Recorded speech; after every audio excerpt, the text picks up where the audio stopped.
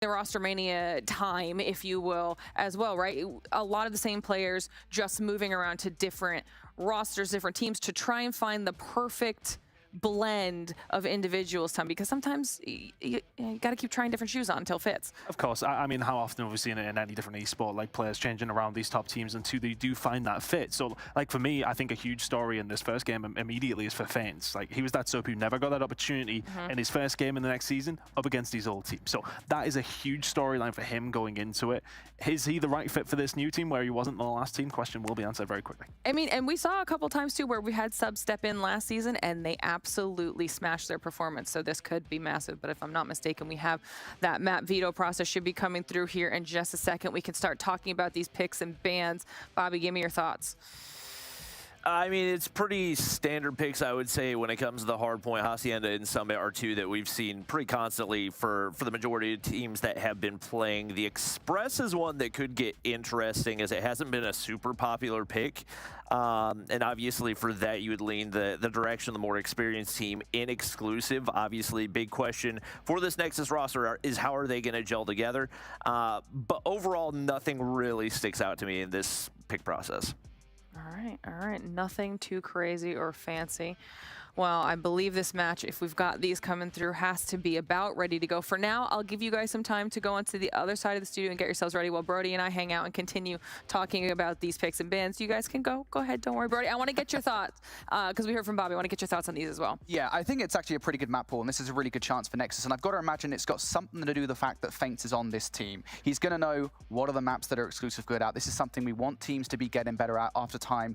Make sure you're vetoing against the teams you're playing as opposed to for the teams. You've got rid of take off hardpoint. You've got rid of raid control. You are not playing those maps in this series, and they are the best ones for exclusive. Great start. So once they've got that out of the way, I think they'll be feeling pretty confident that they've got a good chance in this series. Is there like a soft prediction in there? No. We don't do those. Not yet? No, not Too yet. early? I'm not quite confident enough for that. Okay, all right. Well, you can think about it. Maybe you'll give me one in like week 3. For now, we're going to send it on over to the other side of the studio to get match number 1 underway. Let's do it, boys. I think we forced Brody to do solo predictions for the entire rest of the honestly, season. It doesn't surprise me that he just completely sat on the fence on that one. That is very, very much an infinity trait as continued to follow him around. He could have just put it out there, but chose not to. Look, I think it's if you didn't go for exclusive in this one, it would be surprising. I think that realistically has to be the prediction here. But look, this Nexus team looks solid enough, but it's the first game. So our expectations, it is hard to come in with this, but exclusive, it's more to lose for them in this one, Bobby. Oh, yeah, no question about it. There's definitely more pressure there. And obviously, Nexus coming into this, they have, like you said, everything to gain, nothing to lose. Exclusive have looked very, very strong as of late. Whether or not that's something that will continue, I would assume will be the case. Looking at the starting lineup, obviously, big thing to note, Spy in for Creed, which is especially interesting given the fact that traditionally, Creed was one of only 2 AR players on this roster alongside Veer. So it looks like we are going to have actually Caesar switching over to AR as well, but it is exclusive on the hard point early. Looks like they'll be able to lock in things here with Smoke giving lots of cover. Double open and breaking kills. Coming in for an exclusive. Able to get some good control over towards the P1 side. But for Nexus here, what's their route to victory in this hard point for me, Bobby? Like, I mean, you look at this new roster, new couple of players on the exclusive side. Nexus, what's their big plan for hard point here? What's it got to be for you? Oh, they've got to lock in P2, and they got to be on point with the rotations right there. When it comes to COD Mobile, that is the money hill for Hacienda, and they cannot be lackadaisical with that. Looks like off the start, not looking great, and the fact that there are already 3 players, make it 4 on rotation for exclusive, is a terrible sign. Shark's going to go ahead and be able to push out these spawns right here, picks up 1, might be able to make it 2. Afer able to shut him down, but they have a very difficult task, especially with Spy setting up a pinch right there. That's going to force them to spawn driveway. Yeah, Spy gets the spawn out, so a potential pinch was on the cards. It's not going to quite be able to be waking up for exclusive in that sense, but they are able to find the kill. Caesar Caesar with 2 down the right-hand side. And right now, Nexus struggling to find the break. Still 50 seconds left to go here over towards P2. Big kill towards the back for Legacy to find Via, though. The pinch is potentially here for Nexus. Ooh, Legacy, big shots right there. Neither player can connect. It's not too pretty on the inside, but Shark handles business right there. He's sitting on a 3 spree and working on a pred right there. Does get shut down, but for the most part, P2 has been close to flawless for this exclusive squad. Neil playing his life, and Nexus finally break their way on in, and a big opportunity with still 25 seconds remaining. Yeah, that's huge because they start spawning towards the back statue. All of a sudden, that pushes so hard for one of those players when they're on top of the car, but it's Denisio who does find 2 kills to find the open and break. They will continue to hold this well here with 10 seconds left to go over towards P2. This time will be all Nexus. That lead will be theirs as well by only 1 point as we head over towards P3 now. It's going to be a big scrap for the mid-map control. But we can already see Nexus, the first one's here. The only one there from exclusive at this moment in time is Sis. That is a lot of rotational gunfight wins for this exclusive squad. Looks like the spawns are still going to be fairly close for Nexus right here, but Spy's going to be able to shut down 2, makes a switch over to the Switchblade, and it's definitely paying off, but somehow Nexus break their way on in. Exclusive, maybe a little too passive on the defensive side. Now the operators start to come out. HBC going to be able to find one right here. Trying to find a Pred missile of his own. One player into barn right there. Should have the angle, but can't land the shot. And right now, not finding a whole lot of value, and he gets shut down by Caesar. Big time play out of him. Huge plays coming on from Caesar. If you're HBC in that scenario, you've got to make these operator kills count. Doesn't quite find it with the Annihilator, and all of a sudden this time is ticking on up for exclusive. 62 and rising. They retake the lead now with around 15 seconds left to go on P3. We're thinking about rotation. Where are we going next? All the way over towards the water side of the map, and it is going to be Nexus. The first one's there.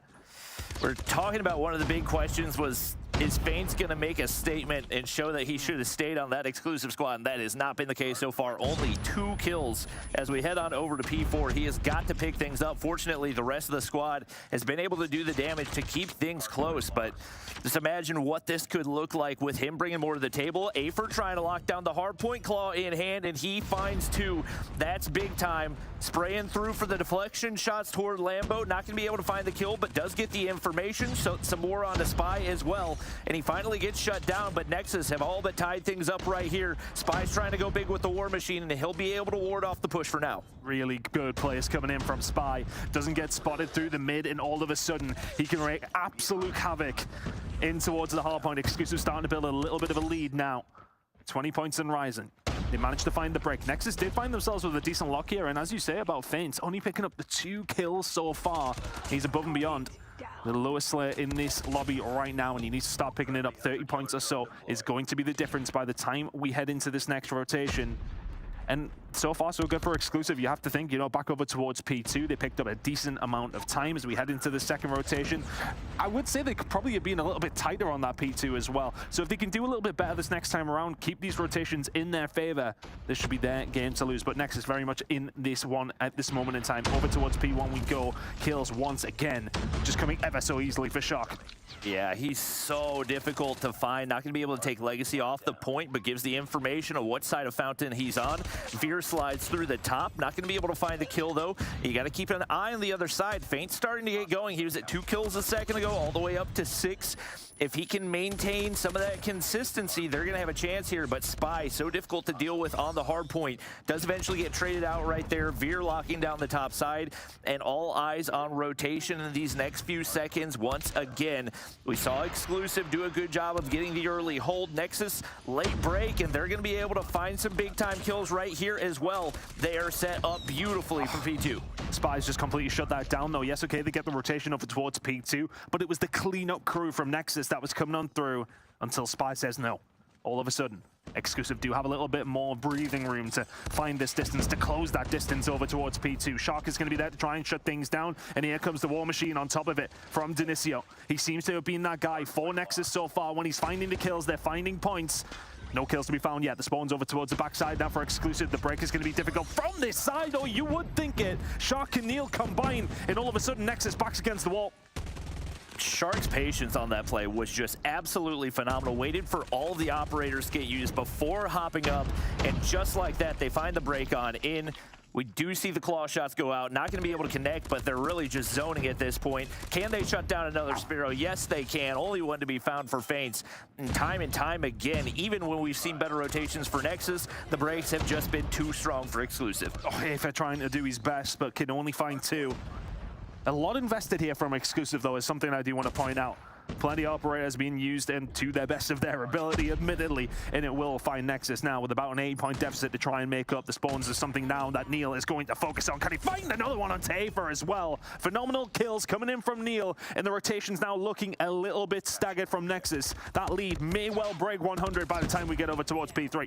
And Nexus did a phenomenal job of keeping things even through the first set of rotations, but this has been blown wide open as it's pretty much been the entire last 90 seconds going the way of Exclusive. We do see his early setup right here for Nexus. What they'll be able to make of it, different question. We've seen some fast breaks out of this Exclusive squad. Looks like they've got a strong setup and strong spawns for right now, but Shark gonna go ahead, hop in the hard point, and at the bare minimum, he keeps things contested right here. Heavy investment for Spy. He's gonna be able to find 2, and just like that, Exclusive have found the break once again. Very well played once again from Exclusive. The rotation isn't there. The hold usually is from them. Phenomenal break that does come through from Exclusive, but for all that we have said this break has come through. Nexus, you are the ones on the rotation there. You have not made even a small dent in that lead that now belongs to Exclusive and continues to belong to Exclusive. It's going to be hitting around 100 points by the time we head over towards the last hill of this rotation. First one there is going to be Nexus. 5 seconds to be fought over there, not too much to worry about, but Shark positioned somewhere where Nexus just did not think he was. If Veer finds that kill, all of a sudden the pinch is set up. Nexus shut it down. 100 points is the difference. A full 60 here might give them a chance. And Exclusive's control of the spawns has just made it so difficult for Nexus to take any control of this one. Neil's gonna lock down topside. Afer finally makes his way on in, does a little bit of damage with that claw in hand, and they actually find a way to flip the spawns out, even with the entirety of that Exclusive squad spawning on the strong side. And just like that, Veer breaks on in. No real control for either squad right here, but it looks like the spawns will continue to go the way of Exclusive, and it is a non-stop flip back and forth. And it's almost at this sort of stage where you see Exclusive, they don't find the break. You think Nexus are coming back into the game, and there's just a 2-piece out of absolutely nothing coming through from Exclusive. That one's not from nothing. That is just typical Shark behavior. Caesar will find 2. 15 seconds away. Exclusive cannot win it here. Over towards the second rotation of hills. We will head to a third one. But Nexus, 120 behind, it would be a monumental comeback to find a win in map number 1 here, up against who are potentially the favorites here in Europe this season. 247 is the point. They need 3 more, Bobby, to close out map number 1. It's only 3 seconds of margin right here. Denisio's gonna hop on, but a pred to the head, and that should be enough to close that one out. Exclusive handle business right there. Nexus made it look like it was gonna be a close affair, but it most certainly was not.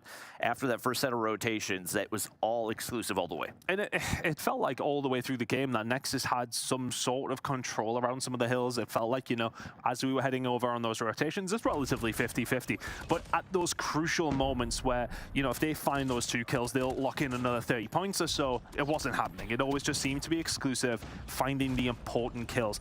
Of course, more of them, as we will see in the final scoreboard towards the end, but a really, really solid performance from Exclusive to kick off the season. And for us, you know, one of the big ones was for Feints. What can he bring to the table for this NX team up against these old squad? Not too much in the hard points so far. Yeah, he and Legacy both had sizable struggles in that one. It was really Denisio, HBCA for doing the majority of the damage. And obviously some of that might be jitter, some of it might be getting used to a new squad as well. But this is a squad where your gun skill has to be on point. Like, you can't have an off day, and that certainly seemed to be the case for them. So hopefully heading into the search and destroy, they can lock in a little bit more, and may very well be a mode that they feel a lot more comfortable in as well. We'll see what they're bringing to the table, but they've definitely got to be locked in. We already said they did a good job with the map veto process, so potentially an opportunity for them to bounce back. Yeah, we talked about a 13-23 from Feints, 14-36 from Legacy. And then you look on the other side of things, it is just an all-out slaying game for the side of Exclusive. winning that one in every single department. But look, I don't want to completely discount. I know the scoreline looks really bad, but I feel as if, you know, some of the actual fundamentals of hardpoint for NX was kind of there. You know, we did see some good rotations out them. We've seen some decent breaks, but we didn't quite see, I want to say, that ruthlessness that we seen from our exclusive there. When they were going to find that slight opening, they took it every single time. Maybe some tightening up for Nexus, and they may well be there in the hardpoints, but yeah, not quite there up against, you know, an opponent like exclusive this time around. But Search and Destroy is going to be coming up next. Everything changes around very, very quickly. Do you fancy them more in that game mode? Is it something where they may be able to find a little bit more leeway up against a team as good as exclusive, or is it going to be same old story? I think it could be even uglier if I'm being completely honest. I think trying to sell a dream, Bobby. I'm trying to sell a dream. The sniper presence that we've seen from Neil is one that's really difficult to counter, especially depending on the playstyle. It looks like they're just going to get super, super aggressive toward B and try to win these 1v1s as much as they possibly can. Some of that utility does land. HBC in a nice cheeky spot down below, and he's going to be able to find one before getting traded out, but it does go the way of exclusive. Obviously, the rest of that Nexus squad does have the information. Bomb's not gone down yet, but down a man, you got to find a way to get a pick here, and Feints is going to get given away off this one. This should be a free kill for Shark. Manages to find it. Denisio was able to find a sniper kill, but all of a sudden, Legacy left on his own. 1 versus 3. Does find a shot on Avia and will get himself out. The 1 versus 3 is difficult. 1v2, doable. Bomb down though. 40 seconds left to go here. If he can find another pick and make this a 1v1, it becomes a little bit scary. Information gained from Legacy, but Shark would have seen him as well. Utility starting to come in. Legacy trying to survive here. If he can find this first kill, then maybe he can do something, but really good spacing from exclusive. They get the information, they space themselves out. Both watching the same target, and the target is found. Exclusive, one to the good. Especially once you figure out that he's only working with a shotgun right there. Yeah. You put yourself in position where there's not really any range where he can have an angle on either of you, and that's about as perfectly as exclusive could have played that one. They get aggressive over here on the B side once again, but nice adaptations out of Nexus. They only send one player for information. He's going to back up, and the rest of the squad is very close by. Afer with an opportunity, but can't capitalize on it, and just like that, they've zoned out that B bomb site. And another tall task for Nexus to try to find a way in. And all of a sudden, when you think you've got Afer inside of Ticket Booth, you've got a good position for one of your defenders to be in. Yes, okay, you give up arrivals, you have to back on down, but he doesn't find the kill. It's all about Sharky again. Cannot get the job done, and all of a sudden it is a 5 versus 1 Legacy. I mean, what have you got up your sleeve here? Not a great deal. It's Shark to close it out. It was Shark to open it for exclusive 2 to the good. You said it could be ugly. It's potentially looking that way.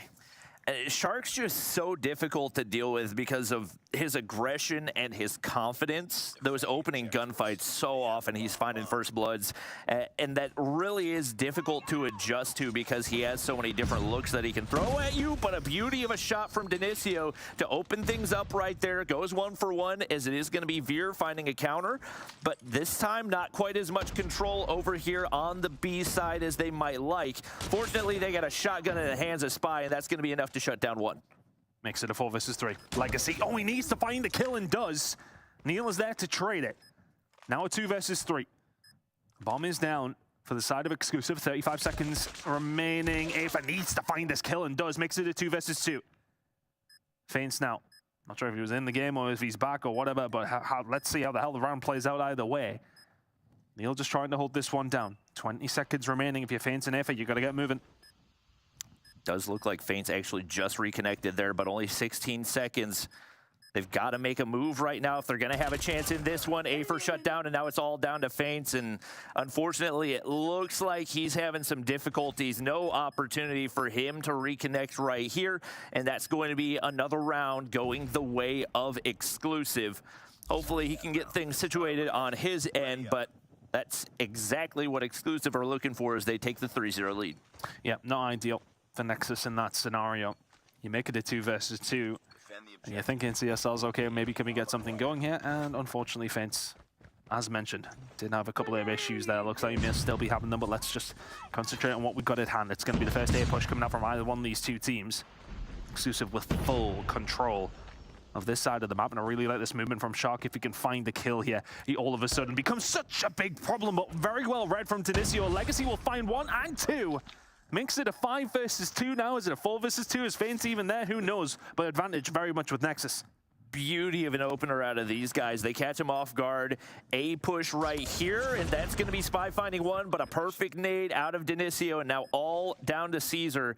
Effectively a 1v3, maybe a 1v4 as it looks like Feints is back, but he gets one to open things up. Can't make it two, though. Legacy is there to shut him down, and Nexus do finally find a round, and it seems like Feints is starting to move a little bit more, so maybe an opportunity for Nexus to turn the tables. Fingers crossed. Fingers crossed. Big plays from Dinicio and Legacy. And Dinicio has been one of the players that's impressed me so much so far. For this Nexus team, you can see there is plays being made by him. If they can use him as their catalyst to get something going, then maybe, just maybe, we'd have a game on our hands. Big push once again. Coming over towards the A side will be exclusive for this attack.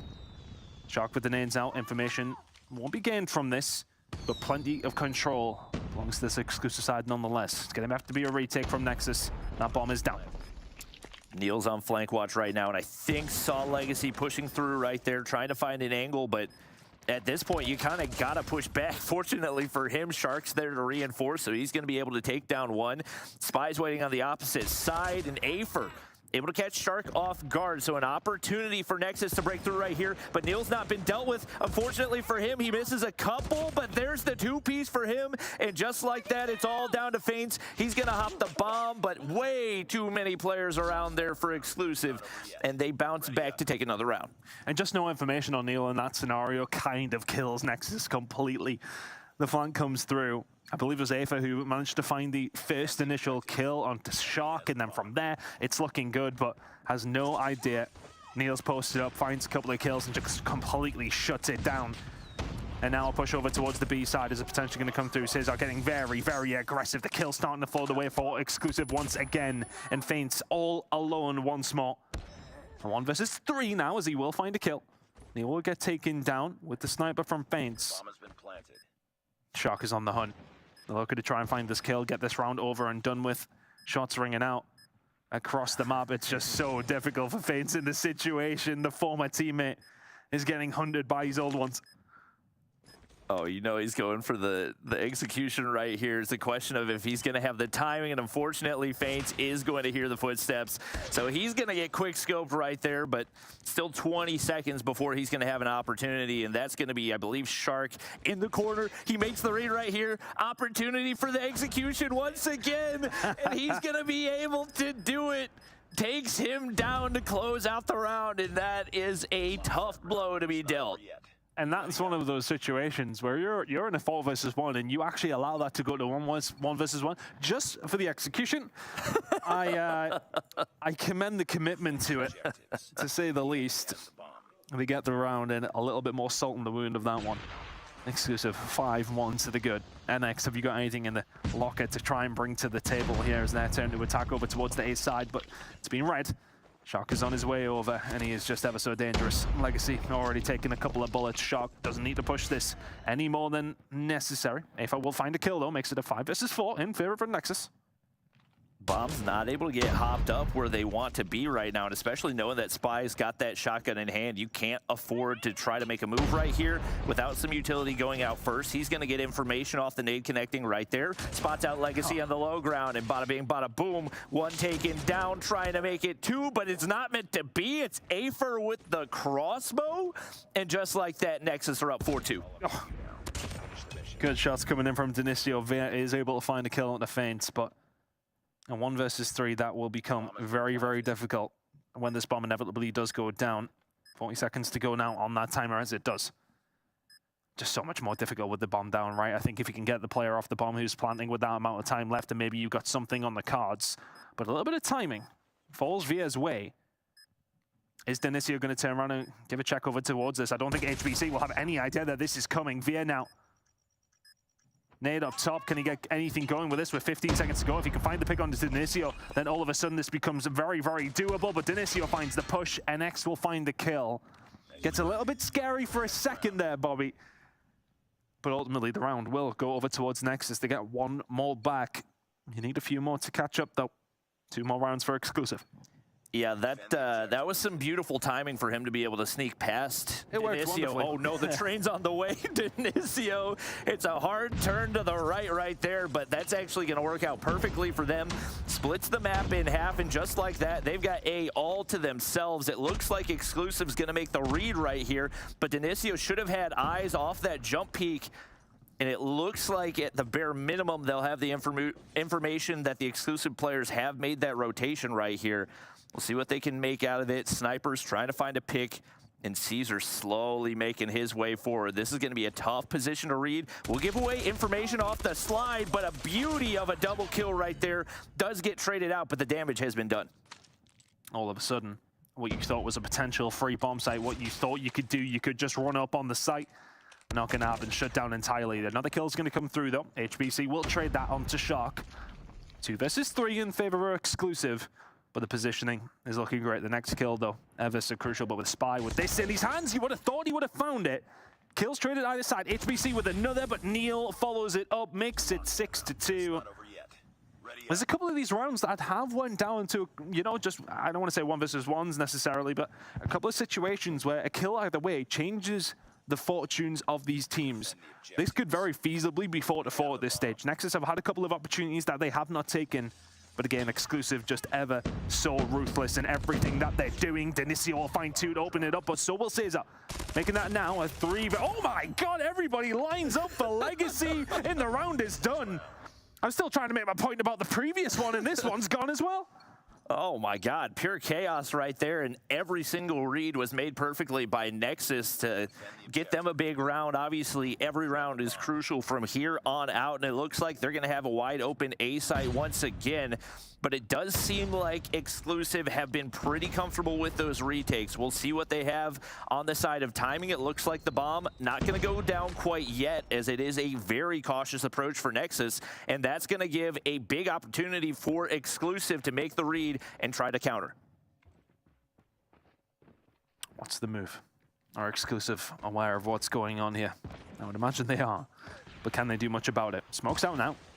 What can Nexus do about that? Is it a bait to try and get rid of some of the tacticals from the side of Exclusive, or is it actually going to be a move? Exclusive now in sight of the bomb. No, nothing's going on here. Is it a potential rotation for Nexus, or is it too much of a commit? If are not here to help out, it is a 5v4 in favor of Exclusive, yeah?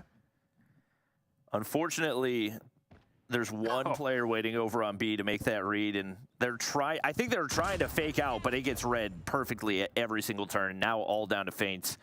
1v5 for him. He's just going to go prone in the top alleyway, and it looks like they're going for yet another execution right here this time around.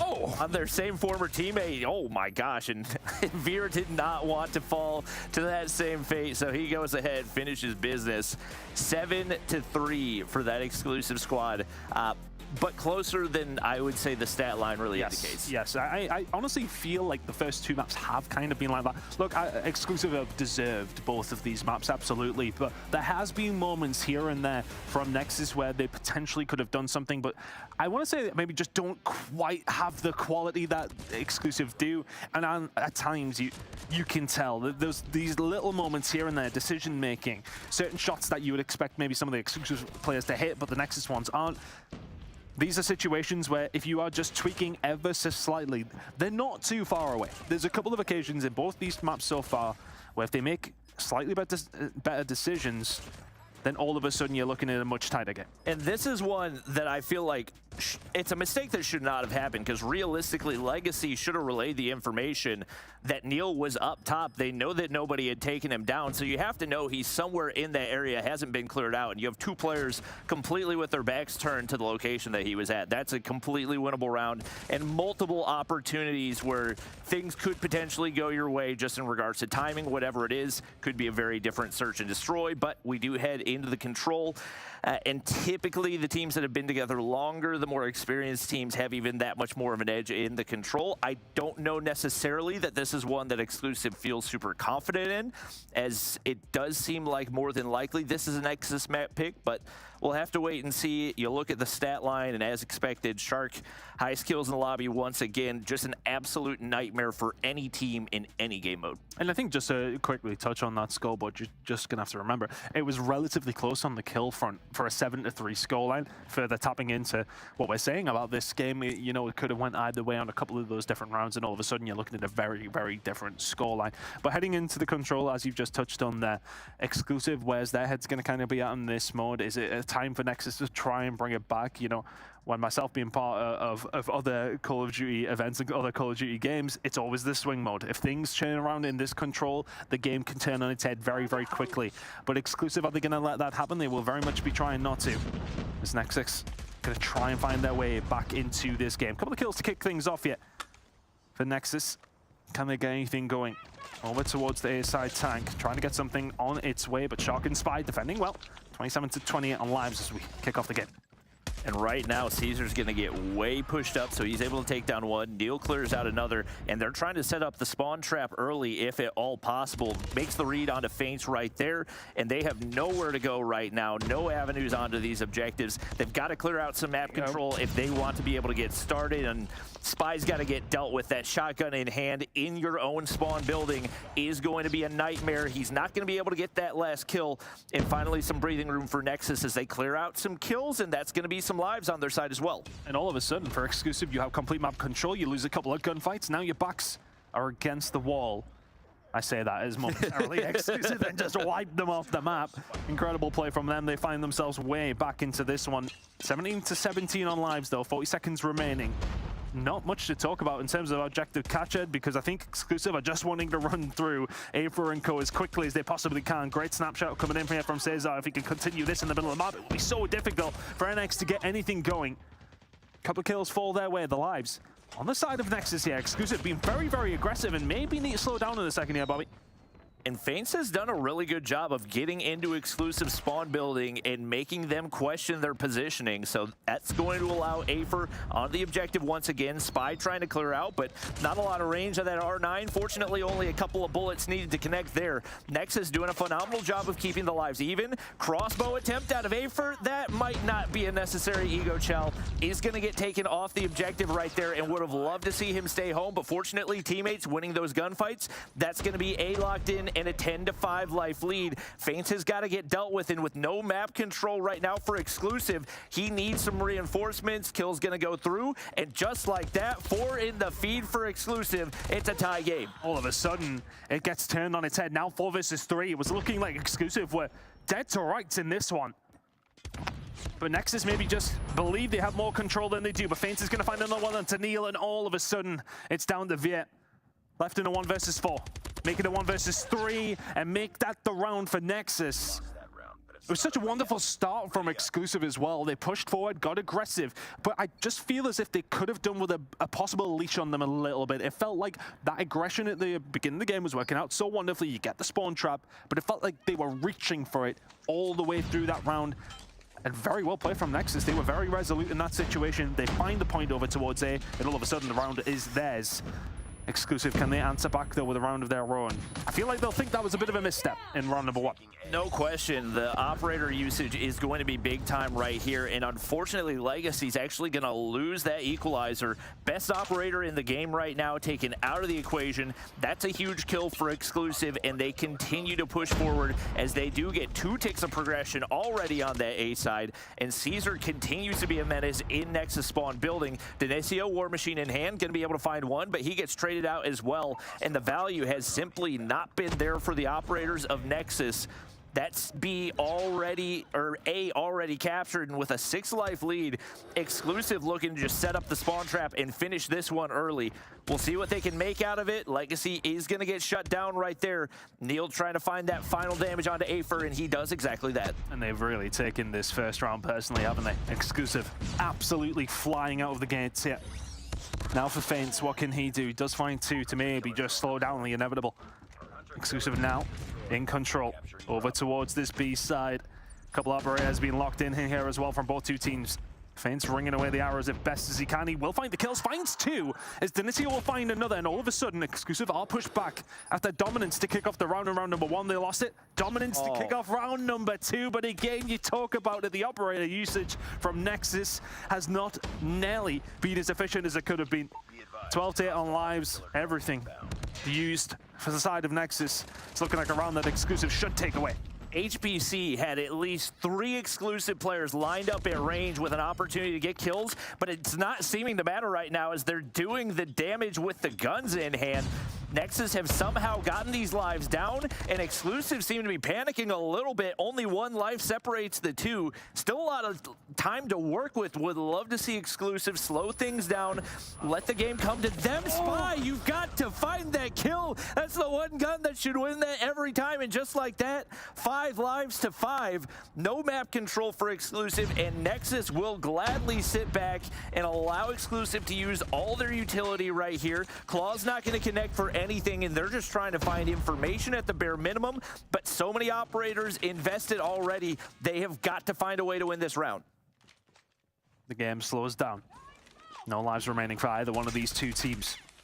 I think the real ace in the hole here for me is going to be HBC. Look at his positioning. He's going to be able to watch the cross. He's in a position that I don't know exclusive are going to expect. I think the first kill for either one of these teams is ever so crucial for both of them. 30 seconds to go now. Playing it nice and slow if you're NX. But exclusive, can you find a route through? Legacy will find one, but this will be get traded away. So now a 4 versus 4. Doesn't quite spring into life as I thought it would. This next kill, this one will be important, I promise.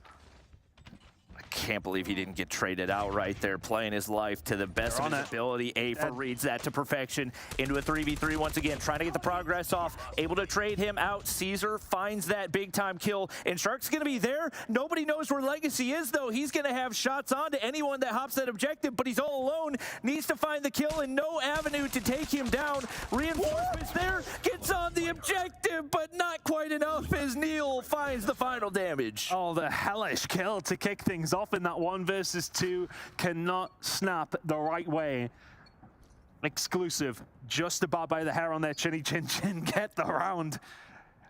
It's been very much the closest map of the series so far, and we're absolutely loving it. Cesar and Kodo, here we go. Can they start to really step their foot on the gas? Or can Nexus continue to just be a pain in the ass right now? Shark and Co. trying to get things done as Legacy will get himself taken down. Good aggression coming out from Nexus. Exclusive can't quite find their way through the middle of the map as easy as they would have liked. And they've kept the lives even. Afer just does not lose those. He's going to be able to find not another one right there. Caesar shuts him down, but it strays back and forth, and both teams pretty content to play the trade game. Spy able to clear off that B objective as well, and picking up an AR should afford him some more opportunities to keep those lanes locked down. Feints a big gun kill on the top side, and it's very back and forth, but there we see some of the operators coming into play. Legacy equalizer. What type of quality can he find out of this? He's going to find another right there. That's already 4, and that's a pred missile that's been earned that can find huge value here on this map. On an absolute tear is Legacy. Trying to just take them down all on his own. He's working so far, making number 4 coming on through.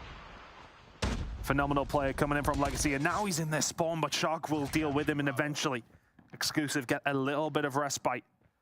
But has the damage already been done? Nexus will lock it in. There's already one tick nearly in over towards the B side as well. Predator now invested. Nexus have to make sure they find this round. Cesar trying to get something going here before he inevitably does die, and that does come on through. Dinicio takes him down. And Nexus have just really never let off the throat of Exclusive here in round number 3. 15 now 14 to 9. It looks like Exclusive starting to get in this one a little bit. A flurry of kills. It's not quite enough. Damage has maybe already been done, but the shots in from Spy finds 2, and that may well just ease that pressure from Exclusive. Make it number 3 for Spy. Number 4 and 5 are there if you want them. Can't quite find it, but Exclusive very much still in this round. That's a big time kill to take down Neil, and once again, even when there's been responses for Exclusive, Nexus staying level-headed, not getting too far ahead of themselves. Afer hops the objective right here. Veer's got to be the one to clear him off. There's smoke for cover right there, no. And he's got to get dealt with. Will Veer make this read? And maybe a little bit over-aggressive is Afer, as is the rest of that Nexus squad, letting the lives get super close once again off of a big-time life lead. That's a big-time one out of that Exclusive squad, and we're into a 3v3. There's some operators available if you want them.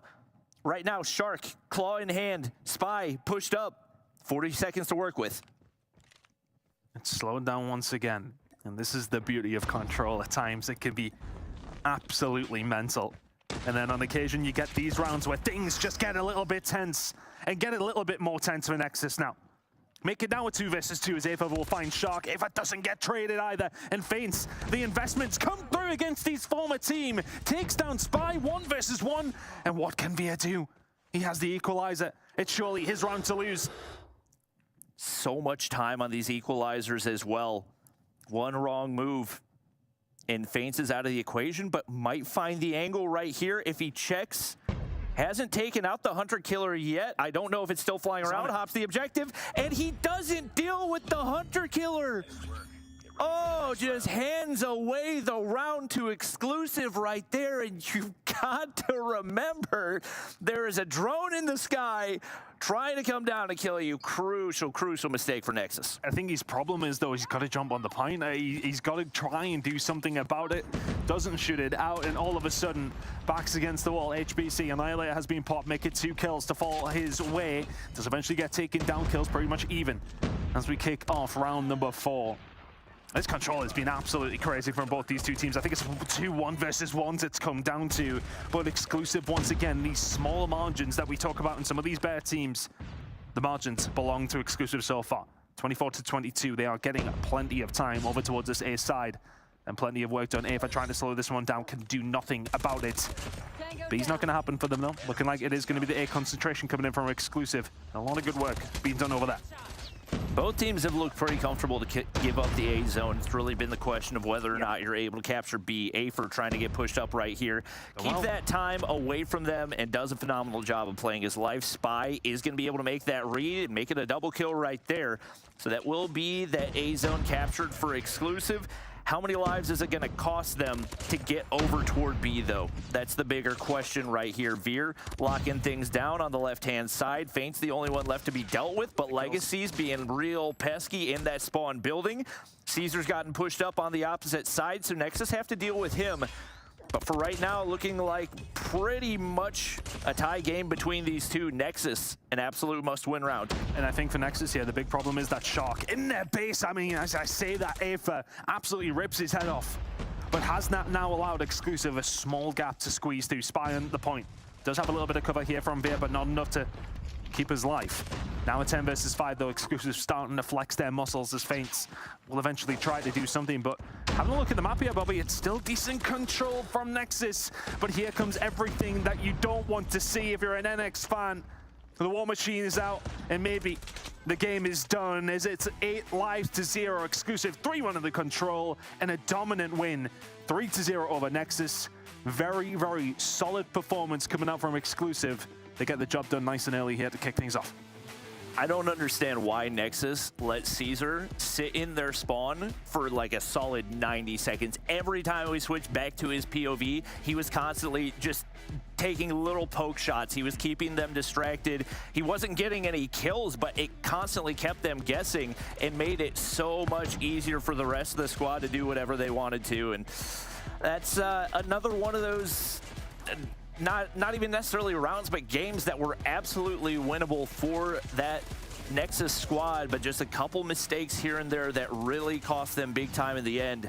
And that's, once again, one that they're going to look back at, have an opportunity to see where those mistakes were happening, and hopefully correct them for future matches. It was a tough one, because I think, you know, there's a couple of different situations. What did we say? There was 2-1 versus 1s that decided rounds there.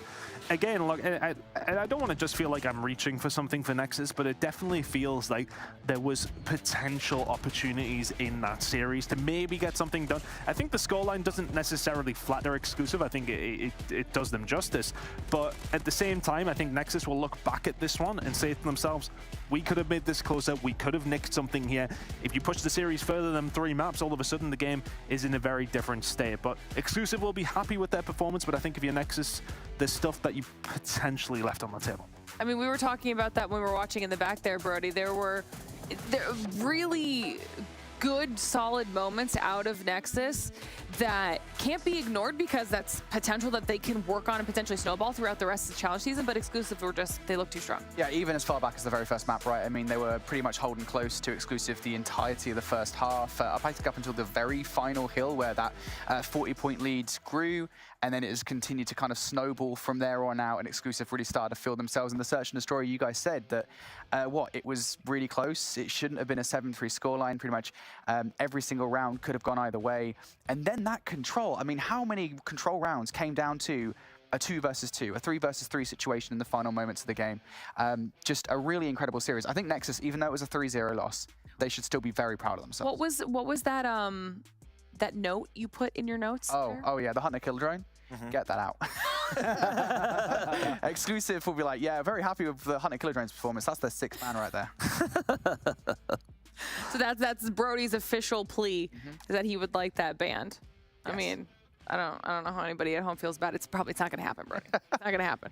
But that was a really good match to start off the day. We knew that there was the potential for some 3-0s, this one going the way of exclusive. But like we saw in NA as well, this was a 3-0 specifically where it wasn't as easy as we've seen in the past. And this is boding well for, 1, for exclusive being at the top of the table potentially, 2, for Nexus being a team that's contending for that top 4, making all the way through to the challenge finals. So not too shabby. And Tanya, your first cast on here now. How'd you like mobile, huh? I felt like I was just flashing back to different years all the time. It's just crazy though, because I think, you know, you see it just plays exactly the same as how you would expect it to. All the players know exactly what they're doing in terms of these rotations, exactly what they're doing in terms of these kills that they should be making. But it's just a lot more crazy skins, to be honest with you. I think that's pretty much what that's the difference, yeah. Essentially, you're going to have to get your account all skinned up now. You need Is there options. anyone who can help me out with that, Bobby? I don't know if you know. It's mostly Bobby. It's definitely Bobby. Codes. Bobby can help me. I'll call my people and see what they say. All right, well, that means match number 1 is now in the books. We still have 3 more matches on the day, and the next match that's coming up around the corner is a really exciting one. If you're just joining us, that was exclusive versus Nexus to start things off. Match number 2 is going to be Kings versus Omniscient. You talked about this, Brody, as a match that stood out for you. For anybody who wasn't here for that, tell me why. I mean, look, again, Omniscient, they've got players from all around, a number of different teams from SBS Season 3, pretty high-performing teams as well. So if anybody is going to take down the top dogs, it's going to be them. The question is, can they do it? Because, again, there's a reason that Kings did win last season. They're still a pretty darn good squad. Exactly, and we're going to find out the answer to Brody's question in just a few short minutes. Before that, though, it's time for a quick break for us. Don't go anywhere. When we return, more Call of Duty Mobile action.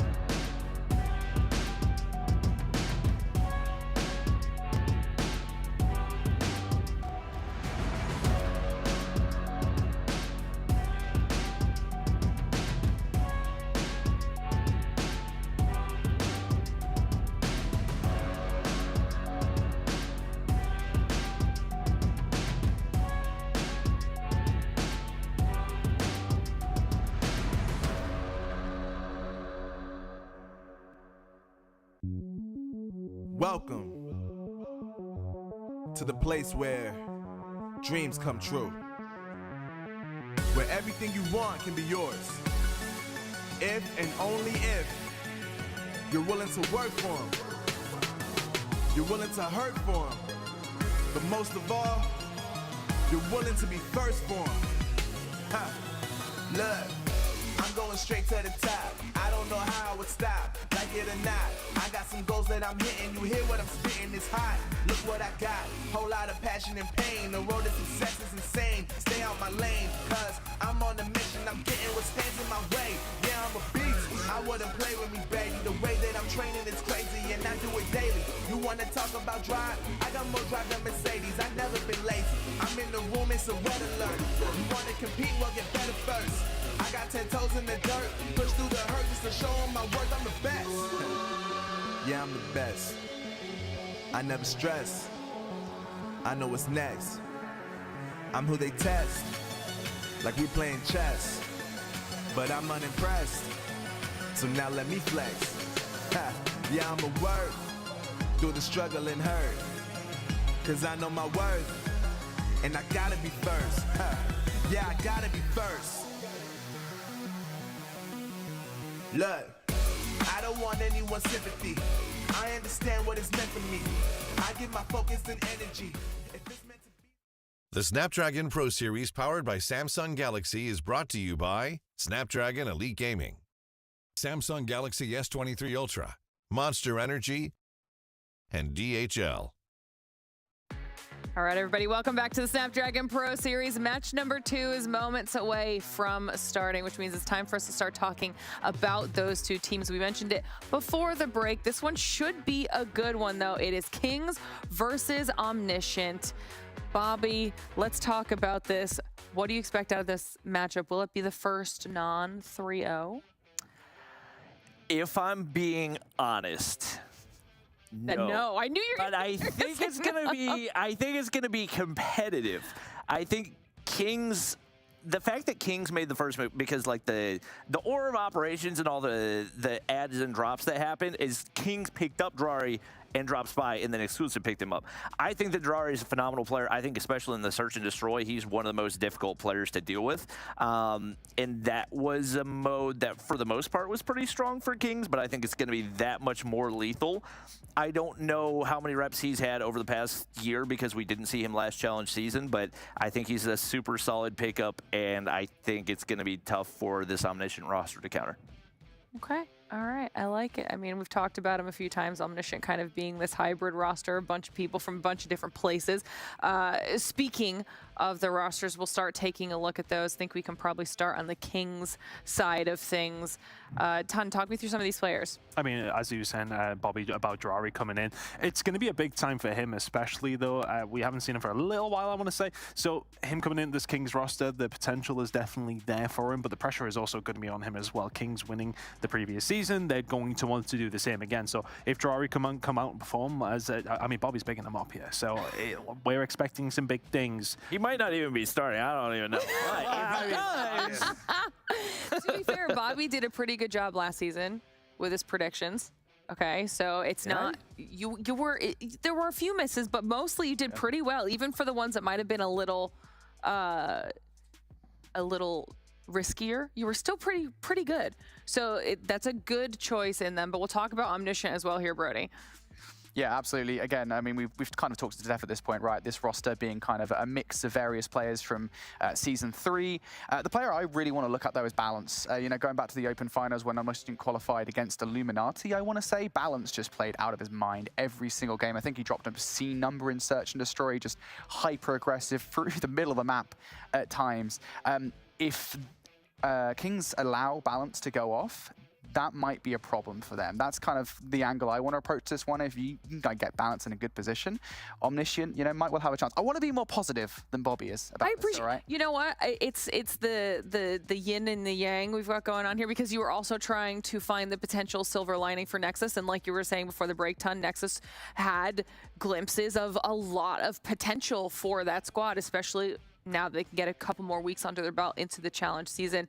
They've got experience up against Exclusive, who will likely be at the top of our table. So let's talk about what could sway in their favor for either of these squads when these picks and bans come through. Is this going to benefit Kings, or, well, will it benefit Omniscient, Bobby?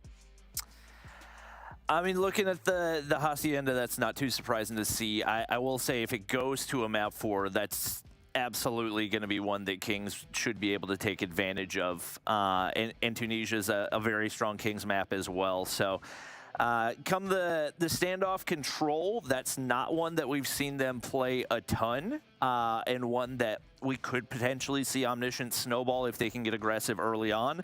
But overall, I like the look of the series for Kings. And we've seen this time and time again, just how important these picks and bans can be. They can completely turn the tide of the match here, Brody. Yeah, and I gotta admit, I don't think this has been a good pick ban process for Omniscient. You've got Hacienda in there, you've got Tunisia in there, like you've just mentioned. These are strong maps for Kings Clan. And again, things might have changed with the roster change, who knows at this point, but allowing those through the pick ban process is not all that great. I will say, if they can get it to a map number 5, now granted it's a very different situation, very different context here, we did see Omniscient play that against Illuminati, and that was the map where Balance had an absolute incredible game. So if they can get it to a map number 5, they might well be in good stead to even win it. But again, this is just me, positive as ever. I mean, if they can get it to a map number 5, it's mostly just your individual player prediction potentially being right. That's what you're really pulling Even for the team play, though, is really good. So I'm just trying to be positive here, all right?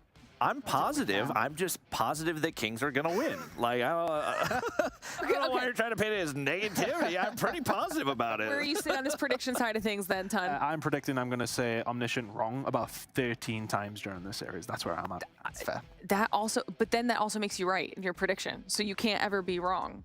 You've set yourself up well for success here. Yeah, well, that's what I try and do. Other than actually just not predicting games, which is what Brody did in the first one. Everybody's allowed to skirt the predictions for like the first week. Maybe I'll even into the second week, but I will be asking for hard predictions come week 3 and 4. Who made this rule? Me. I am the. This is my circus. I thought you were on a tighter ship than this, Lauren, honestly. Okay, you two go to the other side of the studio. Get yourself set up for match number 2. Bobby, if you have to pick, now that we know the picks and bans, the closest map, what will it be between the 2? 3. I would say probably Control. I think that standoff is one that could potentially benefit from an aggressive play style, and I think that based on the players that they have on that Omniscient roster, I think they are going to be a team that tries to push the issue, and especially when it comes to Control, that typically means spawn trapping as much as you can. So if they can manage to set that up, might be able to catch Kings off guard and might be able to surprise some people and maybe, you know, prove me wrong. I mean, I'm excited to see how this one plays out, because people have been looking forward to this, to see how a lot of our top rosters, even those small, minute changes, what they can do for these squads in this upcoming season. So match number 2 is ready to go, which means it's time for Brody and Ton to take this thing away. Alrighty, mate. It's going to be a good one. Really looking forward to it. Oh, right. I mean, look, it's one of those games where we've talked to death there in terms of how good Kings are and how good we expect them to be in this one. But I think we've kind of got the question around Omniscient, because we haven't necessarily seen them as a team, though, have we? You know, we talk about individuals, but individuals don't make a team. Are they going to be there? Is the teamwork going to be there from them? No experience playing together in this kind of... I mean, look, I'm sure they've played together, but at this level, that's kind of what I mean. Yeah, I mean, like, look, Open Finals is where they played together, I think, what, 2 months ago? So they've had 2 months of scrims and practice to get their stuff together. We'll see whether or not that has panned out, but I want to see improvements even from that, because if they're going to need them going up against a roster like Kings Clan, even with the roster change in hand, we've been told that Drari is an amazing player. I'm really excited to see what he can do, and right off the start, we're seeing snipes coming out from Inferno. It's a bit of an unconventional play, but Inferno coming out right from the rip and already taking heads off. It's a nice way to start a game, isn't it? Snipers in hand. You don't see this often in Call of Duty, but when you talk about mobile, you see it very often. Nice to see coming up from Kings to get a little bit of control. P2 control is going to be there for Omniscient. No, but a lot of time to go over towards P1, 30 seconds and counting. Both two teams just jostling over position, over anything else at this stage on Hacienda. We've seen it last time around, though, if we want to talk about the previous game, in terms of rotations, in terms of how things are locking down as Inferno just continues to go crazy with the sniper to kick things off, making it third in a row. You kind of don't want to talk about it too much, but oh my goodness me, it is 4 for King Marvel. Incredible players coming out for Inferno as well. Fantastic work, 6 kills underneath his belt, and I think the only thing that Kings will look at on this one, though, is that they don't have complete control. Rasmo is here. Yeah, one side of Omniscient. Yeah, one player to deal with there, and going to deal with him pretty well. And this is a good opportunity here for Kings. If you remember back in the Black Ops 4 days, this is one of the hard points that could well be a money kill.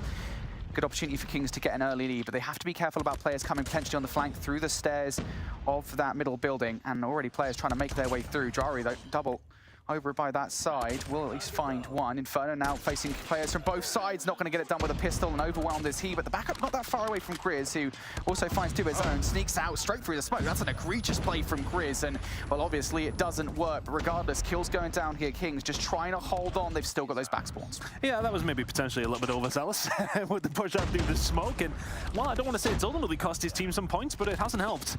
Lucky and Rasmo find a couple of kills, but says he'll find his way through, doesn't find the third. But his team will be there to clean things up. But very contested over towards P2, and what was looking like a decent rotation from Kings. They had to deal with one player over on the Omniscient side. Ultimately, it is going to be Omniscient who come out the better side of it. Heading over towards P3, though, Kings are going to be the first ones there. But where are the kills going to land? Omniscient trying to find a way through down the P3 side of the map, but kills falling their way now. Mid control is still there for Kings, as is the back, but they need to make sure they lock down these kills. Yeah, as long as the communication is good here, they should recognize that Narcs and Saturns are trying to make a flank occur. And, well, Narcs, I mean, it doesn't really matter if he's known or not. He's going to find the double that will allow them to get in from behind. Now they need another wave of gunfights to get themselves in towards the hill. Drari has a lot of help here.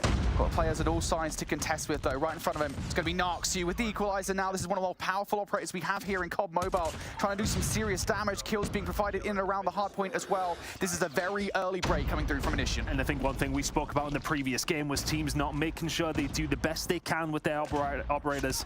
And this time around, it has worked out well for Omniscient, but can't quite find the last kill. Was Narcs. And here now come the operators out from Kings. They start to find some kills in 15 seconds. Is out there Mercy here, P3. The final time will go over towards Kings. It will be an ever so slight lead as we head over towards the water.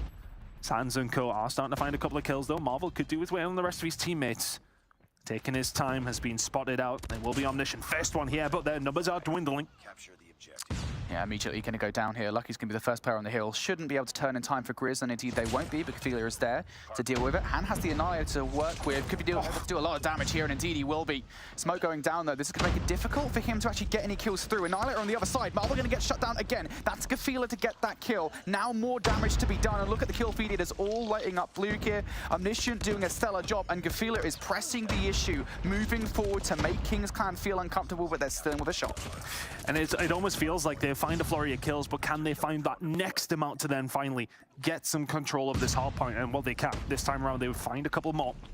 The flurry, that I want to say the efficiency of use of the operators has been so good from Omniscient so far, but a contested hill will continue to be so. With a couple of kills coming through from Kings, they clear them out. And for all that good work that Omniscient have done, Kings come back out of absolutely nowhere and offer up some easy points for themselves here. We're going to be heading into the next rotation, all but tied up. Kings with an ever so slight lead. Thoughts on the first rotation, though? Because for me, Omniscient have done, when they found themselves in a good position, they've done well with it, but it feels like Kings have been in that position maybe just a little bit more. Yeah, I mean, what the difference between these two teams is nothing, really. Yeah, I mean, it's a 7-point differential if my maths doesn't fail me, which hopefully it doesn't at this stage. But yeah, I mean, I got to say, the big reason why Kings have been in this game so far is Inferno, right? I mean, I know it's, you know, low hanging through, but 21 kills is nothing to scoff at, and he did a lot of damage on the first hill, the first go around. Unfortunately, he's been muted somewhat in this go of things. Omniscient bringing him every single gunfight, but are they going to be aware of this rogue spawn coming through from Inferno? The answer, at least for the first gunfight, will be no. Inferno's able to convert for the first. Now players on the other side from Kings. An opportunity here potentially to collapse. With 25 seconds left on this hill, Kings now have to start thinking about the rotation. Grizz, though, his thoughts are much more pertinently on the hill as it currently stands. That triple give Kings an entry, and once again, Kings now looking to tie the game up. I think it might have been 4 coming in from Grizz that just completely opens things up. And I was thinking to myself when you were talking about Omniscient, I'm finding some good time over towards P1. You're never going to scoff at that.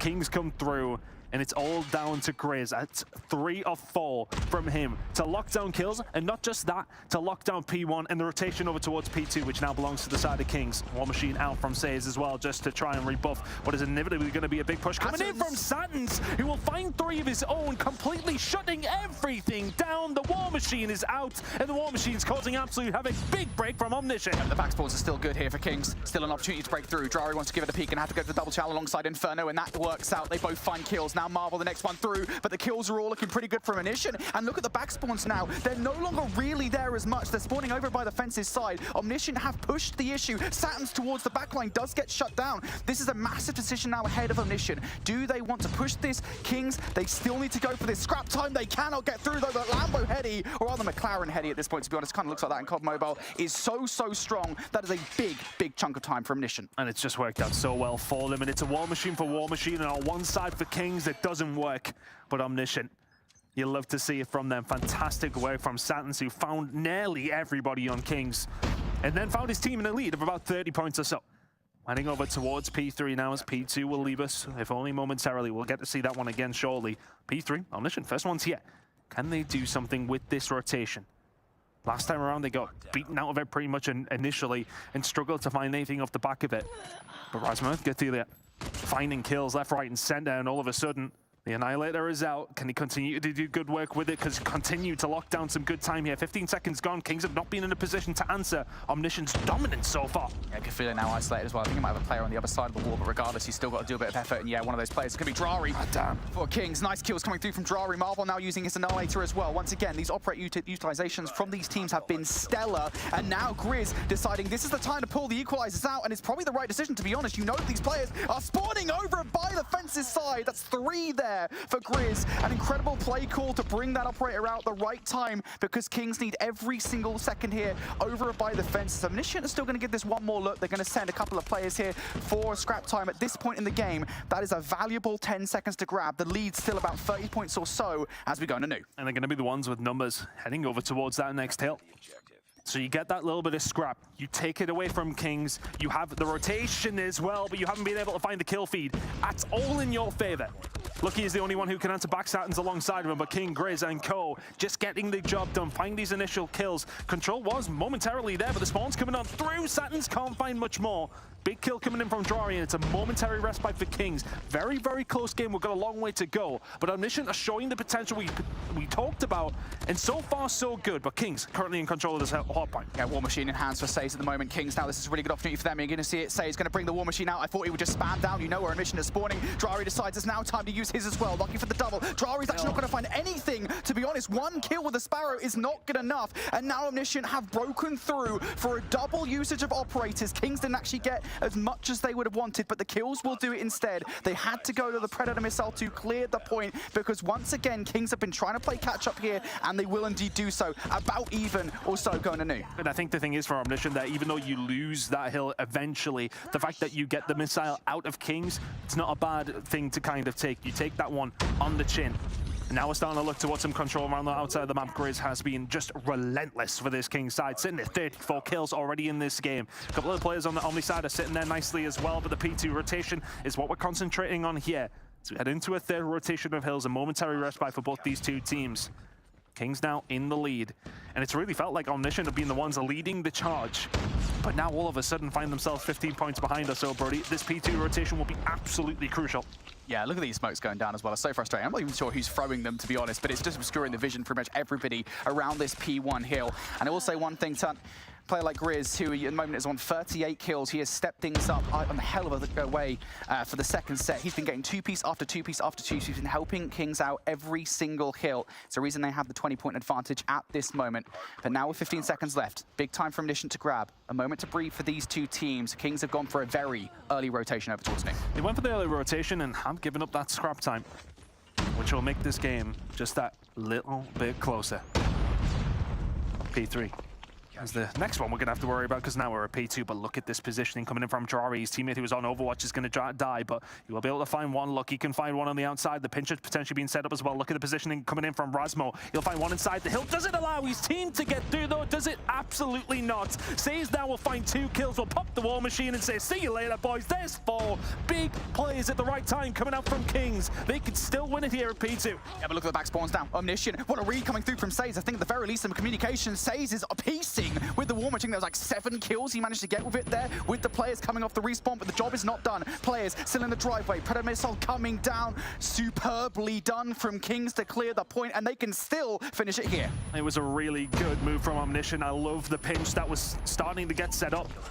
It just wasn't executed because Kings said absolutely not. It says that pretty much closes the game for them. Or can they close it? That's the question. The kills are going to start coming down through. Omni, you have to throw absolutely everything at this one now. P2 control is still there. 5 seconds to go on this one. But look at the rotation over towards P3. It belongs to Kings. Omniscient, you've got to throw absolutely everything you have at this one.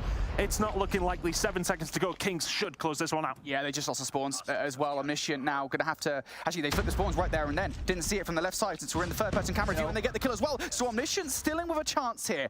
I don't think they can finish it regardless of what happens, but they can at least stop Kings, who just need 7. Marble finds 3, though. That's so unfortunate from Omniscient, but those back spawns will continue to allow them shot after shot at this hill. Gafila going to find one. Omniscient still hanging on. They are keeping Kings at bay, but look at where Grizz has just spawned. The spawns flip again.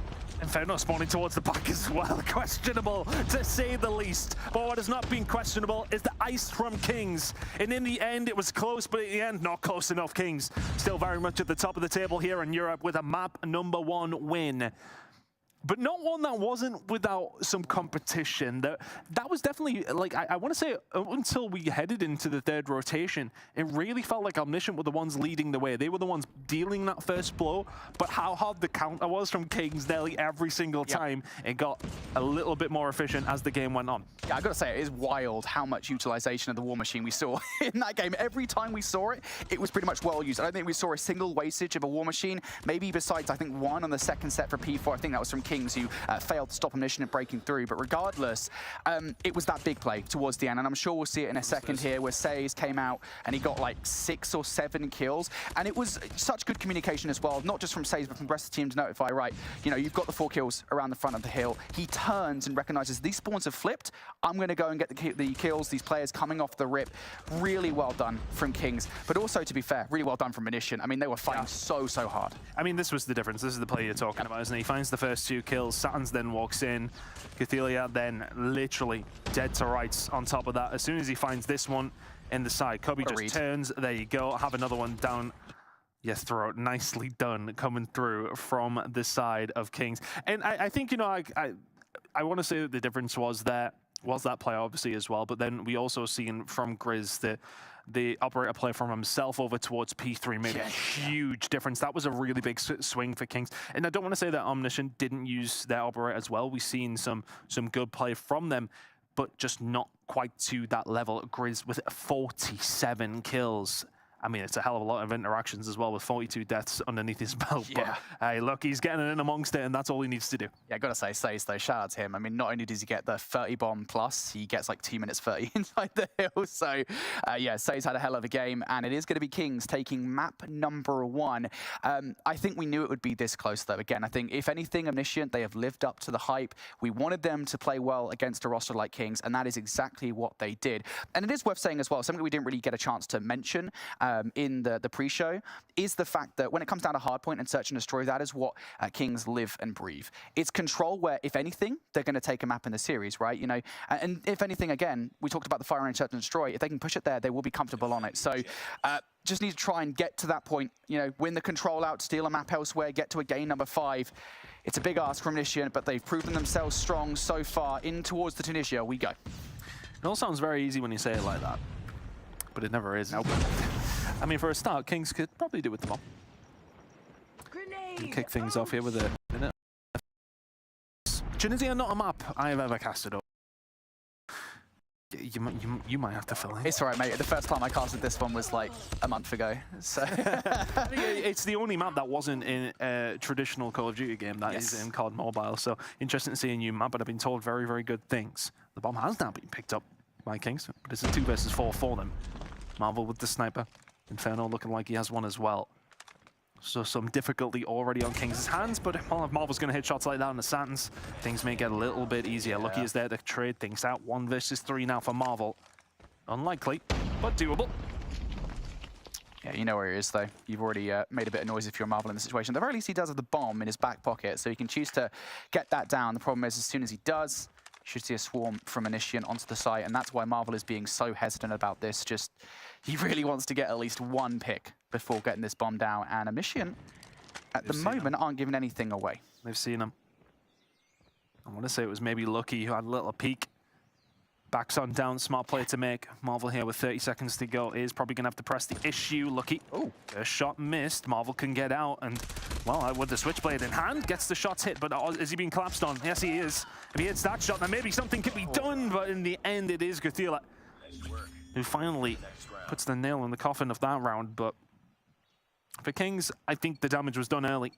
Omniscient very much in a commanding position there. Marvel made a good go of it, but not quite good enough to find the round. Omniscient wanted the good. Yeah, nicely played from Omniscient. Not much you could do in that 1 versus 3. Now Kings making a very unified push over towards B here. Only even 1 player in the spawn. That's going to be Marvel just watching the middle of the map. This is so well done. Grizz going to be the first player to fall, though. Lucky actually finding 2 with a sniper rifle, and this is kind of the risk you take when you push the bomb site so aggressively. You haven't managed to clear the corner, and Lucky with the sniper rifle is super deadly. But trades have gone down now. It is now a 3 versus 3, and Marvel is now joining on the fun. Oh, Sans, unfortunately, gets into the iron sights of Drari. Shots coming on through Drari, just living very vicariously here. Is he going to be able to stay alive? Not quite. Takes a couple of bullets, but does actually get out. So Drari surviving. 2 versus 2. And I don't think they know where Marvel is. There's a lot of concentration at the moment on Drari, and yes, they take him down, but I don't think they know exactly where Marvel is positioned around this bomb site. Certainly the way that Nox is positioned.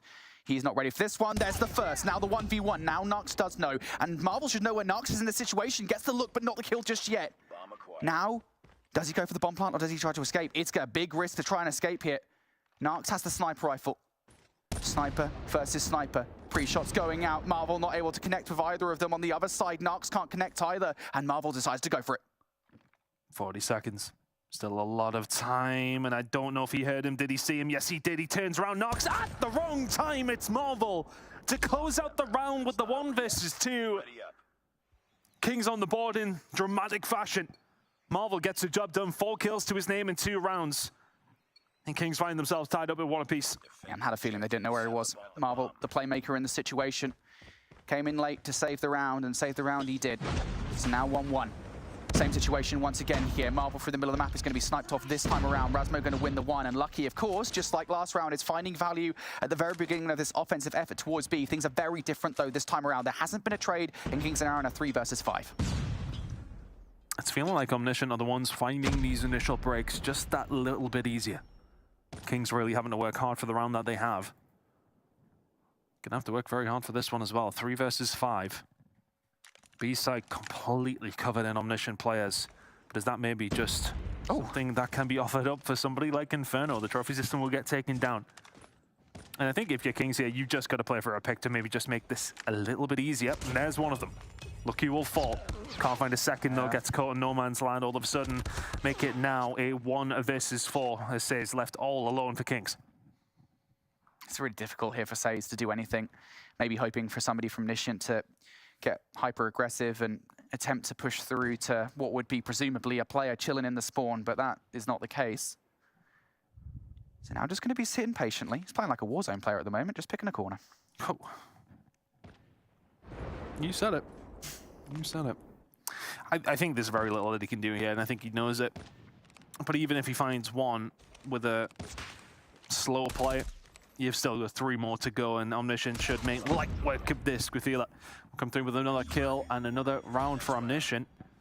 And those opening breaks are really hurting Kings here. It feels like they're fighting off the back foot nearly every single round, and will have done. Yeah. Find themselves 2-1 down, and I mean, they only have a round because of a 1v2 coming in from Inferno. Yeah. Or from Marvel, I should say. Yeah, Kings, I mean, you're right. At the end of the day, they're struggling to enter onto these bomb sites, and Lucky has been a big reason as to why. 6 kills so far in this search and destroy. This time around, Kings are like, nah, we don't want to deal with that. Instead, I'll tell you what I'll do, guys. We'll go over towards the A site, and Marvel's already opened things up with the first blood. Isolated is Saturn's, and if they can take him down, this might well just be King's round. Saturn's has pushed himself up there with the grenade kill. Coming through onto Marvel as well. Saturn's gets out, but only momentarily, and will continue to survive because Thela and Nox over on the other side of the map have dropped now. I love this. Big I love players. this play. Yeah, that's the best thing to do. Saturn's was the one who was locking it down. They find kills in the middle of the map, and it's automatically a rotation. Saturn's automatically left all alone. That's a bit more like it from Kings. They find that first blood, and then they manipulate the map as best as they possibly can with that information that they have. They see Saturn's on the site. They lose a player to a grenade, but when you find 2 players coming on the crossing back over towards the site, you can then switch it up very, very quickly. Kings find a way back into this one. 2 apiece now. Living, I want to say, dangerously though. There has been a couple of rounds that have not looked good from them. Omniscient will probably feel a little bit hard done by to be leveled up here. Yeah, I love the adaptations now starting to come through from Kings. They're starting to learn that they can't just brute force their way through these rounds. 2-2. Omniscient, once again, going for a 3-2 split here, but actually a little bit more weighted towards A. Nobody watching B. Usually they've had Lucky kind of just pre-aiming that door, and now he's back in that position. So as soon as Kings peek this, Lucky should get at least 1 frag. That's been the problem for them. Do they smoke it off? Do they do something? Nope, just going to slide out and hope for the best. And Lucky's like, oh, take it for free. Gets a snap on the leg for the second. That's not a kill, but Gafila is there to finish things off. The trade is good for Says, but these trades ultimately going in favor of Mission. Grizz can't find that kill, and Lucky's going to finish things off. So many of these rounds for Kings where they try to get on that B-bomb site, Lucky is the only reason that they cannot do it. He is so good with this sniper. It feels like they're headbutting a little bit too much, to be honest with you. It feels like it is just trying to use brute force to get through onto sites, rather than maybe trying to play it, I don't want to say a little bit more passively, but maybe a little bit smarter. This time around, though, it's brute force once again. Kings are saying, we've had enough of this. Let's just unleash Grizz. They do so, but he gets taken down. It's a 1-for-1 trade. 4 versus 4 between these two, these next couple of kills. Crucial. Omniscient have done well, though, to get out after what was a very, very fast push from Kings. All of a sudden, it's potential fish in a barrel for Omniscient now as they've got eyes on the site. The grenade is there. Marvel will find 1, but they haven't seen Saturn's. Oh, what a play. Saturn's in from behind for 2. Saturn's, that is a massive play. And now isolated is the player sitting inside. Drari's going to find 1. The 1 versus 2 is still possible, but the heady is tough to deal with. So Drari decides to back away. But Saturn's has turned what is a dreadful situation into a relatively hopeful one. And now about to butt heads here. Saturn's going to take a route behind, though. He's not going to find him just yet. Going to back all the way around here. And now it's the mental game. How do you play this 1v1? Information out of the window for both these players. Oh, but they have spotted each other. Drari. Shots have come on through, but it is Drari, the one that has to actually make the move. 50 seconds to go. Fakes the plant. Saturn's doesn't re-peek, and now he wishes that he just stuck it. And for Drari now, very little information. But for Saturn's, it was a while ago since he's seen him, so this bomb will now start to go down. Saturn's on his way over. This bomb will get planted. But can Drari defend it successfully? We'll see. Drari's got the right idea. There's a lot of different lanes he could come from. He's away at the wrong time. Has Saturn's got the timing? Yes, he has, but not the weapon necessarily. The switchblade is not the weapon you want from this situation. Does he hop the bomb? Yes, he does. Drari has to make the call.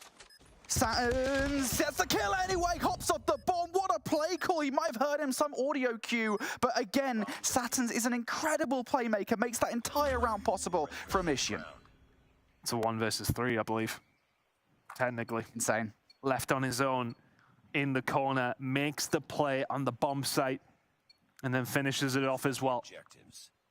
Omniscient clutching up in their own round. Kings have had one so over Omniscient, but ultimately the important score, or numbers I should say, is the score at the top of the leaderboard. Grenades now being flew out from both two teams. Inferno finds 1, 2. Drari finds another, and this is a bit more like it from Kings. Very aggressive on the defensive side. Omniscient yet to deal with it. 4-2. May well be 4-3 after this one. Enemy down. They are going to make it a 2 versus 4 at least, but now they've got to deal what was a problem for them for the longest time. A sniper rifle chilling on the B site. It's Inferno for Kings, and he's going to open things up here in this engagement with the first kill. Narcs now having to face down a very aggressive Kings roster who are just going to fly right at him. And you said it, mate. We switch sides. Kings now going to do exactly what Omniscient did to them. 3 kills for Inferno. That made a big difference in that round. Those first blood picks have been absolutely huge for both these two teams. Kings making sure they made them count. Smoke's coming up from Saturn's over towards the middle of the map, and now what is the play from Omniscient? Is it a bit of an awkward play call for Kings to deal with? Not this time around, it's another kill for Inferno. Having a whale of a time here on the defensive side. Kings looking to even things up. They have the numbers advantage, and look at this aggression coming through from Kings on the other side. Guathila's the only one who can answer, but 3 players from Kings on the flank is going to cause absolute havoc for Omniscient if they aren't able to answer. Did they know? That was the question for me. Did they know that it was more than one player? It doesn't really matter anyway. They're going to get the kills. Nicely done from Omniscient. Good reaction. And now for Inferno, you've got the sniper rifle. Omniscient know that. They know what they're dealing with here in this 2 versus 1 scenario. And of course, Inferno's picked up another weapon. That is not the case. Still chilling like a villain. With the sniper rifle running down with the deagle. I don't think Inferno quite expected him to be there. He was looking down low for the longest time. Just bad COD timing. And I want to say for Kings there, and you know, you were talking about maybe they knew about it, but you've got 3 players on the flank. Like, why are all 3 of those players dying so fast in that situation? Yeah. I mean, it's hard to say without actually seeing a couple of the gunfights here and there, but surely just play a little bit more passive. Just sit there. You don't need to force the issue. You're the team defending, and defending they still are. Omniscient making a push over towards the A side now, but once again it is Kings with the first blood. Important round here for Kings. 6-3 is not a scoreline that you want to try and attack back on, but 5-4, very, very different. And now this is tough for Omniscient here on the offense because they had their eyes set on getting the bomb down on A, and that still seems to be the case, but it is extremely difficult when you've already lost 2 players in the round and you're kind of butting the heads against the wall. Mark's already down now. The players just chilling up top in barrels. And even soon, the route to escape will disappear if they do choose to push it, which, to be fair, they haven't. So Omniscient still have a path back into this round. A nice snipe from Saturn's. That'll do nicely. Oh, we get it for free. Chris is like, hey, peekaboo. Saturn's is going to take that one. Jump scare. Oh, and the hit marker from Saturn's as well. That all of a sudden makes it, well, maybe a little bit more doable, but it isn't a little bit more doable with the kill onto Inferno. 2 versus 3 now. Sands is just slowly making his way through the team here. Another kill over towards Saturn's. In over aggression from Kings, Brody. You're not happy about it. Yeah, why? I don't understand. Look, it's not over yet, but you are pushing them 1 by 1, and there is absolutely no reason to do that, and we are not surely seeing this again. They have to time this correctly, Marvel and Drari. That smoke will actually end up helping Marvel in the situation, yet Saturn's doesn't know it's happening. Marvel's just trying to line up the shot, though. Indeed, he does. Gafila, though, in doing so, has picked up the kill versus Drari, but Marvel gets the 1 versus 2. I'll tell you what, Kings are very, very lucky they got that round because there was a couple of individual slip-ups, which might well have cost them it. Yeah, we're seeing them. Honestly, we really are.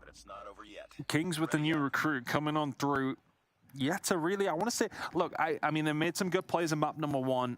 Map number 2, though, I mean, it hasn't necessarily been the best so far, and you got to give a lot of credit over to Omniscient, though. They've made every single situation that has been presented to them. They made it count. This time around, they are going to find the first blood as well. Marvel will fall, as will Grizz. This is looking better for Omniscient now. 5 versus 3 in their favor. Kings could really do with this round, and Drari's not in a bad spot to do something about it. Yeah, it's kind of Saturn's-esque play here, right? All sneaky, like, do they check it? Yes, they do, and Razmo gets the better of him with a pistol, mind you. Sniper player, by the way. And now Omniscient in a very good spot. Lucky once again, proving his worth to this squad. Lucky and Razmo have been integral to this round, and now saves for what could be a phenomenal Call of Duty mobile play. Player of the week. 1v5 on the cards. Player of the week? I'd maybe go a little bit more above and beyond in this situation if he manages to do this one. 30 seconds to go, 5 players to deal with, a bomb to defuse. I'd like to say no hope in hell. Omni get the job done. 6-4, 1 round away from themselves. Kings have got a long road back here, a long, long road. And I love what Omniscient are bringing to the table at the moment. That double sniper setup from Lucky and Razmo is just superb. It really is making the difference in the moment. Certainly was earlier on when they were on the defense. Now they're using it to their advantage on the offense as well. And the question now becomes, what do Kings do? They've done for a 4-stack on A. Very unfortunately for them now. All on Inferno. He has to produce something with his sniper rifle by B. But they haven't made the push here on Omniscient. Inferno is the one that playing that angle where you can watch this push through the archers over towards the B side, and all of a sudden if he doesn't see anybody, okay, well they're not pushing B unless they come through the middle of the map. No, okay, we got that covered as well. Inferno playing information. You'd like to think if he doesn't find a pick, he just backs on down. The rest of the team come over to help. Omniscient yet to really make their move here, Brody. And again, the problem is still Inferno, right? As soon as they peek that corner, they know that someone's going to be there at the end of the day. Numbers advantage, though. Yeah, the situation doesn't really remain that unchanged, though, in terms of map control, right? That's the biggest issue. They're still trying to figure out how do we actually get past Kings, because as soon as they turn that corner, they know that Inferno is probably going to take one of them down. I kind of query whether or not they've got any utility, maybe some smokes to kind of cut his line of sight off, maybe to entry onto the site. If they do get rid of him, the B-side is theirs. So there we go. This is exactly what I was going to say. Smoke's going to go over now. That should obscure the line of sight. Here we go. Can Kings get themselves over in time to help Inferno? Can Inferno slow down the inevitable? Oh, I love this. This bomb will go down, but Says is in a good position to do something about it. But Satins is watching over him, but Says, it's all going to be about the timing. This first kill for Kings has to be there. Satins is firing shots out, but they're not good enough. Says will find one, Grizz will find another. It's a 4 versus 3 now. Gothila lucky and Nox, you got to hold this one down, but they're starting to drop like flies. Says, aggression about to come on through, but it starts to slow down, but only momentarily. And the retake from Kings is somewhat perfect. Every single member of Omni that is there chilling, guns up, gets gunned out of their socks, and Kings find a round out of nothing. It's not over yet. That double SMG duo from Says and Grizz there, just phenomenal to enter onto the site, and the way they were playing off back of one another, right? Just peeking out, a little bit of bait and switch to get the second kill as well, just constantly chaining off one another to get their way back on towards their site. I mean, I thought, honestly, the playmaker would win him in Inferno. He kept his life perfectly on the site, but no. Aggression from Kings to retake. 1 round away now, to forcing us into our first overtime here of the European Challenge season. Kings, again, 4 stacking on A, the exact same setup from the last round. It kind of worked last round, I suppose. But it didn't really. I mean, I suppose, you know, Inferno gets pushed away, but the retake is ultimately what's important for Kings that last round. And they find a beautiful one. I think they'd rather not have to try and retake this time around. You can see 2 players over towards the A side, over towards B. 1 player over towards the A side gets taken down, so Grizz dealt with. 4 kills for Grizz on Tunisia. He really has struggled on something with a bit more of a longer sight line, and search and destroy is not being the easiest of times. And Omniscient have ticked off the first thing they need to do here to find the search and destroy with their 7th round, and it's slowly a movement over towards it. Player number 5, Drari, that I'd be concerned about if Omniscient hit. I think they're actually going to wrap, maybe Go through mid? They were thinking about it for a second, but the 50-50 choice has been made here. And look at Drari. Could well go for a flank right behind him if he gets some good timing, but on site, Nox and Saturn's going to win the 2 versus 1 challenge. Says is going to find one. Now Drari shooting a little bit too early there, but regardless, is going to find some value at the very least, but not much to talk of. And again, you know where Inferno is here on the defense. You know where he's been every single round. Kings have been this, I want to say, indomitable beast of a team here in Europe, but they lose a map on their first game of the season. A wonderful, wonderful performance from Omniscient, and really those first bloods were so crucial for them throughout the entire map, and they made them work in their favor nearly every single time. There will be plenty of rounds that Kings will look at on that and think we could have done a lot better, but that will matter very, very little to Omni. A very, very good map win for themselves. A newer team coming into this. The top dogs have just been taken down and search and destroy. Adaptations were just superb, honestly, and I think it was very much par for the course for the first defensive effort from Omniscient, you know, where they, I think, were 4-2 at the half up, and a lot of that was down to Lucky, you know, his sniper presence over by B. I will say, I think Kings probably should have changed their strategy just a tad earlier. They adapted towards the end of their offense, but by that point, you'd already given a lot of rounds away by just running straight at Lucky round after round after round. And then came the switch, where Omniscient, you know, just really started to force the issue. They started to learn what Kings were doing. And I don't really blame Kings for not changing their strategy. I mean, certainly it worked on the penultimate round, but ultimately, Omniscient coming out on top. Phenomenal play from the likes of Lucky and Rasmo. That dual sniper setup was great. Just big plays coming out from them. Yeah, and I want to say, you know, we had a couple of clutch rounds on both these 2 teams. This from Marvel was great. The one that we just seen previously from Satins was probably the pick of the bunch, and then the retake from Kings that we're seeing here was wonderful as well. Some really good search and destroy between these 2 teams. But ultimately, what counts is Omniscient are the ones who come out with the 7 rounds first. I think for me, you know, I absolutely agree with you in terms of, you know, Kings not adapting the strategy on the attack, being very gung-ho, being very aggressive. And I wonder if that's maybe coming from a place of arrogance of who they are. You know, they're that team, and they're going up against this newish team in Omniscient, and sort of saying themselves, you know, okay, we are the big dogs in this pool. they started to get too aggressive, and as you said, it didn't work, but they kept at it. So maybe that's that sort of game plan where, you know, we've talked about coaches, that kind of thing can sort of say, right, okay, well, if something's not working, let's change it up. Let's not just beat our heads against the wall here, trying to get a round forced out of nothing, and ultimately it will cost them the map. We've got a series on our hands here as we head over towards standoff. Blessed be COD Mobile as we go into control. King's looking for a bounce back here. Omniscient, maybe on the rise. Yeah, I love that you're experiencing the exact same euphoria that I've experienced in combat. It's like, oh, it's a standoff, it's raid, it's so fun.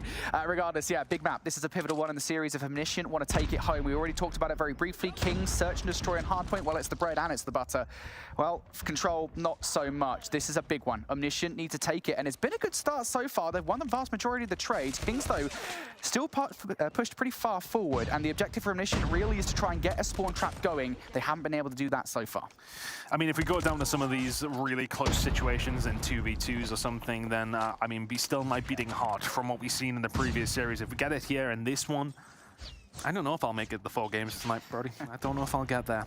I'm getting on, you know. I really am. Anyway, a lot of good objective play, I want to say, being made by Kings over towards the A side. That gets shut down immediately by Satins and Nox, who will find a couple of kills, but, well, may not be able to prevent the inevitable here. Over towards A, the lives may well be with the side of Kings, as is now A. Dravi will try to lock this one in, or has he? Gatila and Cove actually managed to clutch this one back. It was looking like it was done and dusted. Wow. Oh, and that is a gunfight. You can't lose it via Grizz. And all of a sudden, Kings are being wiped off the map. And to be frank, I don't think Omniscient even expected to be able to save the point. They were fully prepped here to just make their way back over towards B, just hold on to that one to make sure that Kings couldn't collapse from one point to another. And now we're in that situation I talked about, right? We're off the back of it now, Omniscient. They get the space they wanted to try and enact a spawn trap. This is so annoying because you can literally look at people spawning in from these positions. But a couple of kills do come through from Marvel. They're broken out of the spawn trap. It lasted not that long at all, but 25 seconds or so now left on the clock. It's going to freeze at 28 because I believe a player has managed to get their way over towards B. Omniscient, they were so focused on the spawn trap, they hadn't actually got any players on B.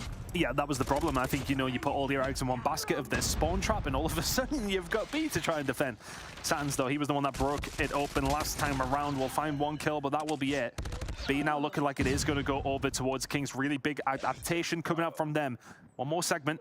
They can have a little stab at it here. Once again, Satins is trying to find the kill and does so. And is it clutch again from Omniscient? It's looking like Kings have got it signed, sealed, and delivered. They can't quite finish it off. 6 versus 3 now in favor of Omniscient. This should be a 1-0 lead, but look how quickly these objectives can change if the landscape changes once more. But all of a sudden, Inferno left on his own over towards B. The rest of the Omniscient team are on their way. Inferno is Operation Impossible. And Omniscient get round number 1 somehow, some way. Kings was so close to closing both of those points on multiple occasions. Yeah, they will have kicked themselves that they didn't manage to grab A, but at the end of the day, the end result is still somewhat the same. They walk around with, I think, 5 ticks of progression in total, and again, remind a few folks at home, that is going to decide the more ticks you get in a round number 5, that decides who gets the defense, and that's very important here on standoff control especially. Omniscient, though, change of tact into this round. Satins getting hyper-aggressive, and he's going to go for a flank here. I don't know if anybody's seen him. I think number 2 on the minimap might well be going up there to deal with him. Doesn't matter, Satins is going to win the 1 versus 1 anyway. Kills on the other side going in favor, and now we're starting to see some of these operators come out to play. I think Inferno's used the claw. And it was one of those moments where Satins has really got 2 kills dead to rights there. He found a really good flank, and after the first kill, just cannot make it count, cannot find that little bit extra. Then he needs to get Hunter Killer Drone coming out from Lucky here, though, as Omni looking to put the pressure on as quickly as they can. Rasmo and Lucky combining well on the kill front. Kings are starting to find themselves in a tough position here in round number 2. Omniscient are getting some work done, and Gatila here with the Annihilator. First one, second one. Oh boy. Looking to go for all 6 if he possibly can. Get shut down by Inferno. The sniper is good.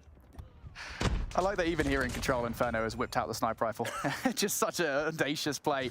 But Omniscient here in a really good spot. This is pretty deadly for Kings. They've got players on B. Narcs now trying to cause issues, trying to stop the players get anywhere close to the point. And he might well have done it. Yeah, even 1 kill. He didn't need to do anything too snazzy there. He just needed to stop the players from getting onto the contention. Omniscient make the capture happen. A phenomenal round from them. Great usage of the operators. And off the back of it as well, they've got quite a lot of utility in their back pocket. Rasmo has a Predator missile and a Hunter Killer Drone. And I think there's an EMP for Narcs as well. So when operators come out from Kings, well, they've got a solution. Kings are going to find something here, though. I think, you know, they'll look at their previous attacking round and say to themselves, okay, we should have had the one in the bag. They can do that again here in this round. All of a sudden, you're on the defensive side. Maybe you can get something going. Grizz is just getting everybody killed from Omniscient as quickly as he possibly can. The operator usage, once again, ever so efficient. But looking over towards the lights, I want to say it's one of the first times I've seen Kings in the lead on this one. I'm not saying it's the only reason is they're 2-0 down, but it feels like very haphazard with their life. Once again, that one is brought back very, very quickly, and all of a sudden the spawn trap becomes something potentially they have to worry about, but not quite. Inferno does clean up unlucky. Yeah, they have got 2 ticks of progression on A, and that's nice, but it was a big investment coming out right from the start of the round from Says and Grizz to use both of their operators to garner some map control to begin with. But when this is the end result, when 30 seconds later we're in a 19 versus 16 situation in terms of lives in favor of a mission, and they're pushing players up, continuing to force the issue here against Kings, it does make you wonder, was it really worth it? That's the question. And regardless, Kings now, off the back of some well-earned gunfights in their favor, now starting to make some serious progression on A. Just a moment away here from capturing. Gafil is still going to go for it, gets the first kill, and now you should feel he's going to be able to get the kill versus Draru, but no, Draru wins out regardless. A is gone, and now on towards B. Once again, nobody from Initiative there just yet. Lucky trying to come through the middle of the map here, but I actually think he's escaped the player over towards Butch. Can't quite get it done. Nox is able to find the kill, so is it going to be Nox through the middle of the map to maybe do something here? Razmo is here alongside of him, and every single player from Kings is cleared out. 10v6, nearly 10 versus 5, and now for Omniscient. I think the big problem around B sometimes can be if you lose A, you start to lose a little bit of control around the map. They've got complete control here. Hunter Killer Drone has already been taken down. Marvel with the first one to find a kill on the Cathila, though. And is that going to open up the floodgates here for Kings? But they do not have any lives to play with. Yeah, Kings, it's a 4 versus 8 situation. The only player I feel like can do anything in this situation is number 2. That's going to be Says, who has now revealed his position. Maybe a bit more trigger discipline. Probably would have been pertinent in the situation. Lucky decides, hey, well, I've got a Sparrow. Might as well use it to close out the round. Closing out the round. And, well, closing out the game. Omniscient about to find themselves in a 2-1 lead, unless Says and Drari can come up with something impossible, you would like to think.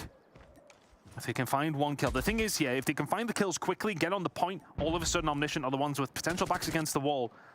Still so difficult. Omniscient are not giving them an inch. Drari will find one. Says will find a second. Is this maybe going to open up something? But Drari surely is in trouble. Razmo coming on through with the kill.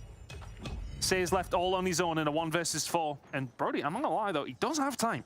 Switchblade. He's got to take these gunfights up close and personal. And he might well get some 1v1s here, to be fair. Worth saying, Saturns does have an operator in the back pocket, so maybe holding that one off just in case, but he could use it to close out the round. Regardless, 20 seconds. Says doesn't really have any much choice anymore to try and hunt down for these kills. He's actually got to go straight towards the point to stop the clock. There's the first versus Razmo. Yep, trade looking pretty good for Nuts, and Omniscient 3-0 in the control. We went into that saying, hey, you've got to win this control. I didn't say you got to 3-0 at Omniscient. What are you doing? I know, very, very good performance from them. And I honestly want to say that Kings, I don't think they threw any rounds away. And I don't know if I'm just coming in with the mindset that I'm expecting perfection, but there's a few moments here and there that being very overzealous. Like they get, it almost feels like they see an opportunity and they're grabbing it a little bit too, I want to say fast. They may be trying to get themselves in a position too quickly, trying to take too much of an advantage, trying to bite off more they can chew is kind of what I was aiming for with that whole spiel. But it just feels like Omniscient are really capitalizing on every single time they get an opportunity to put their foot down, they do so. And just really good operator efficiency, I want to say, coming out from them as well. And just a really, really good game of control from Omniscient. Really never let Kings sleep, or they never let them really have a moment of rest at all, and played that final few moments very, very well. Things got a little bit scary with a couple of kills coming on through, and they didn't press the issue. They didn't sort of go chasing these kills unnecessarily, and they are rewarded with a 3-0 win in the control up against Kings. 21-10 from Razmo as your MVP in that one. But I mean, look, there's not much more to say than that. Was pretty dominant from Omniscient. Yeah, I'm really impressed with Omniscient. Again, we're just going to keep on saying this because this is one of our stories, right? And I think it's even more impressive, or more a pressing issue for these guys, because we've only got one spot to give away at Masters for Europe, right?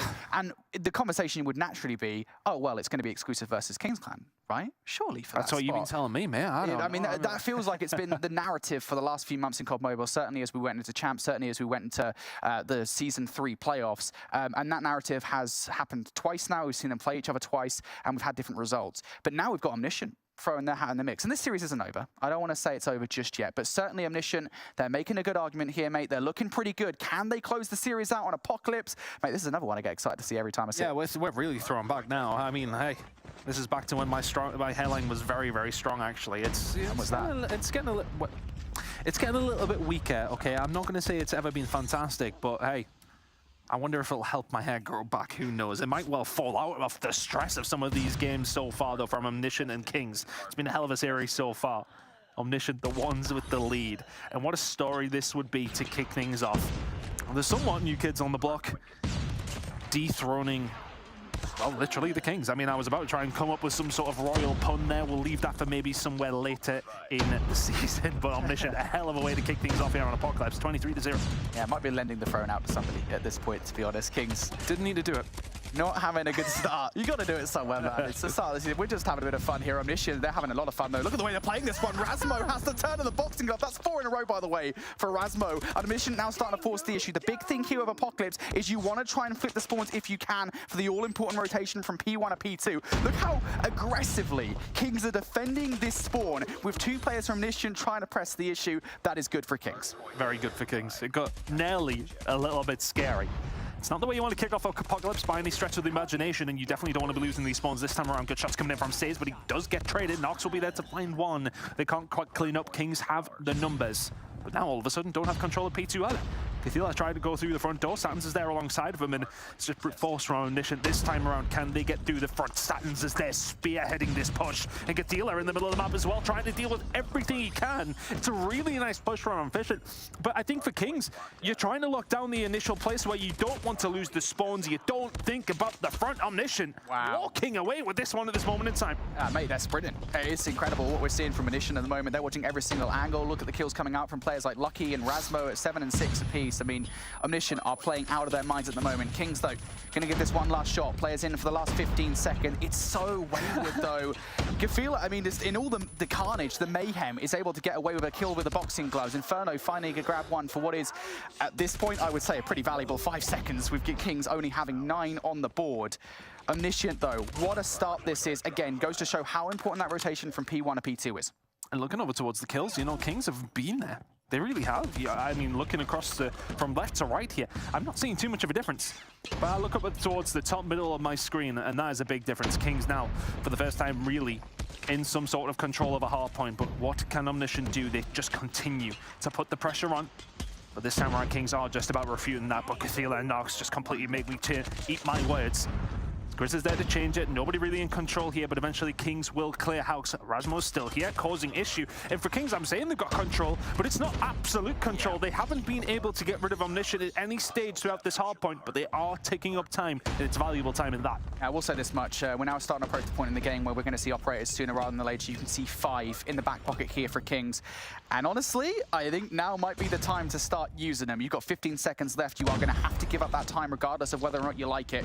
You have to get a full 60 over towards Nu. You can't let Razmo make his way in just like that. Finds one, no more than that. Big shutdown coming through from Kings, but instead it's Gatila utilizing his Annihilator to try and control these back spawns. Massive kills from Gatila. Big kills coming on through, and I think if you're Omniscient, you have to look at what those operators are able to do for Kings. Can they find something to bounce back here? As very well played to find the breakthrough, but now can Kings be efficient with their own? We've seen it good so far from Omniscient. Marvel's going to be the one who whips out the Annihilator. We'll find one. Grizz, is he going to be there using his? No, he is not, but it says and Marvel and Drari already wasted from Kings. They find absolutely nothing with their operators coming on through. 40 seconds here to play with over towards P4. Omniscient are laughing their heads off. They're locking it down, but not quite. Kings still there fighting. 60 seconds ahead for Omniscient, though, and very, very little to nothing found from Kings with their operators. Yeah, here's the thing, mate, right? I mean, look, generally speaking, you never want to say it's over before the fat lady sings, right? But at the end of the day,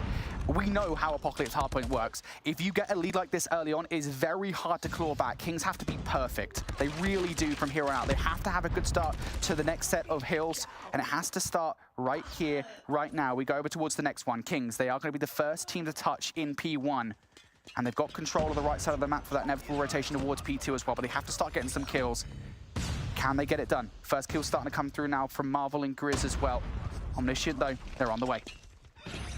Kings in the better position for P2, and they will have to start stringing some things together, and while kills are one of those things they managed to make do with here in the middle of the map, but Nox equalizer out, and this will be used to try and get a hold of some spawns. Really doesn't want to die with this in his hands. It's such an efficient tool that can well be very, very deadly in the right hands. Make it 2 for him now. Players coming off the respawn on his right-hand side. Gets taken down, though. Inferno and Co. investing a lot to make sure they control these spawns, but they've now completely lost them. Kings, a bit of a misstep with 25 seconds to go left here on P1. Omniscient, we're momentarily controlling it, but the spawns are what they wanted. The spawns are what they get. Yeah, and if that doesn't go to show you how dire of a situation this is, I don't know what will. Utilizing a Predator missile to take time away on P1 as opposed to not making sure you get the spawns for P2. Oh boy, Kings, they are in trouble. 60 points down, though. They are going to grab the scrap time. This needs to be a quick break towards new. Already players in the back line here from Nishan, and one player has got a rogue spawn out. I don't think they'll ever expect Satins in this position. And that's going to be a big problem. Sometimes when you spawn out, you think, oh, hell no, why have I not been blessed by the card? It's just not worked out. And then the one that's coming in over towards that side as well from yourself, well spotted. Inferno will deal with Nox. Another spawn out coming here for Omniscient. They could really do with the bodies over towards the point. Now completely cleared out, and now it's spawned out. Omniscient in a really bad spot. And I want to say we've seen this to a certain extent from Kings the last time around we were over towards P2. Kings in control of P2, and all of a sudden, this game is very much not over. Is everything starting to light up and go the right direction for Kings? 30 seconds to go here over towards P2. Dare I say it, could they even potentially be within touching distance of Omniscient if they can lock down every single second? A huge moment in this game coming out from Kings now. Might well be level with Omniscient. We've been saying it was really looking unlikely, given how we know Apocalypse hardpoint works, that they'd be able to bring it back, but indeed they have. Inferno now, a hell of a game at 27 kills. Had a Predator missile. He's going to use it right here, right now. Satins is going to find the double for Omniscient to grab through for 10 seconds. I'm not a fan of that Predator missile, to be honest. Maybe they wanted to use it to break spawns for new already, but this is a hill that's undercover. Either way, Kings now within touching distance. Managed to find a way through. Over towards P4 and starting to find the kills. They may be just starting to warm up in this series. Grace now just causing absolute havoc in the spawn. He will get traded away. It is Omniscient. It's control of the hill.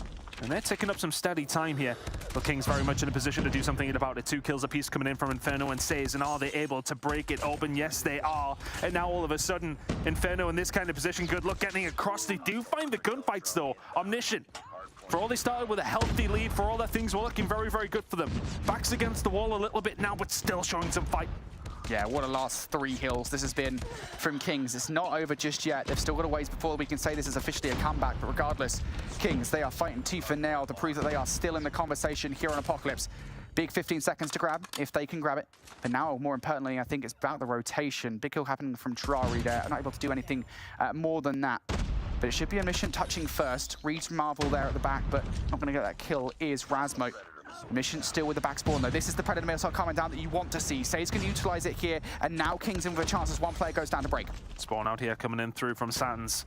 Needs to find his way over very, very quickly. Marvel will deal with him on the flank. Athela's going to be there to spawn with him as well. And look at this spawn out from Omniscient. They're all going to be fighting it in and around P2 for control of P5. Here we go. These fights are going to be absolutely massive. Grizz and Kodo are starting to win them. The operator's used just so beautifully again, and Says will find the kills. And Kings will somehow, someway find their way into a lead here on Apocalypse. Never, ever count them out. They were looking dead and buried at the start of the game, but Says is just predicting absolutely everything. He's on his own, to be honest with you. And the investment, the kills don't really count for a great deal. Omniscient now back in. Big 25 seconds. Going to see utilization of the operators now on Omniscient's side. The equalizer's coming up from Narcs. That's 3 for Kim. Now looking for more. They know where Kings are spawning off the back of that information at the very least. Hunter Killer is going to remove Gafila from a kill. Again, at this point in the game, 151 and 153. That is a valuable 10 seconds to grab if you're Kings. Wow, what a hard point this has been thus far. One final set of rotations coming up here, Tyne, now Kings are in the lead. P2 control is there for Omniscient as we do head into another rotation, Brody. Looking at the lay of the land. Satins already here. Oh, sorry, Razmo out with the claw. Already running it away. Lucky and Satins there with their operators potentially available. But Drari will be there to find a couple of kills. Looking to try and rebuttal what is a really good position for Omniscient to be in, but all this time it's just been soaked up by Kings. It's slipping under the radar. Omniscient are in a good spot to maybe do something about it, but they haven't done anything about it yet. Yeah, they are so focused on making sure that Kings just don't get past the 50-yard line that they're giving Pass, they got it. Here we go. Satins is going to go down, and absolutely you're correct, mate. Kings managing to push through. This is worst case scenario here for Omniscient. This is DEFCON 5. You got to now start to make sure not only do you get this time off P1, you got to push through. Go for step 1 though. Start to get these kills. Lucky going to kick things off with the first kill. Grizz, nice trade out. This is so problematic as Grizz finds the double, but that's a big kill from Razmo now. Now needs to do more damage around the flank, and he gets cut short. Found a second and maybe just didn't expect the third so quickly. If he finds his way towards the back, over towards the tomb side, then maybe he gets something, but a couple of kills through the front door, and that is where Omniscient really started to run away with this game. It was kills from the front, it was pure aggression. Spawn's now there for them. Looking over towards it, Inferno was the only one left, and Omniscient will find a breakthrough as the hill will now start to take. Hunter Killer drawn out, but you've got to make sure you're watching the right way. It's going to be everybody through the front for Kings. Can they find a way through? Marvel, Drari starting to come by and starting to find some kills. If you're Omniscient, you need to find something. Kadela's going to find himself going down to his own blade. Razmo, though, can only find 2. Needs the rest of his team to be there, but the break came through from Kings. Yeah, temporarily opening the door there was Razmo to his teammates, maybe coming through post. Not going to happen though. Omniscient, this is a big amount of time to give away. Kings can't finish it here regardless, but Marvel has now got a little bit of utility. Predator Missile coming down to ensure they do get the time. That will keep one player away, but again, this is the bit that's the problem, right? You've got this little nasty heady that a player can just peek through and get the rest of that time. Now Kings starting to hold a commanding advantage, despite the fact that Omniscient are getting a few kills here. All of it is in preservation of the rotation rather than that all-important scrap time. As we head over towards the next hill, Kings will be merely 13 seconds or so away. Make it 15. Let's round it up. Kills starting to flow through for them though.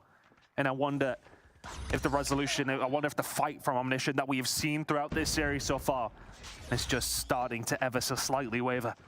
Satins and Cathela are starting to find a couple of kills and important ones for them. Omniscient needs to be somewhat perfect. Grizz from behind, not going to find anything, so Omniscient starting to get a steady foothold here. Over towards P3. Can they continue to rack up these points? They're starting to find kills, but looking over towards Kings, 2 operators slowly going to be available. Satins has pretty much wasted his, but still locking it down. Time is still here for Omniscient, but Kings in a good spot to maybe do something about it. Yeah, all we need is one break from Kings, and this should be their game. There we go, good effort there from Says, but he gets cut short now. Razmo going to use the claw. This thing, it bounces off walls. It's such a big problem here in such a close space. Close quarters, Razmo's going to find yet another one. Drari will respond though. Still the 15 seconds are on the board here for Kings to close out the game. You've just got to survive a little longer, but they're in now. From the side comes Lucky, looking for the double, only finds one. This can still be done here. 8 seconds to go. Omniscient, you've got to throw absolutely everything at it. You've got to get a touch. You've got to get somebody in. Kings, we're so far behind in map number 4. But they say absolutely not like this. Map 5 is where we are heading.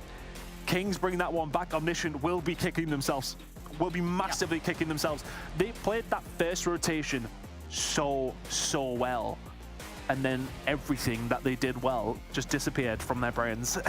It just felt like maybe they started to panic a little bit. Maybe they started to think, bloody hell, we're gonna do this, and then all of a sudden it's like it's the composure there.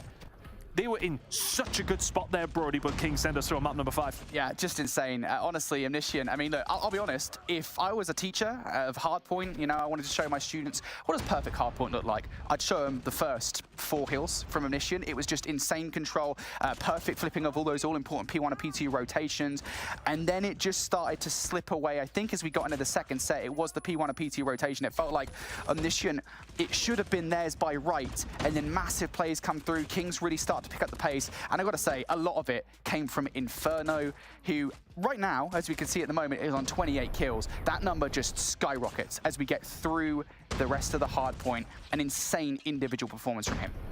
I mean, sitting at 41 at this stage, surely you broke the 50. I honestly didn't really pay attention. It must have been a lot. It was a lot across the board. There was a lot going on, mate. I'll not lie to you. We'll have a look at the scoreboard. Did he close it with it? One off. Inferno, you had one job, 50 bomb. Either way, though, gotta do better. 49 is insane. 1 minute 17 inside the hill as well. And I think this is a really important point, right? Is you can very much tell, even beyond the individual performance of Inferno, it is a team effort. You look at 2 minutes in hill for Says, 1 minute 17 for Inferno, 1 minute 26 for Drari, and you can tell that these kills, I mean, they're not just, you know, looking for kills, pointless kills across the map. They are very much inside the hill, defending it towards the back half of that game. Man, what a performance coming out there from Kings to clutch up a game which Omniscient, that should have been theirs. That's going to sting. It is. That potentially is going to sting, considering we're heading into a map number 5 now. If Omniscient don't come out as victors in this one, hey, I mean, if you want to maybe take a step back, and the game's not even over, like, to sort of say that this performance from Omniscient, though, has been so good. And we've really started to see maybe a team that is going to be part of the conversation here in Europe for being one of the top dogs.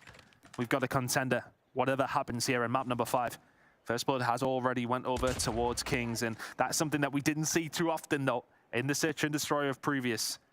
Second kill falls their way here on firearm range, but on Tunisia for Omniscient, a lot of their success was on the back of those First Bloods. They haven't found one here in round number 1.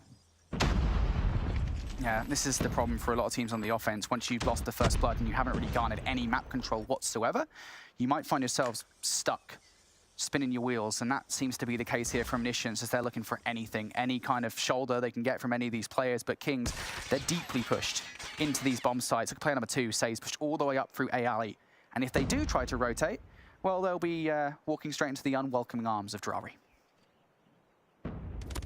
Inferno, Drari finding the kills, and Omni are surely going to lose this round. It's another kill coming through from Drari, and I just wonder, you know, I'm sort of thinking to myself throughout that first round, after those first few kills go through, it's pretty much done, but where are the heads at for both these two teams? If you're Kings, it's a game that you would have come into expecting the same old 3 or 3-1, very dominant performances. Omniscient have come out.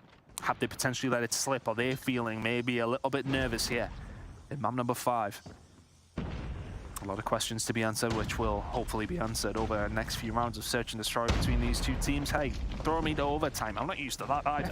Honestly, I'm used to just sending it in round 11 for a Search and Destroy, but we've got a long way to go here. No First Bloods picked up from either two team. 5 bodies on the map from both squads, I say that, as Grizz now falls. Omni will find what? It's on the back of Rasmo, who was influential for them in the Tunisia Search and Destroy.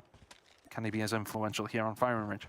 Yeah, and the thing is, Omniscient in this round here on the offense, they've got a lot of information to work with, right? They know where players were positioned in the last round, and the look is really not all that different, perhaps being a little bit more passive, especially from the likes of Drari. Back alley, Satans has seen him now, and now you have to double chow this. If you individually chow this, Satans, I swear to Jesus. He's just going to lose the gunfight. I mean, the position that he's in with the Switchblade, he's managed to get himself over towards the top tin window. Lucky will find one, and he just catches Drari on his way over. Now Says he's now finding himself in the caravan, and he's just trying to stay alive. He knows the push is going to be coming through. Rasmo dead to right. Well played from Says. 2 versus 4. Not impossible here for Kings. Oh, very much not impossible. No, and he finds the hit marker there onto Lucky as well, but the kills fly on through. Scary for a second, but ultimately the round will go over towards Omniscient. Yeah, and so many rounds here in Search and Destroy against some of the top teams in Europe and the top teams in North America. You'll see kind of these, I don't want to call Omniscient a lower level team, because that's not the case, but maybe outside of the expectations of the top 2, the top 3, right, will kind of just falter once they lose a round like round number 1. But no, adaptations made from Omniscient, that is what you want to see out of a team that is contesting to be considered one of the top teams here in European Challenge season. However, the start for Kings, a little bit different, but the result is still the same. The first blood will be theirs from Drari, followed up with a snipe from Marvel as well. Now Omniscient, once again, in that same position from round number 1. They haven't made any move. They are stuck around wood. Grenade to maybe just help Drari out, and well, Inferno finds the pick on Rasmo. Oh, doesn't find the next. Nox will be there to find the shots, and good play coming in from Gathila, expecting the aggression to come through. And the problem he has for Omniscient is that they have kind of been pinned back into their spawn. Next gunfight. Crucial. Gathila, not even part of it. Grizz already over towards wood and just deals with them. Nox and Gathila then dropping Kings now. 2-1 to the good. The aggression seems to be working out a lot better for Kings here. Omniscient seem a little bit haphazard. They seem a little bit passive. And is it just not working in their favor right now? A lot of Search and Destroy to be played, but Kings with the advantage. And it is a concern I do have about top teams sometimes, right, with how aggressive they can be. For Kings, though, it feels like it's working out pretty well. Now, very similar look here. Aggression coming out from Omniscient. Utility being thrown from afar. Inferno, can he find any looks here? Helping out teammates over by Trailer Park. Well, Inferno gets one for free. Rasmo's just going to give too much of his body away. And now Kings looking pretty good on the defense, I was going to say, but Sans comes through with a double, and now they have to adapt. Inferno looking for an exit frag. Kafila, if you peek, mate, your head will be gone. Inferno waiting ever so patiently on as soon as he comes away from it. Gathila is there, peeking his head up, trying to help his teammates out. 3 versus 4 now, make it 3 versus 3, I should say, sorry. Satins is the one to fall. Next kill would be big. Athelia is the one to find out Marvel, and he's just been sat behind this bomb, causing Inferno all kinds of problems.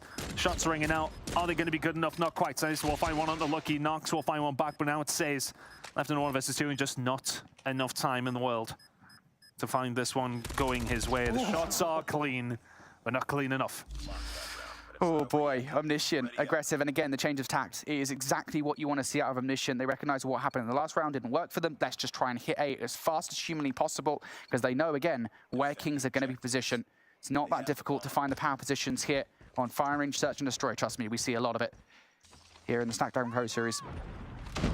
But now Omniscient, once again, back to square one. They've got to find a way to try and break what Kings are bringing to the table. I will say it's a little bit of a different look on the defense. I think they're anticipating that aggression once again. Look where number 5 Drari is positioned. Expecting maybe a big hit come over towards the back alley side, over towards B. And, well, if you're on your own, you don't want to be caught kind of in the doorway or in top tin. You will be dead quick. Drari in a position where he can back up, where he can potentially just slow down a push. That push hasn't come, though, yet. Omniscient, maybe thinking about it.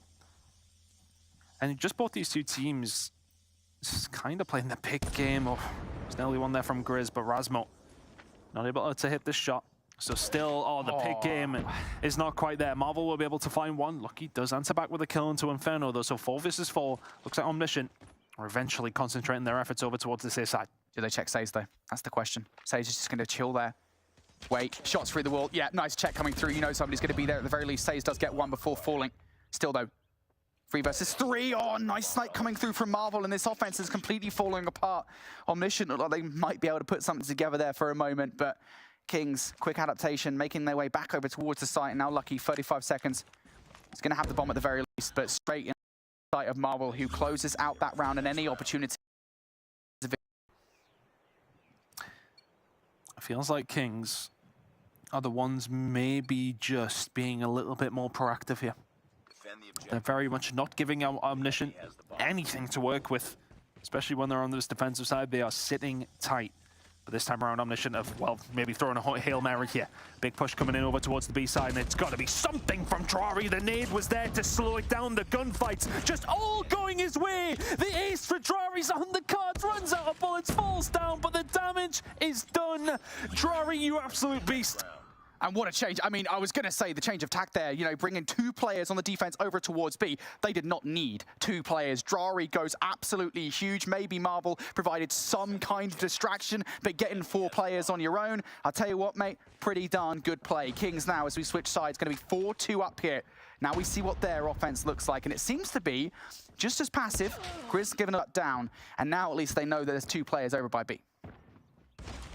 Information gained, but a player lost. Drari in that round, absolutely insane players. Marvel is able to answer this one back with a kill onto Rasmo. 4 versus 4. And actually a position that Marvel has found himself in. Not a bad spot. Still a little bit of player going on over towards that side of the map as Drari will have a look. But Kuthila does find a kill into Inferno, and now it is a 4 versus 3 in the favor of Omniscient. Yeah, I will say they've got nobody inside American here, so they had no idea that they've made the push. They have to just try and react to it a little bit late because number 2 is still just chilling over by B, and yeah, good play call to be fair. Kuthila going to take down 1. Marvel, the last one left alive, and not able to do anything despite the self-kill there in the closing moments of the round. Omniscient, their defense looks pretty strong here in round number 1. Sometimes, like, there's a couple of players come out from some of the Kings players where, I mean, we just see Drari walking through the middle of the map, and as you said, there's no control of American. He's just like, well, you know, we'll see what happens. Sometimes it works, sometimes it doesn't. More often than not, it really doesn't. Inferno, first blood again. Rasmo now will fall. Having a look over towards the kills. Rasmo really, really struggling here. As is Grizz, who's somebody who just looked absolutely phenomenal in that first hard point map, and really has slowed down since then. Is that a reason as to why Omniscient have been able to bring this one back? Looking over towards it though. Nice setup here for Omniscient. Kings looking to try and find a pick. Of course they are in a 5v4 situation, but What do they do with that advantage is the main thing. I think they're still looking for another frag at this point to ascertain some kind of control over the bomb site before they actually get the bomb down. Again, unlike last round, somebody in American this time. It's Narks towards the back, going to move away. I think he's been spotted now. The bomb's going to go down. It's a stretch part coming through. So now player inside the trailer park. It's going to be on the 3, Gefila. What can they produce? Grizz wants to go with it. Narks actually going to take him down there on the attempt, but at the very least, Says now is going to be able to grab control of trailer as Gefila falls. That's a wild child, but Says manages to get away with it, but Inferno up towards top 10. This is just such a difficult position for Omni to try and have to deal with. Inferno just needs to play his life here. Does it for maybe long enough. Satans and Nox though starting to combine 2 versus 2 all of a sudden. Says has been spotted out. Satans, it's an ego child. If I've ever seen one, Says will deal with him in Oz. Nox will fall to Marvel. 5-3 now to Kings. Things getting a little bit of tense there for the Kings side, who are in a really dominant position. Omniscient nearly bring it back, but not quite. 5-3 now. Kings looking to try and close this one out. 2 more rounds. Or can Omniscient bring this one back? Smoke in the middle map to prevent that first snipe from happening again. Lucky.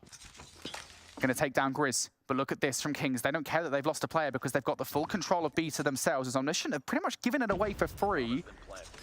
And now what does the reaction look like from Omniscient? Because you're going to have to waste about 10 seconds before you even get there. This first pick from Omniscient is going to be crucial. A 5 versus 3 feels a lot better attacking this site than a 5 versus 4 will do. Drari being stunned out, but he just goes and retakes that position. They've just completely allowed them to go in towards the site, and Kings are just picking them off like fish in a barrel. Phenomenal from Kings. They allow the push to come through. Omniscient are maybe just a little bit too stubborn to let them in over towards the B side, and Kings say thank you very much. Let them push in, then they engage.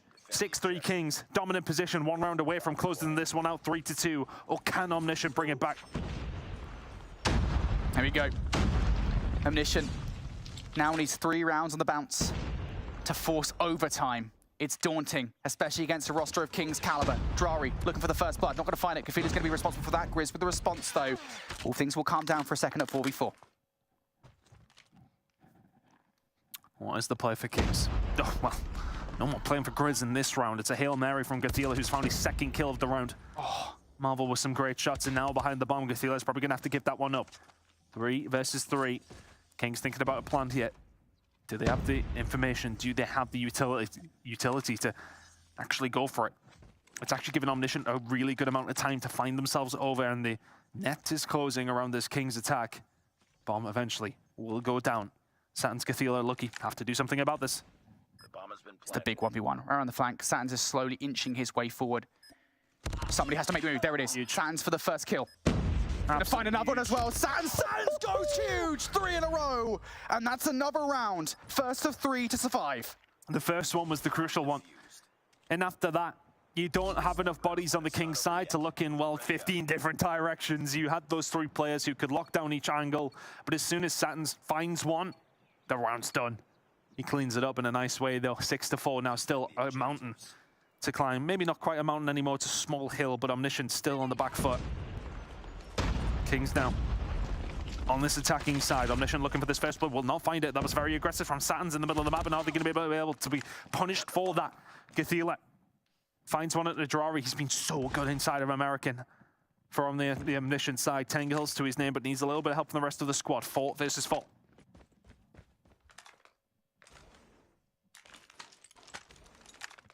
King's just looking for something. Omniscient have to hold steadfast. There's the first look, but Rasmo gets the better of him. Better weapon for the situation, frankly enough. Marvel, though, lovely nade prediction. Gefila had nowhere to go. No escape from that nade. So a very quick response. Now 3v3. Kings still haven't quite committed to a site just yet, but they are edging towards A. I think when you get rid of Gathila in that position, he's the one that's been playing American. He's been somewhat on his own. This time around, though, he does have a bit of backup. Nox is inside of American, but he's going to have to be the one to deal with it. First line of contact is dealt with. Marvel takes down Nox, and now that should be a remotely free plant for Kings. Over towards the site, the bomb goes down. They've got the sight lines, they've got the pressure. Lucky and Rasmo need to find somewhat of a miracle to get themselves back into this one. And maybe it was a fairy tale that we wanted to happen. Maybe it was something that we wanted to see in the first game. Omniscient have been somewhat brilliant. Oh, have they been brilliant enough, though, to maybe continue this one? Lucky will find the shot onto Marvel. Now a 1 versus 2, 25 seconds to go. It's still doable. Has to get lucky, though. Not going to peek the middle of the map, will Inferno. So now needs to do it, get his hands dirty to make this happen. Stays on the other side of the wall. He's got a lot to do. The pre-fire from Lucky's not good enough. Inferno the shot, but Lucky will connect for the second. Goes straight onto the fuse. It's a bait play. Says is not going to move until a second later. Says doesn't actually get the kill. How does that happen? Does he have time under the fuse? That's the question from me. Yes, he does just about. The 1v3. But it's not over yet. It's not over yet? How? I fully expected it to be over. Says didn't even respond to the bait. He delays it, and yet still Lucky wins the fight.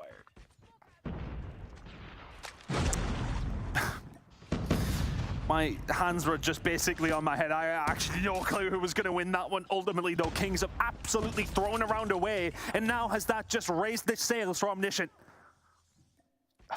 It feels like it, doesn't it? I mean, look at the start of this round, Tunt.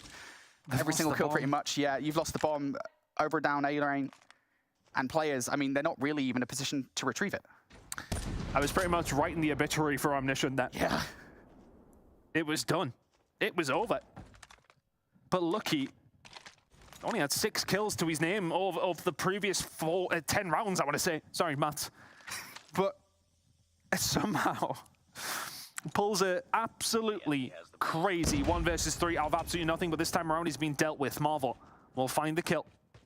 And it's still around that. If Kings win, they win the series. Yep. But Omniscient are looking like they're going to force overtime in map number 5 unless Marvel can just pull something out the fire once more. Difficult position to be in, but he has the bomb. 1 versus 2, but they know exactly where he is.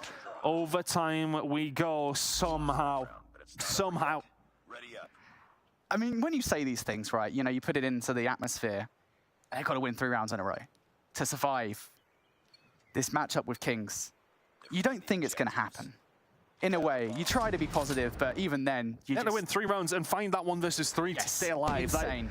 If they go on to win this, I don't know what Lucky gets for playing for Omniscient, but double whatever it is. Because that is absolutely insane. Crazy players coming out from Omniscient to stay alive. Now King's over towards the defensive side. And you've got a question, whilst we have a slight bit of respite. Where are the heads at for Kings?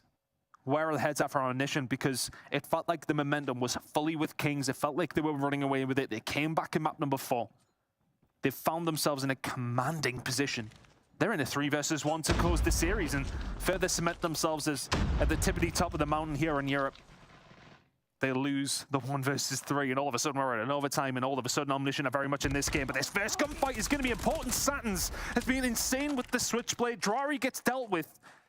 And he's been such a linchpin, I want to say, for the Kings side, because he's been locking down that side of the map. Now, all of a sudden, Kings have to rotate, and Omniscient say, yeah, bet. We're making our move over towards it. Another kill as well. Prasmo going to find Says. Doesn't that just apply the pressure tenfold to get Inferno over here? Has to do so much. At least 1 kill. Nope, not even that. Say Omniscient, you wanted 3 rounds in a row, we'll give you 4. Now, a 5 versus 2 scenario. Marvel and Grizz have no choice but to separate and make individual plays the way to win out this round. First look, good for Grizz. Not good enough for Marvel, though, and now they know where Grizz is. It's done. What a round. Dead to rights from Omniscient. 7-6. Oh, which way? Which way does this one go? Defend the objective. Kings now. What can you find on the attacking side of things? You weren't able to hold down the defense, so you've got to go on. Well, I mean, it's typically the least favored, but it's a big hit over towards this B side, and it's a big shot onto Lucky. Complete control is given up, and all of a sudden, that's a big kill. The fact that they can find Inferno without losing anybody, well, I'll say that momentarily, as Nox will then fall as well. Marvel in a really good position. Kings now in a good spot to maybe tie things up at 7-7, but can Omniscient find another round out of absolutely nothing? It's a huge gunfight from Satins, finds Grizz. Doesn't get hyper-aggressive as well off the back of that. Waits to Rasmo to deal with it. Yeah, nicely done on the backside now. Gafuda's not going to get that gunfight. Now Satins, 1v1 to close out the search and destroy. He's looking for him. He's also got to define the defuse, though, so you've got to reserve 4 to 5 seconds for that. And patient as you like. Around the back. He's checking every single corner possible. Now coming to a head here in the closing moments. Does he check right? No. Says is going to hold his nerve. Little pre-fire for the bomb, and we're going to another round.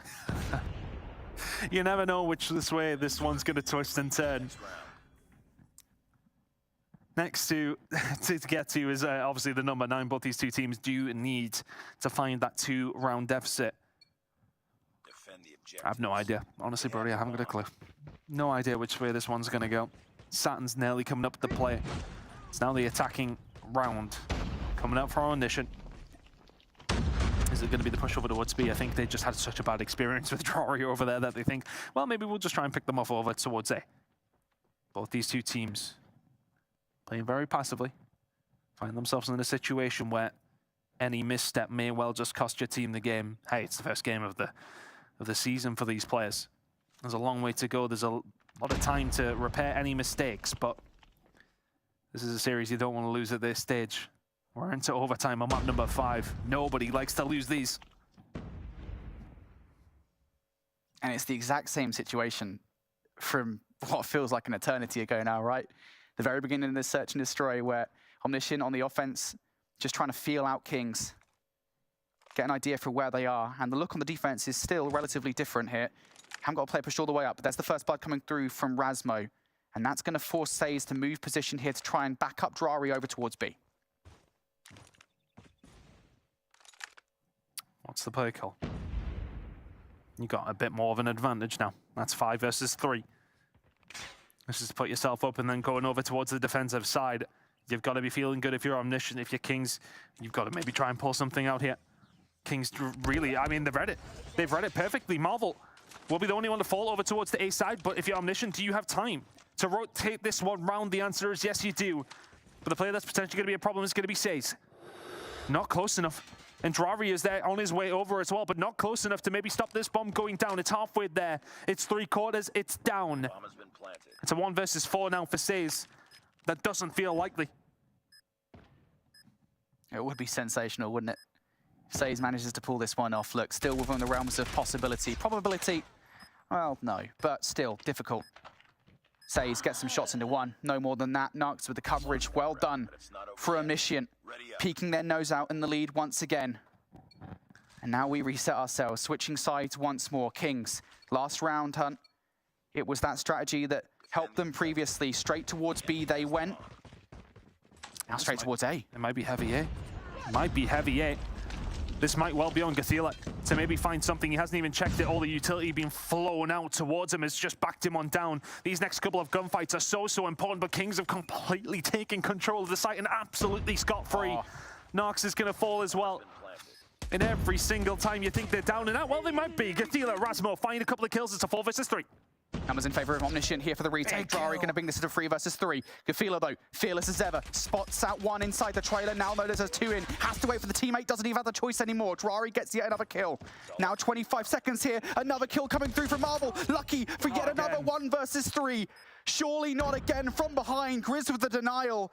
And Kings send us to yet another round. These attacking rounds are somewhat feeling easy. These two teams just, I want to say it's really brave play from Kings as well. You lose this round, you lose this series, and you just send it towards A. Now, Omniscient, what's the plan here for you? I mean, you've lost a couple of kills already, Says and Griggs. Starting to find their flow, and Grizz has found a second. He's been really quiet in the back end of this series, but quiet no longer. Saturn's on this attacking round. We've seen 4 attacking rounds in a row won by either one of these two teams. It's about to flip. Unless Saturn's finds the 1 versus 5, I mean... Possibly. Look, crazier things, right? Doesn't have the bomb. Has no positioning. Has 5 players to deal with. You're telling me you wouldn't pull this off? Absolutely not. Yeah, no. To be fair, you couldn't pull a 1v1 off, so understandable. But relax. Saturn's... What do you do in this situation? Just like get something, right? Try and take some players down for some kind of value in this round. Drari going to finish it off in what is ultimately a flawless round from Kings. And that is important because for the last 4 rounds straight, I believe it's the offensive side that have won out. Kings on the defense here. They changed tact completely by getting hyper-aggressive through mid. Now, Kings, a chance to close it. On the attacking side, The aggression has worked so many times. It's the strat. Yeah. Towards B. They've hit over towards B. They have lost a player, though. Satins has managed to find a kill, which I believe over towards another map, and this is just going to be such an important gunfight. Chris has got to find something, and it's only shots into bodies. And all of a sudden, the rechild can actually come through there from Satins. No gunfight is won, and Kings are backing up. I mean, to be honest, I'm kind of glad they did this. If I'm a Kings fan, you were just going to lose that, right? I mean, Omniscient, they made the play call. They read it completely well, adapted. And now, big gunfight. 1v1, but yeah, Saturn's going to lose that one. Now an opportunity here for Kings to perhaps rotate over towards A. I do wonder, though, is this actually a double blind? Do they instead go back towards B, knowing that now A is completely open? Got to be considering it. I think the problem here for Kings is the bomb carrier in, I believe, says, is the one furthest back. He's wanting to be the one that makes the move, and he may well make the move based off that kill from Drari. But what is it? Do you stick or you twist? Do you go over towards A, or do you go back over towards B? Oh, if Inferno hits that, it may well be the round. 52 seconds left. It's still plenty of time. Kings have still got a decision to make. The decision is back over towards A, back over towards the bomb site where Omniscient somehow extended this series into what has now become. But could this be the end once more? Nox, oh, he's got to hit the shot, and he does. Inferno gets dealt with. It's a great snap. Now a 3 versus 2 in the favor of Omni. Stuck inside the trailer. Omni looking to overwhelm. Here we go. First gunfight for Grizz, though. He wins it. Second for Grizz as well. Now a 2v1, and oh my god, it's over. If you come for the Kings, you better not miss. It takes us 18 rounds, excuse me, but it is over. Ton, first overtime, mate.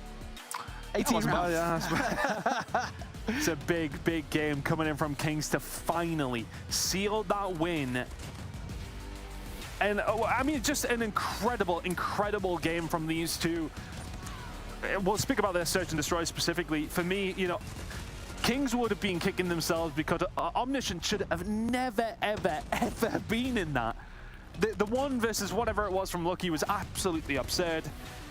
And to force the overtime, Kings still having the, I want to say, the resoluteness to continue and play the way that they were, even after the setback, and to find themselves then winning this series, they will be absolutely ecstatic about. But Omniscient are here to play. They are very much here to play. I'll tell you that. Wow, what a game. I feel like Bobby has a lot to say about this match. First of all, you were technically correct. Okay, it was Kings that came out on top. We did somehow go the full 5 into an OT. You were also incorrect for your prediction. You said Omniscient correctly the entire time. How? And Bobby said that I'm the curse because before the show even started, Brody, I had said we've seen these types of crazy OTs in EU before. This is exactly what we got. Yeah, it's just insane. I mean, like, when we were going to get our first OT, that was the question for us here, casting Snapdragon Pro Series for the first time. Pretty good first one, I think it's fair to say, right? Going all the distance, and it's just insane. The little adaptations that they were making against one another, pretty much constantly recognizing, hey, look, you know, this is what's worked in previous rounds. I think King tried that B hit 3 different times, and it worked 2. And then Omniscient were like, hey, all right, we know we're going to try it. We read it perfectly, made a differential, but it just...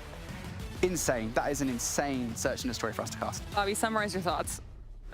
Like I expected, it was an easy 3-0 win for Kings. Like, no surprises.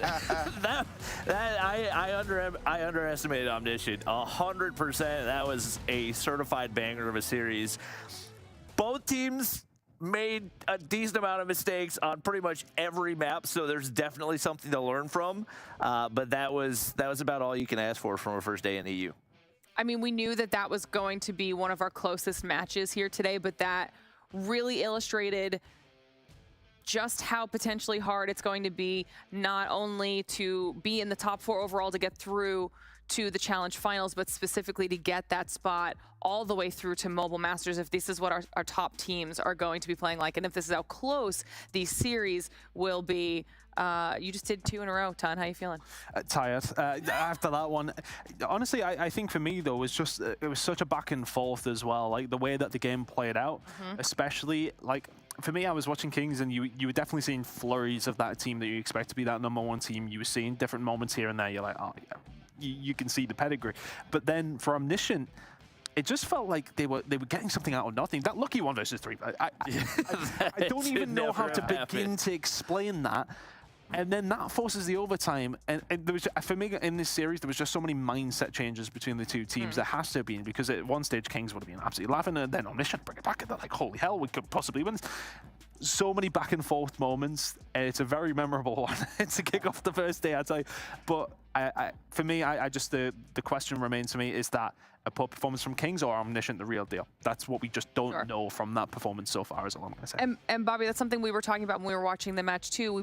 You brought up Lucky Ton. Lucky, somebody we've seen do that type of a pop-off performance last season as well. The question is he going to be able to now carry that through the entire season?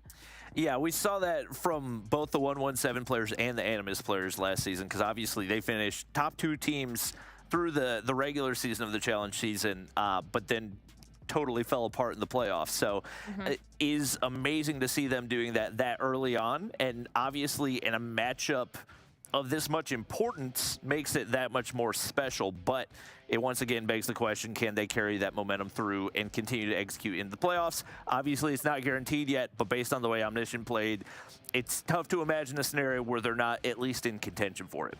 Yeah, it's potentially a preview of what we might see towards the end of the season. We'll have to wait and see how the rest of the teams do, but that was literally just the second match of the day. We're only at the halfway point. We still have 2 more matches in store, which means on our side of things, it's time for another short break. Let our casters catch their breath, let our players get ready for match number 3, and when we return, it will be K23 versus Team Ricey. Don't go anywhere.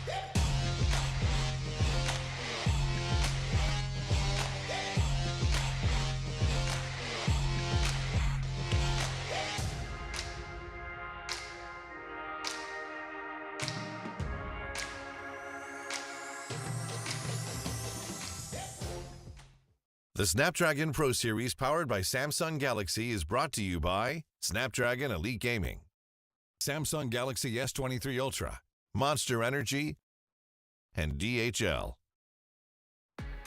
All right, everybody, welcome back to the Snapdragon Pro Series. We are looking towards our third match of the day, and let me correct myself from before the break. It is Xantium versus Team Ricey for match number 3. Apologies on that, but we are ready to start getting into more action after what was a very exciting match number 2. If you missed it, go back and check out the VOD if you can. Okay, all the way, the first full 5 that we've had in any of our Call of Duty mobile seasons so far into an OT for that final S&D. Fantastic matchup.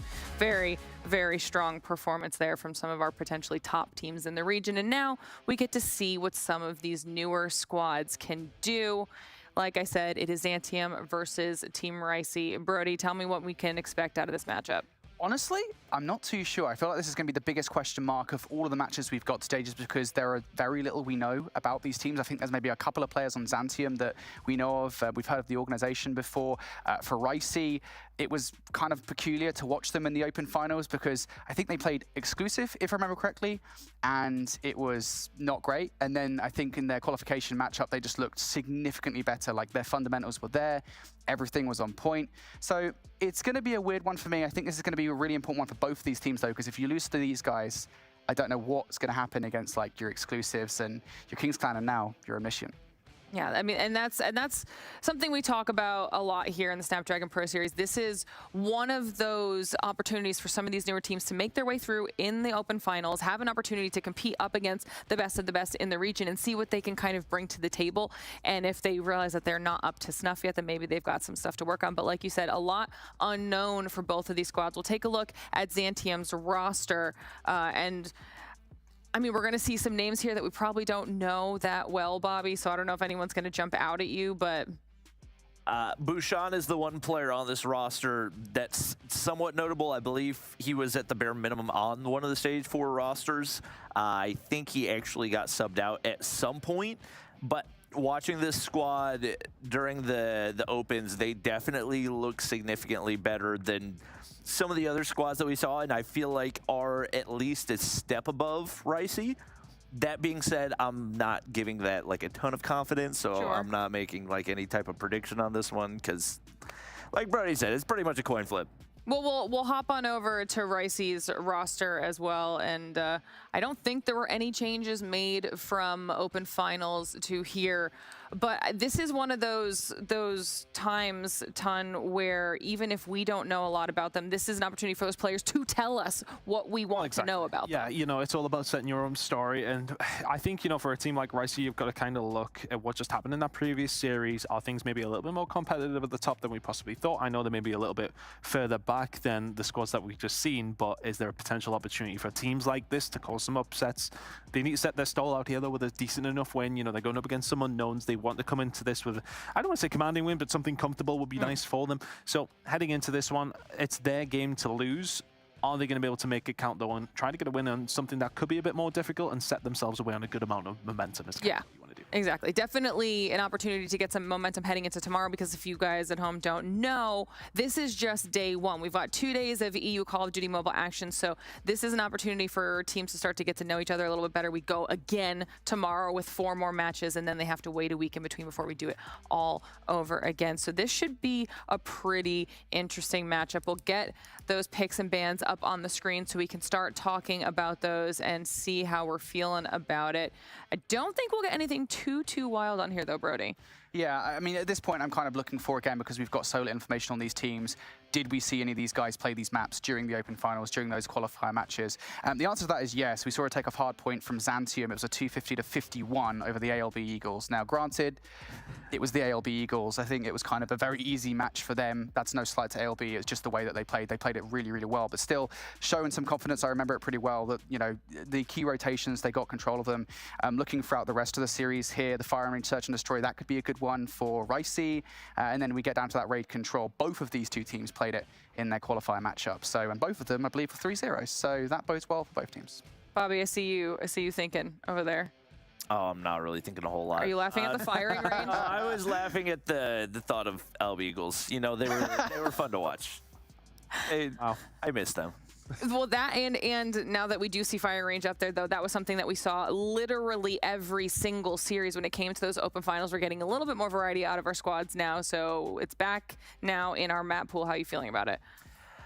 I've had some refreshers through stage 5 and what we've seen over the past couple of days. So I'm ready for more firing range search and destroy. That being said, we did just see it, but that's the nature of the map pool as it is. So it's definitely always going to be one of the go-to favorites for these guys, just because it's a phenomenal search and destroy map. So I like the look of the map pool, and I think it should be a competitive one with how common all the maps that they picked are, especially as far as what's normal for COD Mobile competitive. All right, well, I'm going to get you two headed on over to the other half of the studio as we prepare to get into match number 3. And while they walk over, Ton, I'm going to get your thoughts on the map pool as well. Yeah, it's interesting to see something other than Hacienda to kick things off as well. I always like to, maybe mix it up in that sense. I'm interested to see how the first map goes, though, between these two teams. I think, we're seeing something a little bit different coming out.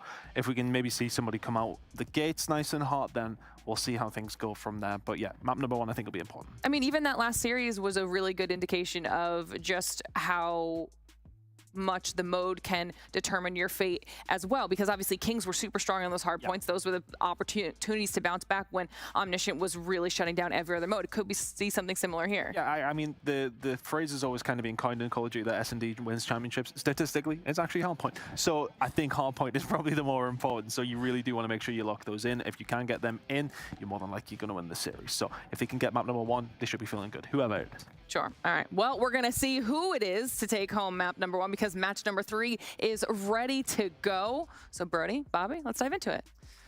All right. Definitely lots of question marks heading into this one. No expectations for realistically anybody. So it should be a fun viewing experience for us and for the people at home. Brody, any notes of significant players on either of the squads from the opens? Yeah, you know what, actually, it's kind of funny, right? Because I know that you like your nukes when we do get to see him. It's worth saying that Aspect almost did drop one in their qualification match against ALB. Now, I know ALB.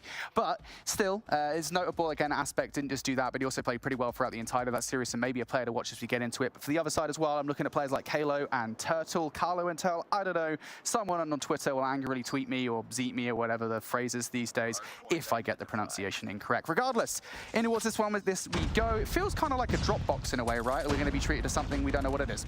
Yeah. I believe we actually do have Sushi subbing in for Turtle in this one. Definitely was one of the notable players in the earlier rounds for Ricey, so we'll see what he can bring to the table. But it is going to be Ricey hopping on the hard point early on right here. Trades back and forth. Xantium, not Zidium, for those of you at home who did watch our challenge season 3.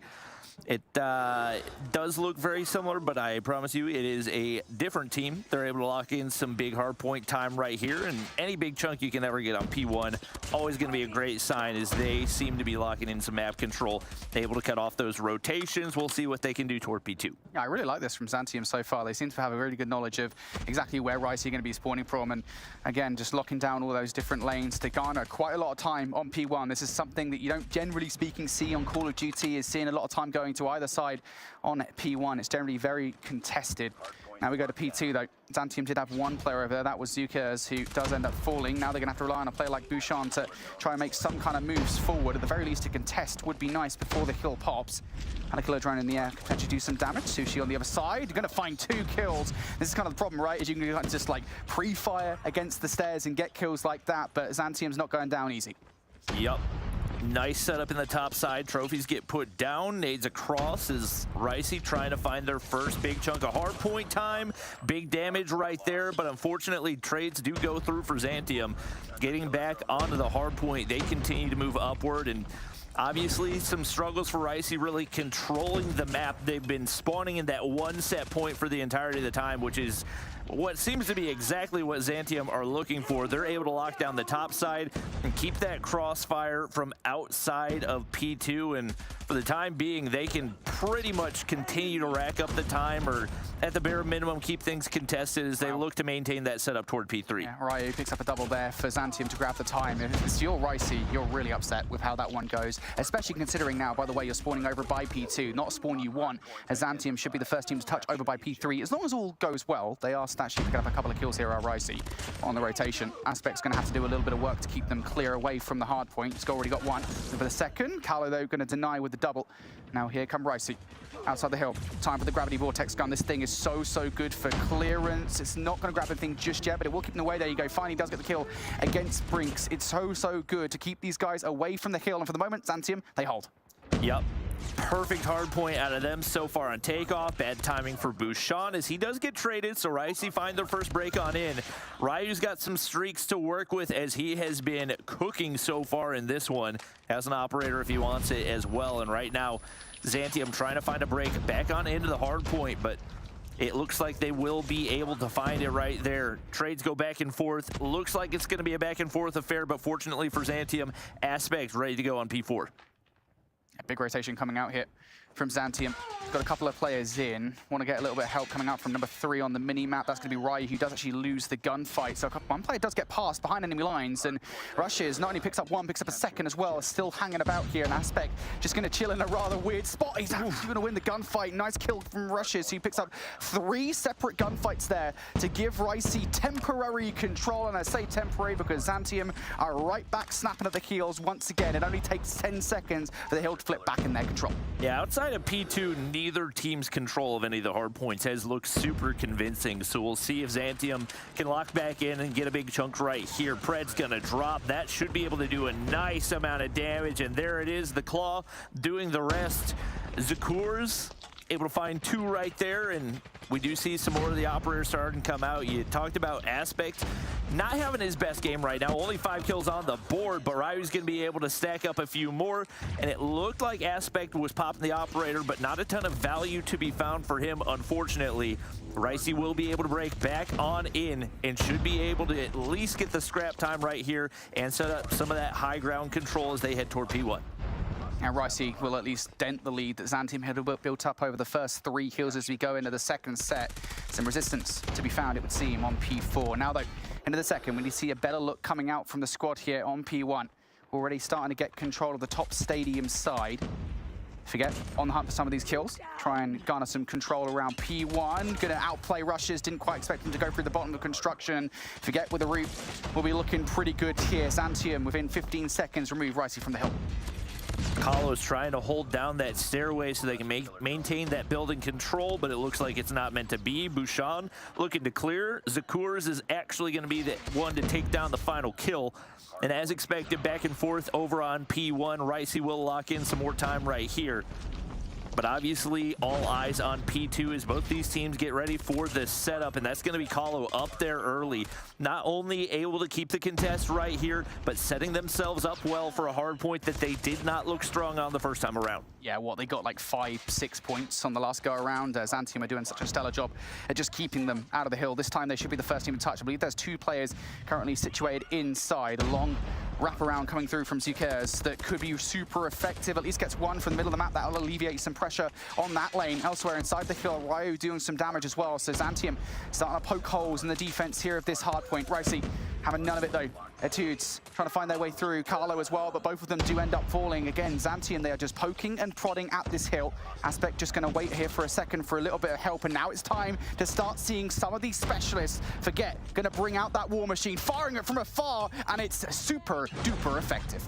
This is a very, very different hard point when you add operators into the equation, and it's given Ricey a little bit more punch to be able to fight back, despite the fact that they have not been able to get those spawns go the way they wanted to. Grav Vortex doesn't find a ton of value for Bouchon right there, but able to find 1. And it looks like for the time being, Zantium are very happy to keep things contested. This is going to be overall a very long game of hardpoint with the amount of contest time we've seen between these 2 teams. Ricey doing a good job of making sure it doesn't get too out of control too quickly. They're able to bring things back just a little bit right here as they only sit down 40 heading back to P2. Yeah, well, last time around it was the gravity vortex gun that helped out Zantium quite a fair bit. This time it's going to have to be the equalizers in the hands of Ryu, who's currently chilling inside. Sushi trying to find a route up top. Etudes looking to find his way through, but Zukers is going to shut them down.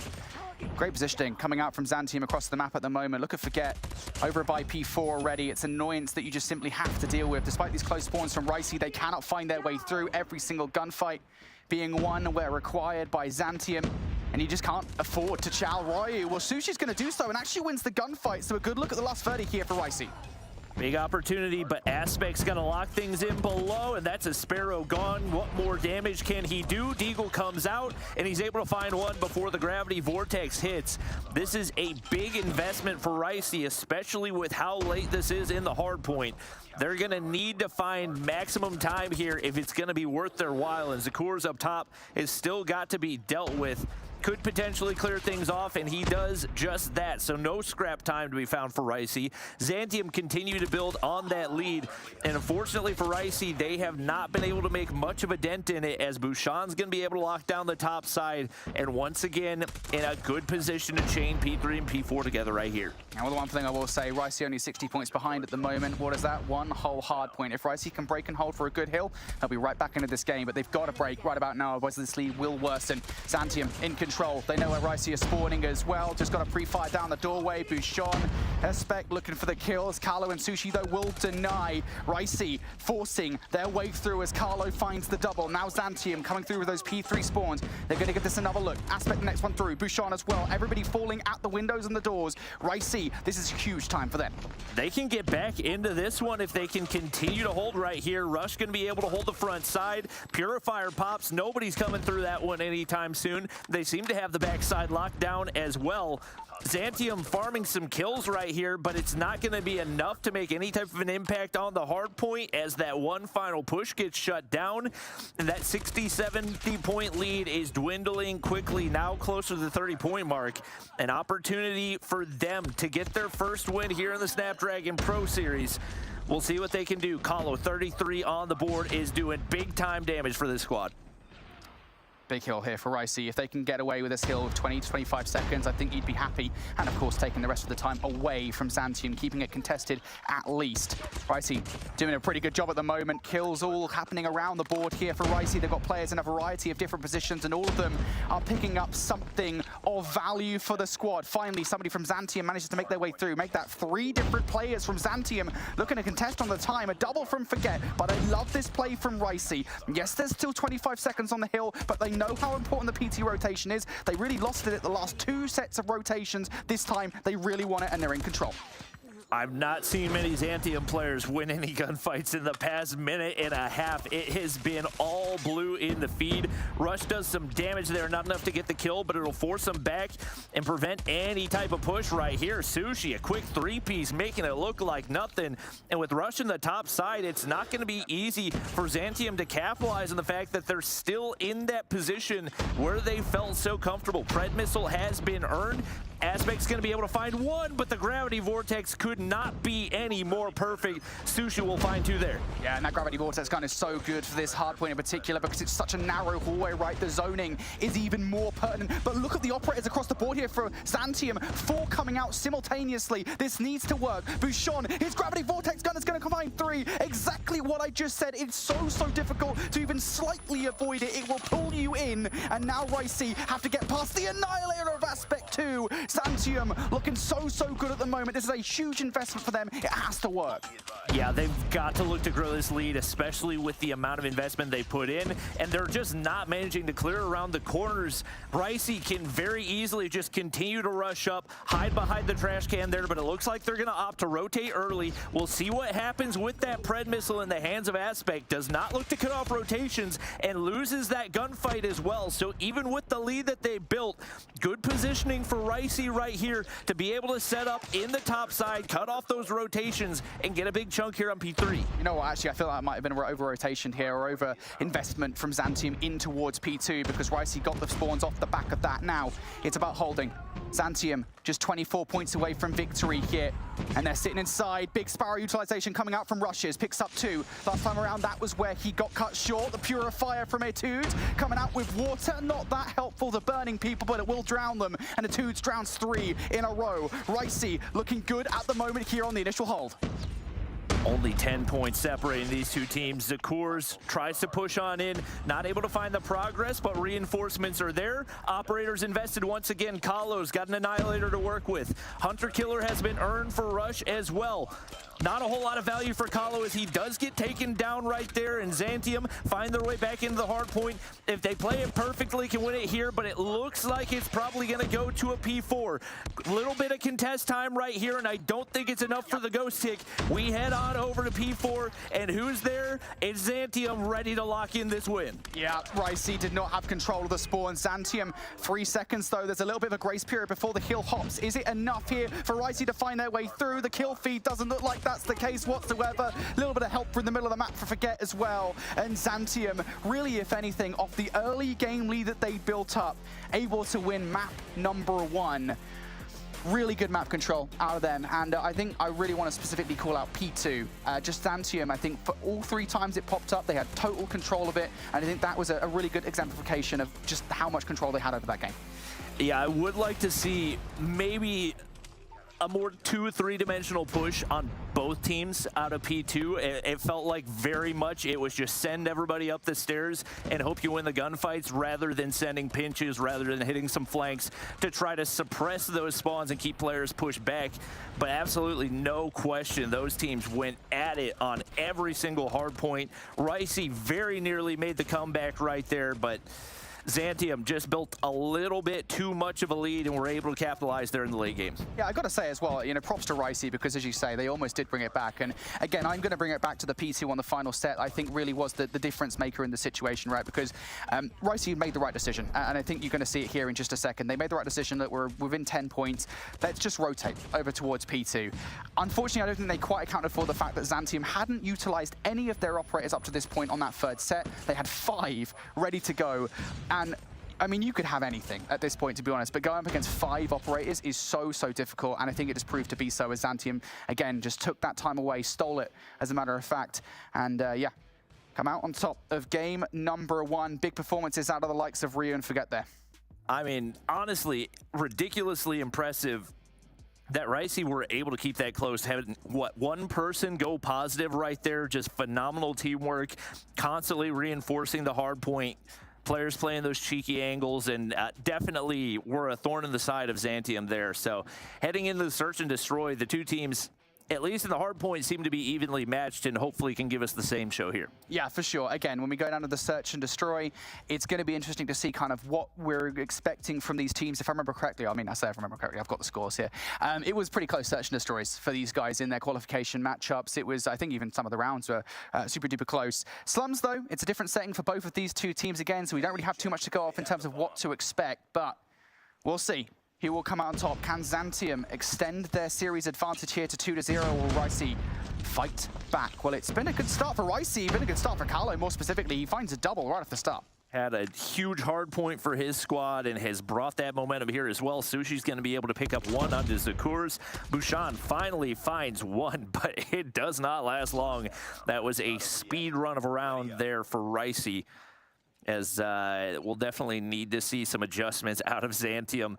Obviously, maybe over-aggressive on some of those early sniper angles and feeding a bit too much to Kahlo. We'll see what they can do, as this is a map that can snowball very quickly. Yeah. So many of these rounds here on Slums Search and Destroy do just come down to butting heads in the middle of the map, and that's why that one was so fast. This time, Xantium are in mid. First blood, not quite drawn just yet. Oh, sorry, it's previously drawn on towards Ryu. Trade's going down, though, now. Now it's a 4 versus 3 in favor of Ricey. They still haven't made much in the way of a movement towards either of these 2 sites, though, but as more kills do start to come through, now a 3 versus 2, they'll start to make a choice as to which bomb they want. Ryu had actually taken himself out, which you see sometimes with the operators in hardpoint, but it's not quite as common when it comes to the search and destroy. Looks like we will have Ricey making their way up onto the hard point, or the bomb site. Fine, we all do it, man. Little retake attempt right here for Xantium as the snipers try to look for a pick. Not going to be able to connect over top of the bomb heady. Forget. Nice flank setup right here, but has been spotted, and the quickscope is not going to connect, so now a 1v3. Only 20 seconds and not much real estate to work with. Aspect that information given, and an unfortunate hit marker should spark the end of the round. Does try to make a quick wrap back, but unless they set up for the triple collat right here, probably not meant to be, and that's Ricey taking the second round. It's not over yet. Yeah, and that was just kind of a classic search and destroy situation of Ricey just kind of dialing the numbers down, trade after trade from the initial, and numbers in their favor, and the 3 versus 2 decide this is the time to get the bomb down. As soon as that happens, it becomes a highly improbable situation for Zantium, short of some crazy situation to retake. Not going to happen. Now Zantium defense once again, this time 2 players in the middle of the map. The third, not that far behind, but it is somewhat passive. Bomb is chilling over by Skips, so they're still playing this one themselves pretty passively. Snipers doing their best to find an angle, find some visuals, find some information, and it will be Kalo finding first blood once again. Huge impact for him. And a couple of rounds for this squad does get traded out. Forget's going to be able to drop him, so into a 4v4. And nobody wants to overpeak over here on the B site. Sushi able to pick up Zakurs right there. 1 player spotted out, but too tough of a heady to take him off of right there. More kills come through, trades to both sides. Still man advantage for Ricey right here, but Ryu's got something to say. 1 player over top of the bomb heady, about to get chowed right there by Brinks as well, and now all down to Forget.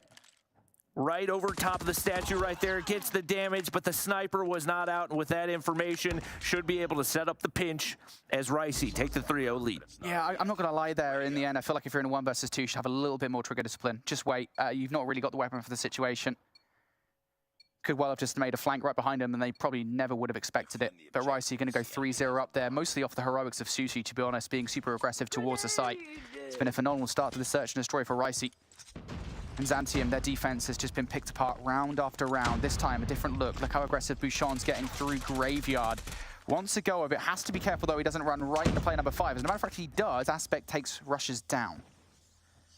Trigger discipline is one thing I will say has been lacking in a few of the matches we've seen today. A lot of situations that could have turned out very, very differently just with slightly different decision-making. Kalo's going to be able to trade back, and Sushi finds another one. Ricey have had the bulk of the man advantage in just about every round that we've seen so far.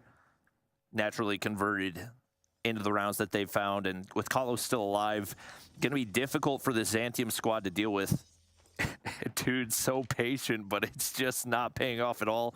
Ryu doing a phenomenal job of keeping off guard, but a little aggression over toward Bricks right here. Will Forget be able to find an angle? He does, but the shot does not connect. Yeah, and that aggression from Forget, well, might be unforgivable. Now 2 versus 2, though. Bouchon completely flips the situation on its head. Don't have to worry about what Forget did before now, as the numbers are even once again. Ricey going to peek out towards the middle of the map and going to grab the bomb. That nade is not going to connect right there, and once again, bit of a waiting game between the two. Neither team really wanting to commit right here. Etude's still bomb in hand, and he's all the way back in garage. Only 20 seconds to go. What are we doing right here? You got to make a move. He's forced to wrap back toward A, but you got to think with 2 players over on the B site, that gives the necessary information to this squad, and he's going to be forced to plant right there, and now no time to get the plant down. And that should be the round locked in here. Finally, Zantium taking 1. Yeah, I feel like that was just a bit of miscommunication there from Etudes and Kalo or Carlo. You know, I think Etudes had some ideas, some designs of going over towards B with a wrap, and Kalo just didn't move with him. Forced to wrap back round towards blue. Zantium, off the back of it, find a round. Bouchon also should be probably credited for that round after a double that even the odds at 2 for 2. Regardless now, Zantium on the board. What do they do in the follow-up round? Trades galore to kick things off. That bomb now down in an awkward spot. Bouchon once again producing a double. Zakur's going to follow up with yet another one. Carlo, ideally you want to find something. Etudes though going to find a double of his own, and now the 1v2 after all of that nonsense.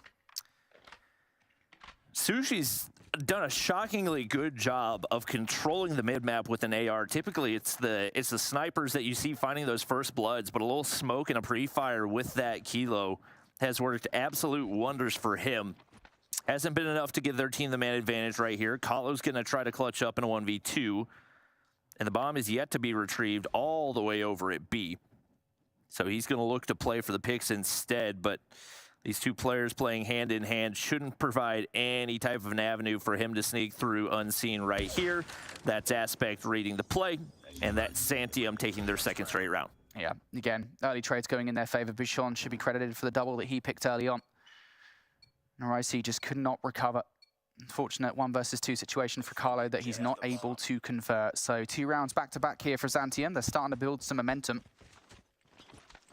Last offensive effort from Ricey, and it doesn't look that dissimilar to what we've seen before. Unfortunately, he rushes, finds himself out of the round via his own means.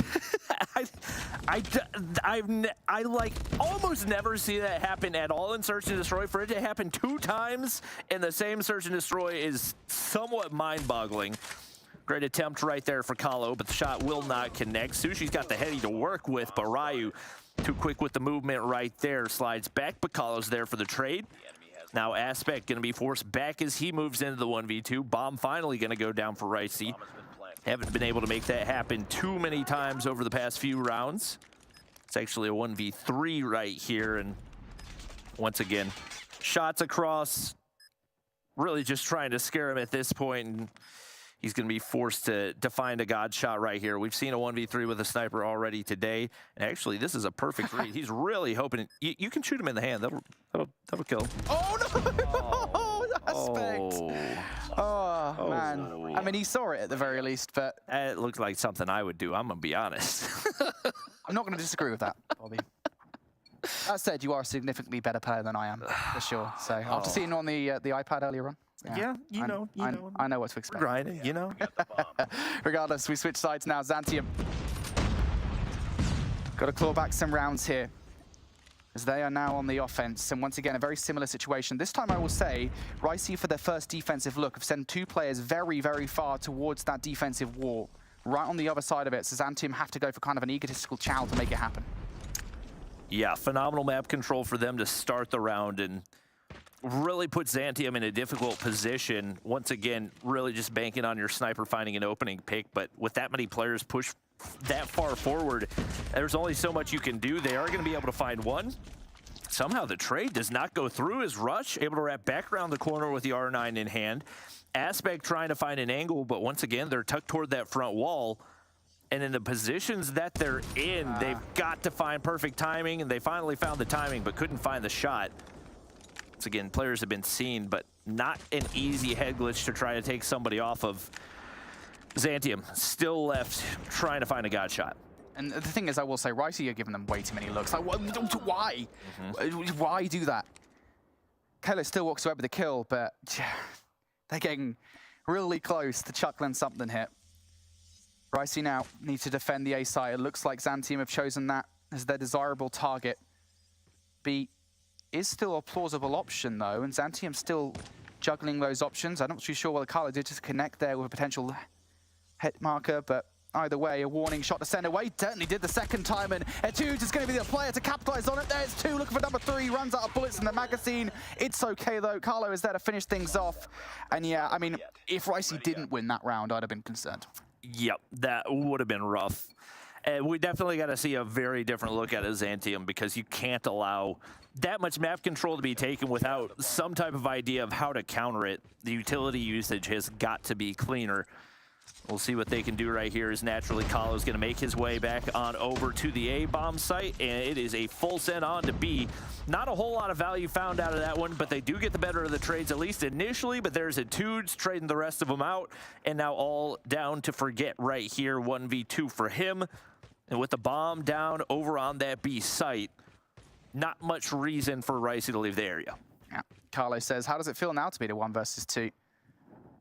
With no map control whatsoever, and you've got to go get the bomb. Forget.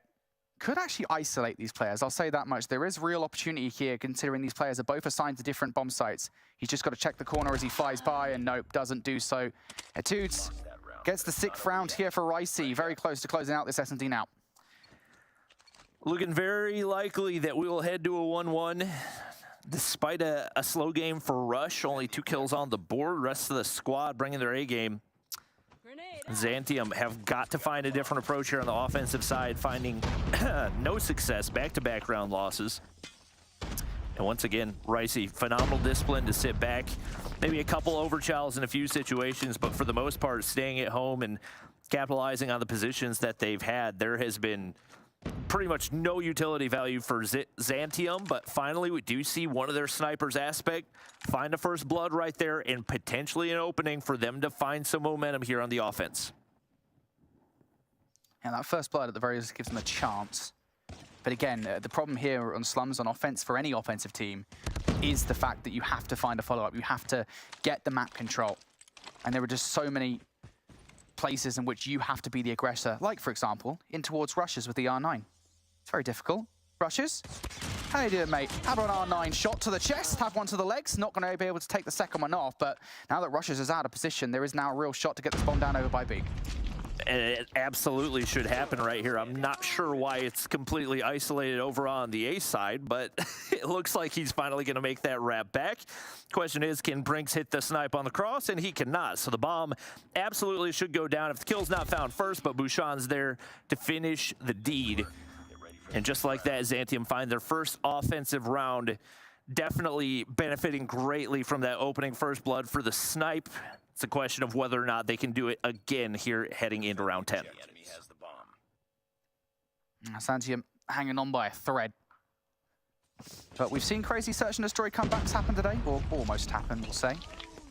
You're going to kick this first round off with the first blood and a second as well. This is pattern aggression coming out from Zantium. You have to convert though, and oh, it was going so well.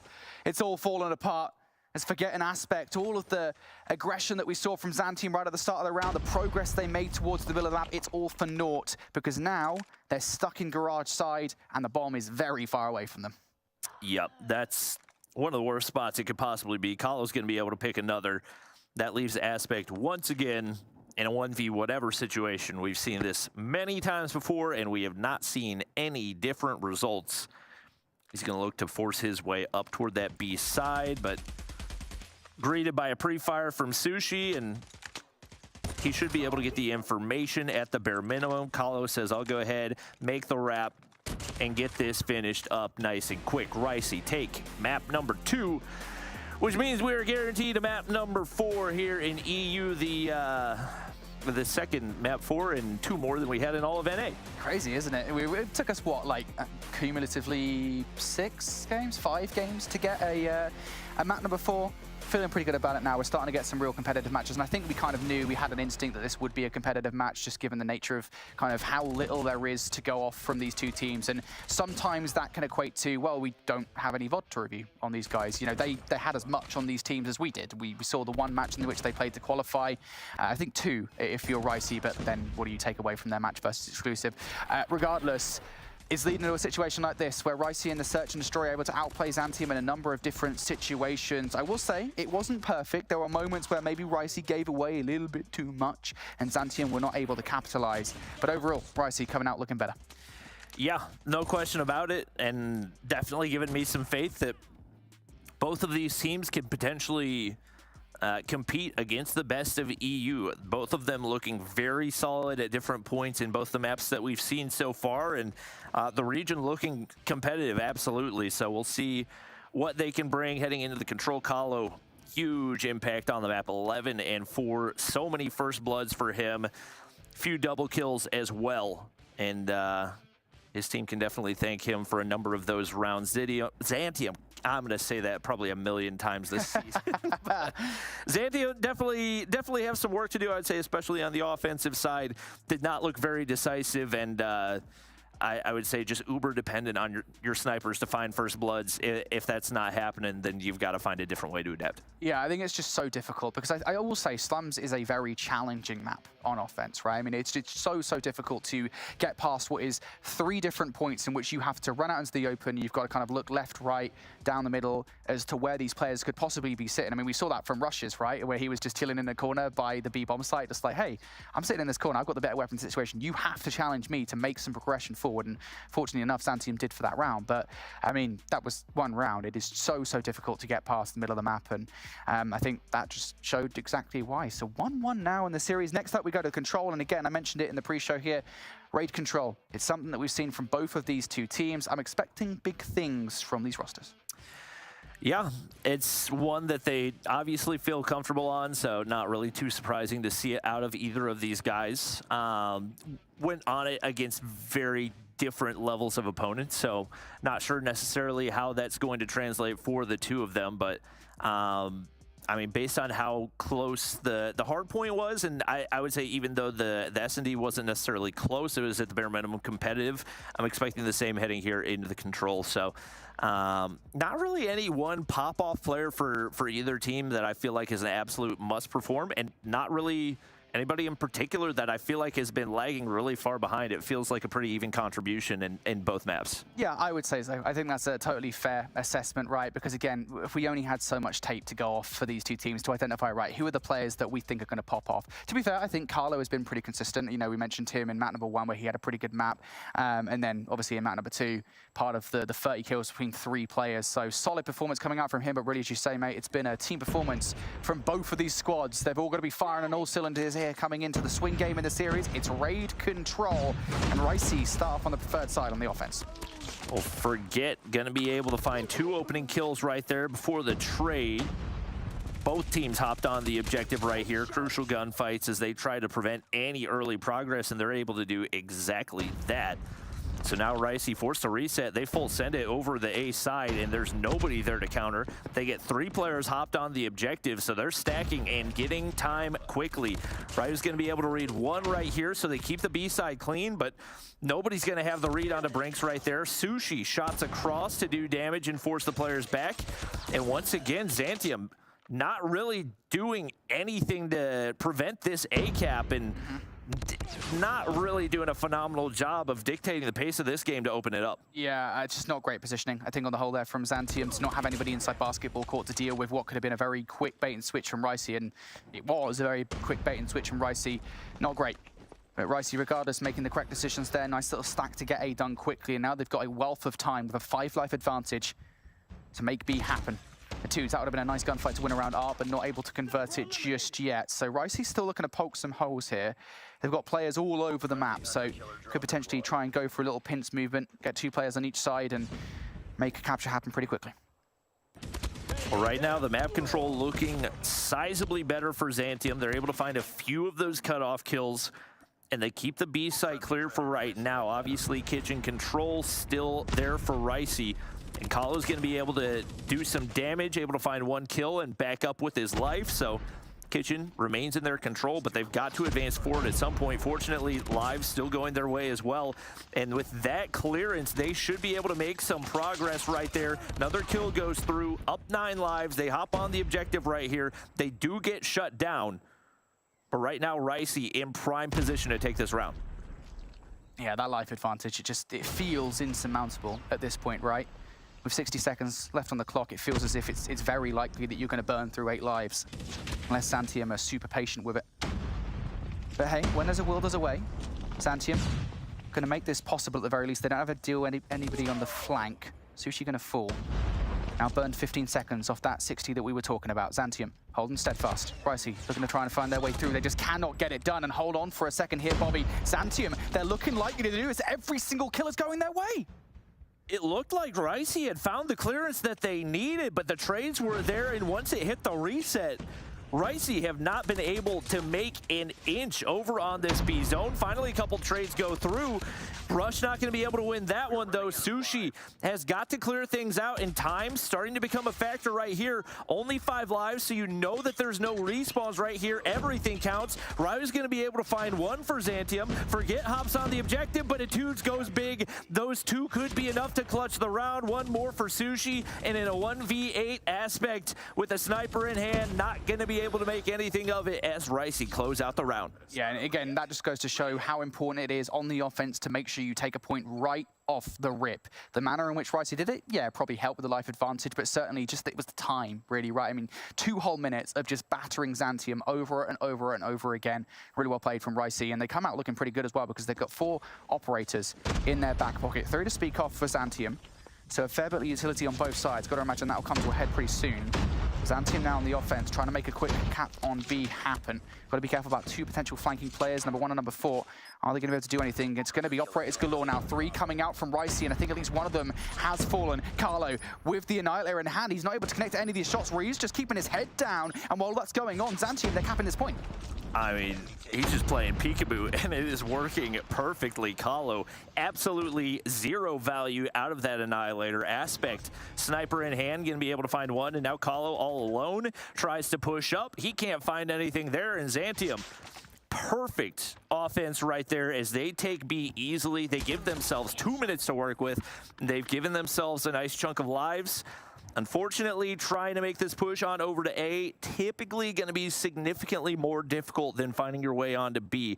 Sushi should be able to lock down this rock, and he's going to be forced to an entry by Kitchen right here, and actually makes his way on in. They give it up for free right here, and this could be the avenue that Zantium need to get onto the objective. Yeah, I've got to say, this is not all that dissimilar from the last round, right, where Zantium, or rather Ricey, did have a 5-life advantage. They managed to capture a point with 2 minutes on the clock to capture the second one. Zantium, now a good shot at this. Players already down. Ricey on the flank. Still trying to make this one happen. Brink's going to pick up one at the very least. Azuka is going to be down for the count. Zantium being uber cautious about this one.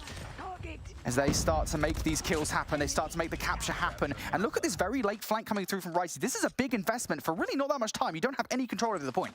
And literally one gunfight doesn't go your way and the round's over. They don't have a whole lot of time to get clearance right here. Sushi's going to be able to take one down, but still other players left to be dealt with. They do find the kills right there, but you got to keep an eye on those lives. Still down 5. Etudes is going to opt to go ahead and pop the Purifier right there.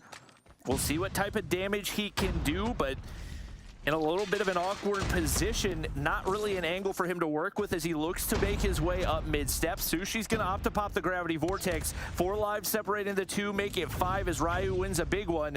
And he's trying to find an angle, able to do the damage with 1, but still with a minute remaining. You've got to be careful. Fortunately for him, the Pred has been earned. That's going to be information and will be a kill there as well. Well, they've made this manageable now. 9 versus 6, now down to just 0 respawns remaining. It's a search and destroy scenario. Brink's down permanently for the round. Rasher's looking to find some more kills here. Ricey just trying to puncture some holes in the defense around the backline. The Hunter Killerdrone might well find one, but actually no, just barely misses Zukurs by the Tiki. Ricey now need to do a really difficult thing to do. Not going to be able to get it done. Players on the point there and just playing too cautiously in the moment. Zantium, again, I mean, it felt like for what was a solid, 50 seconds there, they managed to have full control over the A zone. And it did take a while to get it done, but do they do. And the good thing for Zantium is not only do you get the round, but you do it without using a single operator. You force multiple operators out of Ricey, so now you can get aggressive off the start of this one and look to spawn trap early if at all possible. They haven't even invested yet, but still winning all the gunfights. 3-0 up until Sushi finds that one right there. And he's going to look to apply pressure from pillars, but Etudes is going to be able to do the damage. They get onto that B objective, and a little bit surprised we have not seen any of these operators come out yet for Zantium. Yeah, I think they're just being kind of cautious of it, right? I mean, why would you give it away for free at this point? Maybe use 1, right?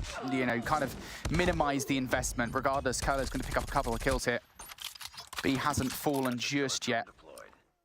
Sushi now trying to help out over by Art's side. You've got to imagine with the amount of space being created by Callow over by Laundry, this should be the B capture done. And I think Zantium know that. They've resigned it. They're like, look, we've lost it. It's okay. Let's not lose the back control as well.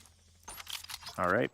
Gets locked in right there. Only 1 life separating the 2 teams right here. And we'll see what type of investment we have out of Zantium as they have all the utility in the world to try to ward off this push. They've allowed that capture to happen with still 100 seconds remaining in the round. Kahlo trying his best to earn some streaks right here, so don't expect him to over-aggress. He's actually going to go ahead and back up. Don't know why Bouchon felt the need to push that far forward. Not a whole lot to be gained from that position, but the trades do go back the way of Zantium, and they will remain even right here as they're very content to play the time game. And they absolutely are. 16 versus 16, very different look to what we had in the first couple of rounds where the life disparity was a problem for both teams on the defense. Zantium do have something in their favor though, and it's Ryu sitting down bottom in bedroom. That's forcing Ricey to spawn a little bit further out than they would like. Finally though, they do go down. So now the close spawn should be good here for Ricey. They've just got to collapse at the right time. Rushes, goes a little bit prematurely. Now needs a little bit of help from the player around the back line. That flank doesn't actually work. Brinks falls, but around the front it does. Ricey now starting to build the pressure. 2 operators immediately go to waste for Ricey. Brinks and Kahlo both pop theirs. Both immediately died. So Zantium doing a phenomenal job, but they find themselves at a life disadvantage and with still 30 seconds to work with. Surprising we haven't seen more operators come out. Finally, Zakur's gonna pop the claw right here to see if he can clear off that A objective, but there's a gravity vortex. Stushi goes big. 3 kills for him right there, and that may be enough to get some clearance as he clears off the top of stairs there as well, earns himself a hunter killer, and not too far off of a pred. Zantium have been sitting on these operators for the entirety of the round and watching it slip out of their hands. Only a second more needed, progress being wiped away, and a big war machine right there. More operators, all the operators get called out for Zantium right here, and they still have a chance in this round, but they got to make something out of it. This is a massive investment, huge. In a 3 versus 5, they bring out the operators and it works. Now a 3 versus 3, 10 seconds. It's gonna force Ricey out of position as long as Aspect doesn't give anything away for free. Now the operators have been burned, wasted. Rushes, picks up the first kill. Aspect out of position. It's now all down to Bouchon, and the 1 versus 3 finds the first 2 kills. Huge 1v1. Hunter killer drone to take the player down. Mind you, A pretty close to being captured, so a dude can just sit here and watch the window, play his life and force Bouchon to chow, and that is exactly what happens. Ricey win the round, and you called it right from the very beginning of the round right to the end. The investment of the operators is everything in that situation, and it was honestly, you made the call to use it fine, but it doesn't work, and for that reason it's the worst possible time to get those out. It should have been way earlier. That they 100% should have gotten aggressive with the operators off the start of the round, try to force them back towards spawn and see if they can set up a spawn trap off of it. They sit on those operators for the entirety of the round, and then they panic use them and get minimal value at best. That so many mistakes being made by Zantium right here. That 2 players that didn't even pull out the operators because they died before they were able to. They do find an opening start to this round where they're able to capture B early and they get the life advantage as well. But they've got to bring this one back, because this is one that if they do end up losing, they will end up looking back and seeing, man, there's so much we could have done better. Yeah, for sure. Well, already B has fallen by the wayside. How many times are we going to say that early on in an offensive round? To be fair, it is pretty close to the defensive spawn, or the offensive spawn, excuse me, and that's pretty par for the course. But regardless, what isn't is Sushi doing this. 3 kills in the middle of the map. Goodness gracious me. These people are real. They've got lives. They've got families. Stop doing these kind of things. Ricey, off the back of that heroic 3-piece, now able to get some map control, so they don't fall foul like we've seen teams do so in the past. Etude with a really important position, but doesn't manage to get another kill there. And honestly, I get it, you've got an operator. I would much prefer a player play their life and get that really important power position of bedroom and hold it to make sure Zantium's spawn very far back. It's just not a great position to have a purifier in general. So many open angles to be spotted from. And right now, it's not going to find much value. Kahlo finds 1 before getting traded out. And once again, the battle for A continues. This is the one that we've been seeing all game long, pretty much every time we've watched Raid for the past year and a half, if I'm being completely honest. Rush going to be able to clear through to money. Big time kill right there. Prevents Zantium from getting their way onto the objective, and trades do go their way. So now up in lives, they've got the control they need. Sushi's able to find another. He's sitting on 36 right now, and Rush gonna pull out the Sparrow right here. I don't know what Bouchon and Ryu are waiting for with these operators. They've been sitting on them for 2.5 rounds at this point. I don't know what we're looking for, but you're down 7 lives to 11. Yep. You need to get onto that objective. You gotta make a move, and there it is. Ryu finally calls out the equalizer. By the way, best operator in the game, and he's been sitting on it for 2 rounds. Yeah, well, finally, he does get a couple of kills, but can't get much more than that.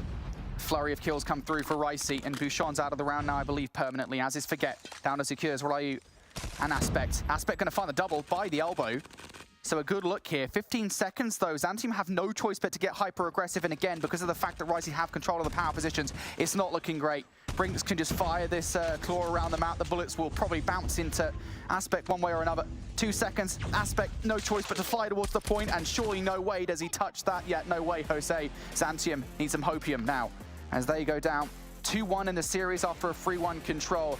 And honestly, I think I'm totally with you. I think to a certain extent, obviously, we've got to give Ricey some credit for what they managed to do. But to a certain extent, Zantium have nobody to blame but themselves, because there are, again, you know, operators are ultimately in COD Mobile, and as they have been every time the specialists appear in Call of Duty, a get-out-of-jail-free card. They are a savior. And to not use them, I think, was just a bit of a misplay. Oh yeah, 100%, and it was happening not just in that round. I assume that them saving for after the round they had won was calculated, because that's a perfect setup. It's something that we saw all the time in Stage 5. Like, you save your operators whenever you're on that defensive side, and you go for that garage spawn trap, which can be so lethal, especially with the way that it sets up in COD Mobile, and they just kind of sat on them and watched the round fall away. So once again, 100% credit to Ricey, especially to Sushi, because he was on demon time for that entire game. Ridiculous plays out of him. Not a type of aggression that you're going to see too very often out of an AR, but he made it look seamless all the way through and was just tearing up the map. The number of 6-7 sprees that he had was absurd. You know, I've just realized, Sushi and Ricey, you know, kind of related names. It would be pretty cool if these guys all had names that were related to, like, dishes that included rice. So you could have, like, curry, burrito on the team. That'd be pretty cool. I'd love that. Regardless, great performance coming out from Ricey, and again, we've kind of gone over already kind of how it was also partly not them, but we can credit Sushi, 36 kills at the end of the game. Phenomenal performance from him. The rest of the squad also all pulling their weight. To be honest, I don't think anyone individually is playing badly on Zantium. No one's that negative. It just is great performances coming out of Ricey. Now, putting their noses out in the lead, we go to a map number 4. Well, heading into the hard point, obviously, hard point number 1 looks strong for Zantium, but not strong enough for me to give them a definitive, like, yeah, they're going to win this, especially given what we just saw there in the control. I think absolutely Ricey have some momentum heading into this one as well, and I fully anticipate they're going to carry it in. I'm not going to make any type of prediction off of that one, but I definitely feel like Ricey are starting to hit their rhythm right now, and they're looking good.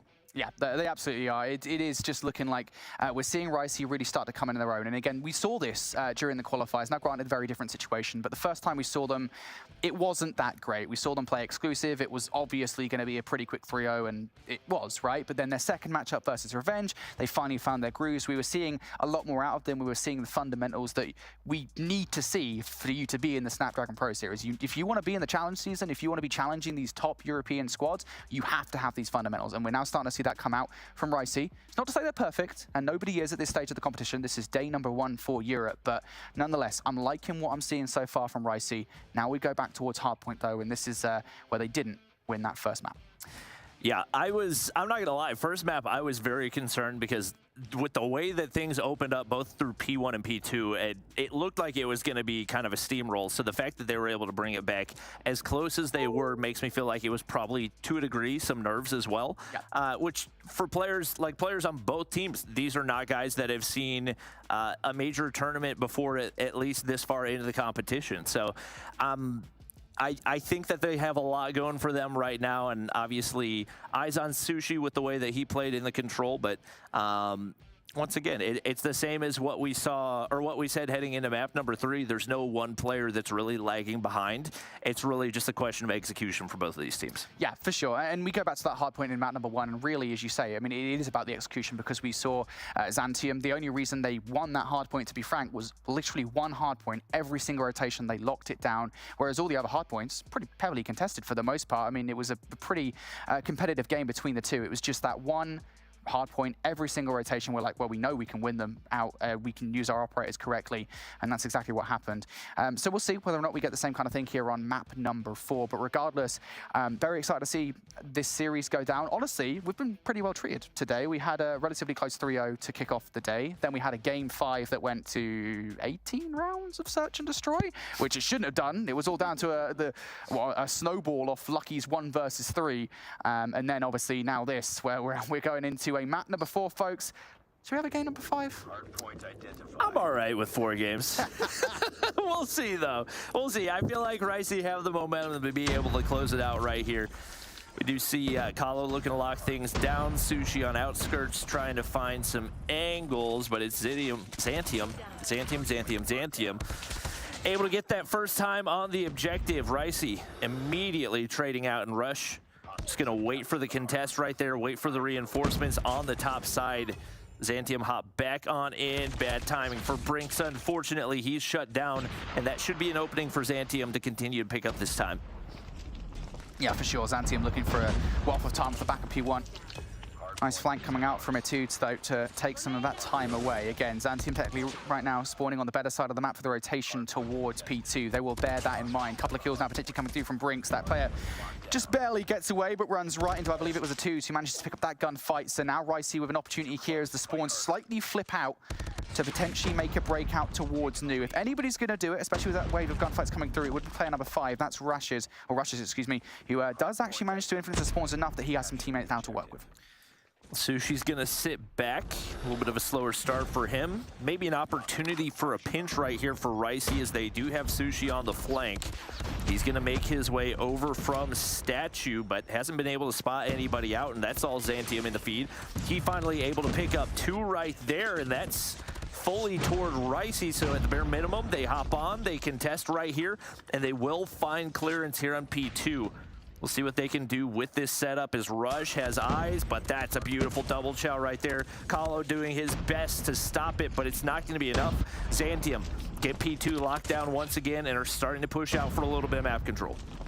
Yeah, Ricey spawning out now, and yeah, those back spawns for Zantium definitely super influential here into this hard point.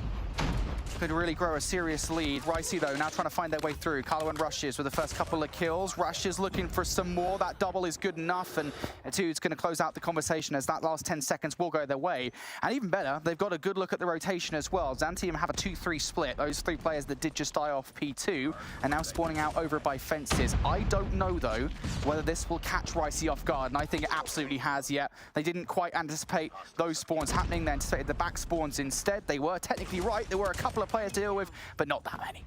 Kahlo and Brinks able to find a couple right there. Utility continues to go over top, and they lock down topside positioning, so that's going to find them the opening once again on the hard point. Kahlo just trying to play his life right here. A couple of operators available for both teams.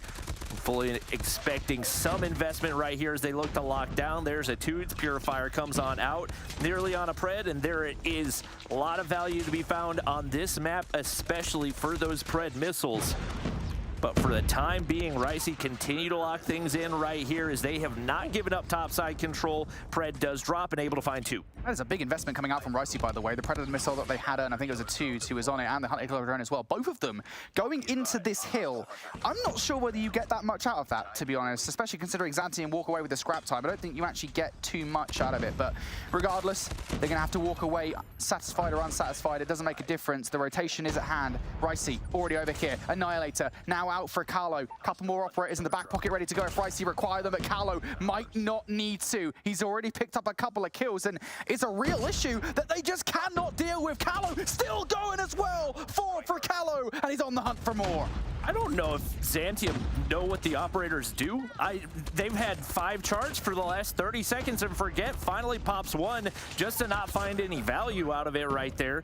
They need to get back into this hard point. They're allowing this to go completely uncontested. They've got so much utility to work with, and they're just sitting on it. I don't know what we're waiting for. Finally, Ryu's gonna pop the equalizer right here. What damage can he do? Finds one to open things up. Will he be able to find a full break onto the hard point? It seems like he's just kind of sitting back. Not the operator you do that with, but finally able to take down Brinks. And it looks like some damage done for Zantium to have an opening. This is such a close game between these two teams. Even this 6 seconds could be gold dust for what could potentially be a real close closing to this game. Not much separates them at the moment, just 5 points as we go into the second set. Last time around, it was Zantium who drew first blood on this hill. Ricey had a good fight back, though. Hyper competitive so far. Big performances coming out from the likes of Zukers and Kahlo, unsurprising, and Etudes as well at 18. Big performances all around. Regardless, now Zantium going to be the first ones to touch here. Big kills coming out. Zukers, Aspect combining for 3. Trades definitely going in favor of Zantium. They're feeling pretty good for the first 20. Sushi not going to be aware of the player in the corner right there. That's an easy kill for Zakurs as they continue to keep topside locked down. Rush doing his best to find a break on through, but not any success for him either. Etudes, beauty of a 3-piece right there. That's the opening, but Ryu's there for the trade once again. Kahlo locking down the top side, but Ricey have not done a good job of hopping the objective here on P1, and it's allowed Zantium to stack a little bit of a lead. They finally clear things out, but still nobody in the hard point. And right now, it seems more like they're playing a game to control the spawns and set up toward P2. They get one player there early, but one taken down. Sushi's got to find some value here, and he gets shut down immediately. Again, the story hasn't changed, does it? 6 points. The difference between these two teams is Ricey going to be the first team to touch over by P2. Big money hill opportunity here. Zantium sending all 5 players through one direction. Brute force. Will it work? Trade for the first. Brinks gonna find a second. Aspect now looking for more, and unfortunately rushes the thing. Car bombs himself out of the play. Bouchon follows up with another one and a second to boot. Looking for the Annihilator kill for number 3. Aspect is gonna double up here. Zantium, they managed to hold through the front. Love that they finally figured out how to use those operators, and Aspect makes it count right there. Please use that more, sir. He earns a Pred missile, and Zantium with an opportunity to blow this one wide open. Hops back up. Teammates should be there to reinforce as Bouchon does run out of ammo, but the Deagle shots connect. Ricey do still find a way to break on in, but that allows an avenue for all 5 players of Zantium to rotate and set up early toward P3 right here. Big hill for Zantium. One player in the back line for Ricey, a couple of players pushing fences side, forgetting Aspect on open proceedings with a couple of frags. It's just the one player, mind you, around the flank. Kahlo going to do a little bit of damage, but no more than that. So this becomes one-dimensional now for Ricey. All along the fences here, Tudes decides this is the time to use the Purifier. And to be honest, it's probably a good time. Opens up with one, gives Ricey a real good look at this one. Brinks now finds the double from the fences. And Zantium pushed all the way back towards the spawn. Predator missile comes down. I don't think he actually picked anything up from Aspect, but it does push the players in towards Tin. Ricey, back and forth we go. Now they're under attack. A lot of investment for both teams right here. No operators remain. And right now it stays contested right here with the amount of smokes going down. With how close the spawns are, I don't know that that's going to change anytime soon. Tudes, big 3-piece right there. Make it 4. He's trying to work on some streaks, and that sends Zantium rotating early. 15 seconds still remain on this hard point, and they don't have much interest in contesting. Aspect will be able to lock down the top side, but maybe some beneficial spawns on the outskirts right here for Ricey to have an opportunity as Brinks able to take down Zakurs, and they will be able to make their way from Lambo. We'll see what type of damage they can do as utility goes out once again. Ricey, biggest lead we've seen for a team so far, really, in any hard point here. 168 to 140. Zantium know, therefore, that this has to be a big kill for them, and there's not really any utility besides Ryu, who has the equalizers. What damage can he do? He's already picked up the first versus Sushi. Etudes going for a very long flank here, a route that I don't think anybody's going to expect. Does he get some back time against Bouchon? That's really the question for me. And yeah, Bouchon going to take him down. Zakurs on the other side for at least one, but rushes inside the hill with the R9. That thing can be really deadly on a hill such as this. It isn't providing that much value for the squad. Kahlo, next one up to try and do something here. This is such an incredibly intense game between these two teams. It's full investments and not a whole lot to be gained as both teams stay contested for the majority. Ricey finally find a full break right there, and with them controlling spawns toward Lambo, should be able to keep some clearance right here with the R9 on the inside of the hard point, but he gets shut down right there. Sushi in the top side is going to be able to clear one. Zantium do pick up the scrap time right here and should be able to flood top to clear things out on the bottom side, but Brinks is locking things down right here. Nice little wall bang shots out of Bouchon, but he gets traded immediately, and it is non-stop back and forth between these two.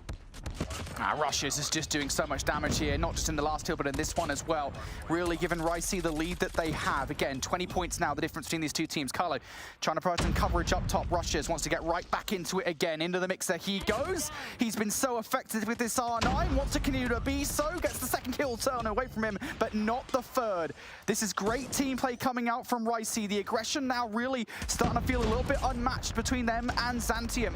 Zantium have to meet them at their pace. They have to get some time away from this hill. This last 20 would really be nice. Is Etudes going to allow it though? Well, he tries to stop them, isn't able to do so, and now Ricey might be better served here, just keeping an eye on the rotation, but look at number 2. Looks like they're going to be able to sneak through mid, and that's the kill that you need. Zakurs makes his way on into Lambo. We do see trades go through. Sushi trying to push out spawns right there, and he pushes them way back, but it's not going to matter if Zantium are already on the inside. side of the hard point, Ricey are still trying to find a way to break on in, and they're going to invest heavily. Multiple operators come out. Rush able to find a few. I believe same for Sushi and Kalo as well. Claw popped. They're sending everything in, and it looks like it's going to pay early right here. They find full control of P2, and only 30 more seconds needed. Yeah, investment has to come out now from Xantium. It's the war machine. This thing's been so effective here on Hacienda, specifically in Lamborghini Hardpoint, and it isn't going to be so right now. Ricey can still finish it here, but Ryu and Bouchon combine for 3. Xantium now back in towards his hardpoint. The spawns have flipped once more, but Rushes wants a taste of their blood. Not going to get it here on this hill, as we now surely are going to be looking towards next. 2 operators still in their pockets for Bouchon and Aspect. Rush doing his best to make sure that they don't get the rest of this time for free. 2 players still there to contest for both teams. That's a heavy investment for Ricey and not a whole lot to be gained out of it. Xantium are already set up with 2 players over on P3. Big opportunity right here for Rushes. He's able to take down 1. Can he find the final player on the inside? And yes, he does, but can't find the kill. Kalo able to shut down 1. The hard point does not remain contested as he's taken down, and the operators go big for Xantium once again. Yeah, saw the Predator missile coming out there from Bouchon. Xantium now know where they're spawning. Got to have eyes on up top and around the back of Tin to make sure they don't get anywhere close. This has to be a good team kit. If you're Ricey, you just need 1, to be honest with you, but the close spawn should be in effect for Xantium. Time ticking away now, 2:35 to 2:23. In come the players. Rio and Aspect, what can you do? You're surrounded by players, can't see them because of the obscurity, the smoke, and it is Aspect now all on his lonesome for the moment. He finds a crucial double, make that a triple, and Ricey now still looking for the time. Big double for Zakur's. Claw comes out. He's able to get the reinforcements. Pred drops for Aspect. They can't win it on this hard point, though. That is a huge investment. Is it going to be worth it? Atude's trying to cut off on the top side. Able to find 1, make it 2. He has no business winning that gunfight, but he does it anyway. Players hop on the hard point. It's absolute chaos, but it's all Ricey right here. It needs to be a big break for Xantium. Yeah, Grace Period over now. Ricey starting to tack up that time. 10 seconds until they get that victory. A 2v3 for the moment. Is the pinch play good? Etudes all on his lonesome. Not enough HP to make it work. Aspect comes through. Can Brinks win the 1v1? It's Sushi also through. Ricey now looking for the time. Sushi goes huge. That's 4 for Sushi now. Just constantly mowing down these players. The close spawns are good for Xantium, but Sushi is better. And Ricey take it all the way home. An incredibly close hard point here. 250 to 238. Goodness me. Mate, we're getting everything. We're getting everything. This is all bangers today. I can't believe what I'm seeing right now. My gosh. Going down to the wire, I mean, how many ridiculous P4 finishes have we seen in COD Mobile over the past month and a half? Just non-stop going down to the wire. And big time plays for Ricey. It was looking dicey for a hot minute right there, but they ice things up toward the end of that one, and quite a closeout for them. Once again, Xantium finally bounced back and figured out how to use those operators, and what they did, the value that they found was phenomenal, but just too much teamwork, too much consistency out of that Ricey squad, and once again, huge credit to Sushi. He's going big those last couple of maps. Just insane. It really is just insane. Just like how crazy these maps have been. Honestly, I think we kind of knew, just given the fact that we didn't really know much about the teams and we kind of expected them to be relatively unseasoned. I think going into it, we kind of expected some kind of close games. We didn't expect that. Great performances coming out really from both sides. And as we look back towards that hard point, really, it was just the closing moments, really. Ricey had, I think, about a 20 to 30 point advantage. Xantium, though, came back massively in that last, I think it was the second last hard point right over by fences. They managed to hold on. They managed to make it, really, honestly, much closer than it needed to be. What an incredible finish to that one. When we were sitting in the back, Bobby, you had said that you were like kind of bummed that you didn't get to cast the really close full 5 match between Kings and Omniscient, but then you get this. I mean, this was, like you had both mentioned, we didn't know what to expect out of these two teams, but they really brought it here up against each other, showing a lot of promise, especially out of some individual players as we see some of those KDs. I mean, the clutch at the end from Sushi was impressive. Yeah, he had a huge impact across really, the last two maps, at every point, he was making big plays for his team. So it felt like in NA, when we were saying, like, we don't know what to expect from these teams, it was our way of saying, like, they're probably not that good. But both of these teams really brought it, and I feel like both of them can at least make a run at our top teams. I'm not sure that they can necessarily take a map or a series off of them, but love seeing the improvement here in EU because I think people have been wanting for a long time to see them progress and see more challengers at the top level, and it feels like we're starting to see that. Definitely an opportunity for some of these newer teams to make a name for themselves in the space, even if at the end of it all, they're still falling to some of those top squads. What we just saw right now, Ton, like you're mentioning, is just, it's massive. Yeah, and I think, you know, further to both your points there, like, a rising tide raises all ships. So if everybody's playing a little bit better, then, you know, you got your two teams at the top who have to be better to beat these teams. And then the higher the level of competition, the better everybody gets. We've seen it historically in Europe and Call of Duty sports where, you know, things weren't necessarily too great once upon a time, but then, you know, they started going over, they started playing against each other, better competition all the time, and it does raise the level of absolutely everybody. So yeah, absolutely great to see. And now that means for today, for the first day of EU, we've got 2 non-3-0s. I mean, that's boding well for even better and more gameplay as we get through the first week of our challenge season. We still have one more match to go. We're going to close things out with Mont versus Big. Brody, just a quick overview before we go to that break. Yeah, this, again, just like Omniscient, this is another squad in Mont that it does feel like they can be competitive with the top teams in Europe. Maybe not so much so last season. I think it was like a 5th or a 6th finish for them, but they've made a couple of roster changes. Really, for us now, it's to see how's that improve the squad. You know, is it going to be a better team this time around, and can they take on the big dogs? Yeah, Mont's definitely a name that we recognize from previous seasons if you guys have been here before, so it'll be exciting to see what a team with more roster changes can do. So far, a lot of those roster changes for the previous teams that have done them have boded pretty well. But like I said, we still have one more break to go before we get into that match 4 action anywhere. And when we return, Mont versus Big.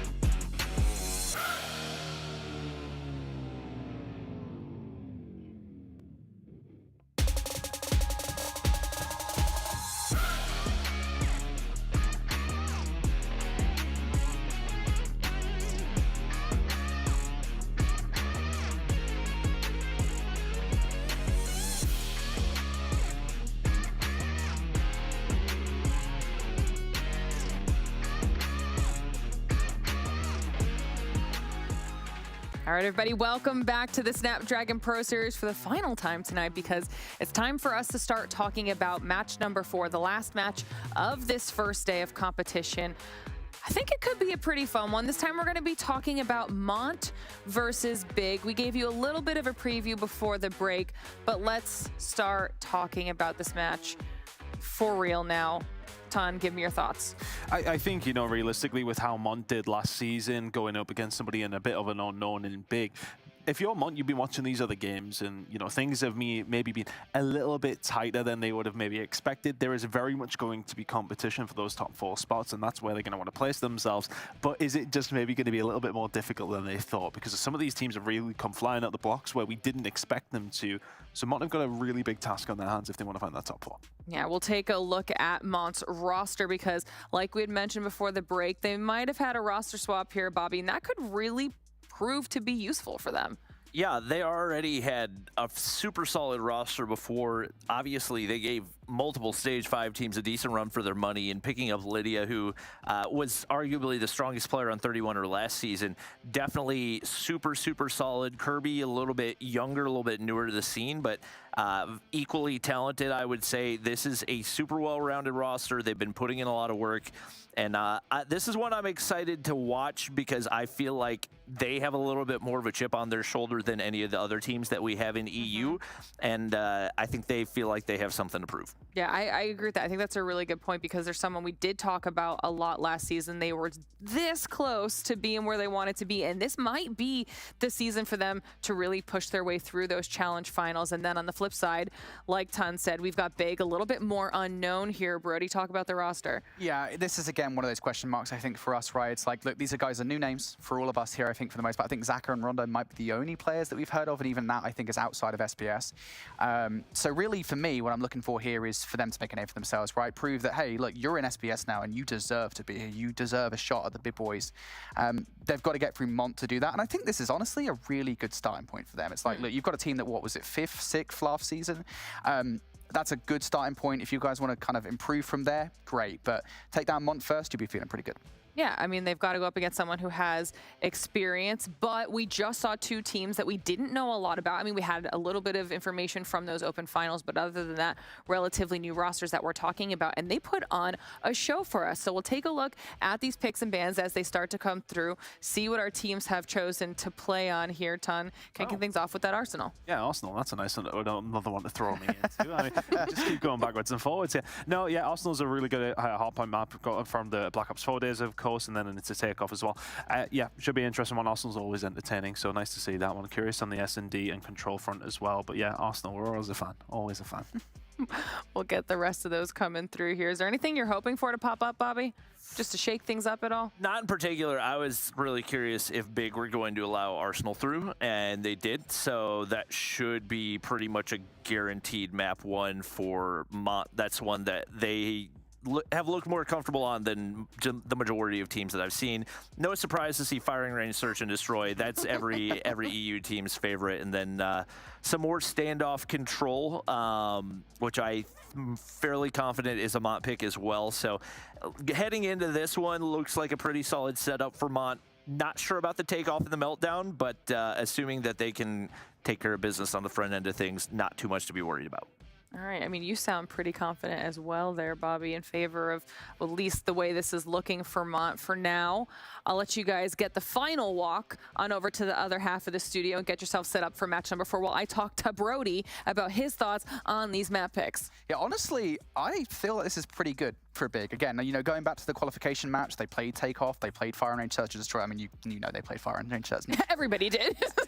And they played standoff control. So honestly, I'd be pretty comfortable with that if I was Big. But again, it's a big Titan to take down. Mont, even with the roster changes, you cannot underestimate them.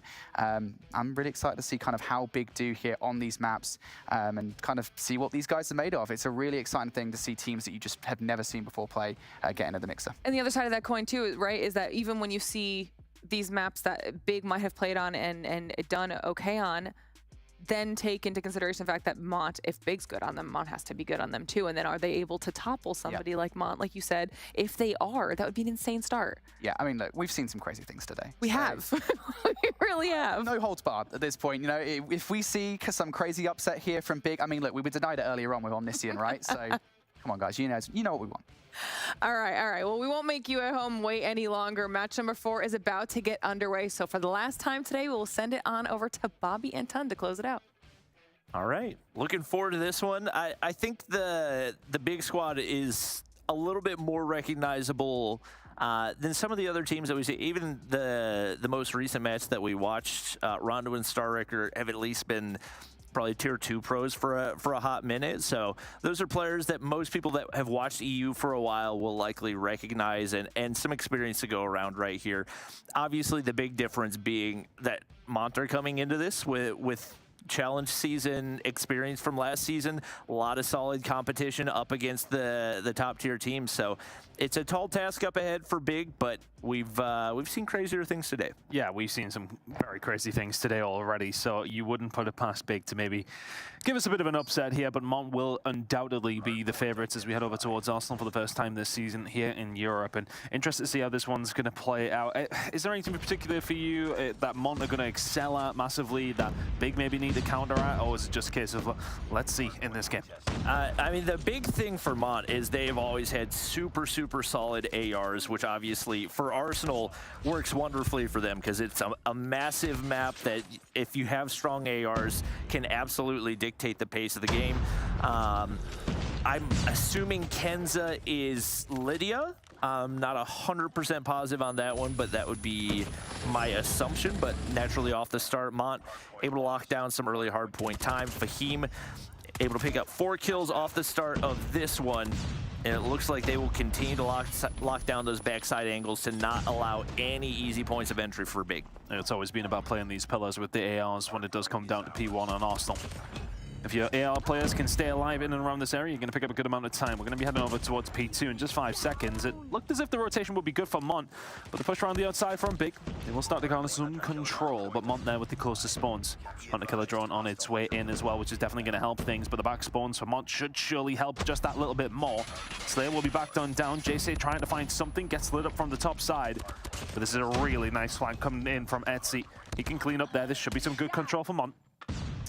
Unfortunate timing right there. Does not see the player fly right past him, but Ken's going to be able to hop into the objective. And once again, Mont move upwards. Surprisingly slow start for JC. Finally picks up his first kill right there. But now it's going to be Daytel pushing for that overlook control and going to be able to take down another with it. Backs up and once again forces a full reset from Big. Is obviously, naturally, 30 seconds remaining on a hard point. You usually don't look to rotate, but with how far away P3 is, more than likely we'll start to see a move there, and that's exactly what it's going to be for Big. Players already on rotation, and they're going to give up 20 seconds of free hardpoint time here to Mont. They have absolutely got to capitalize on P3 because this is a lot of early rotation that you're allowing. It can happen over towards P2, right? Very, very good rotation comes in from Mont, but now can Big be as resolute in their hold as Mont were over towards P2? First kill is, well, telling you that that might not actually be the question or the answer. Daytel is going to be able to find that first one over towards the backside, though. Slayer and Starrick doing very, very good work. You've got to stay alive towards the back, though. Kenza can get a kill, but it is traded out. These are important kills for both these two teams. And now Mont, with a little bit of control over towards the backside, can start to develop a pinch. You can see, of course, over towards the other side, Kenza is trying to put the pressure on, with the rest of the team now coming up on through. The PDW in hand for Daytel, tries to go through the front door, can't find it, and just about Big continue to hold on with 30 seconds to go here on the hill. And Mont will finally get those close side spawns they battled for a hot minute right here. JC, I've seen him locking down this position a whole lot of times and being a nightmare for the opposition. Pred missile has been earned, working on the EMP system. Kenza does get shut down right there.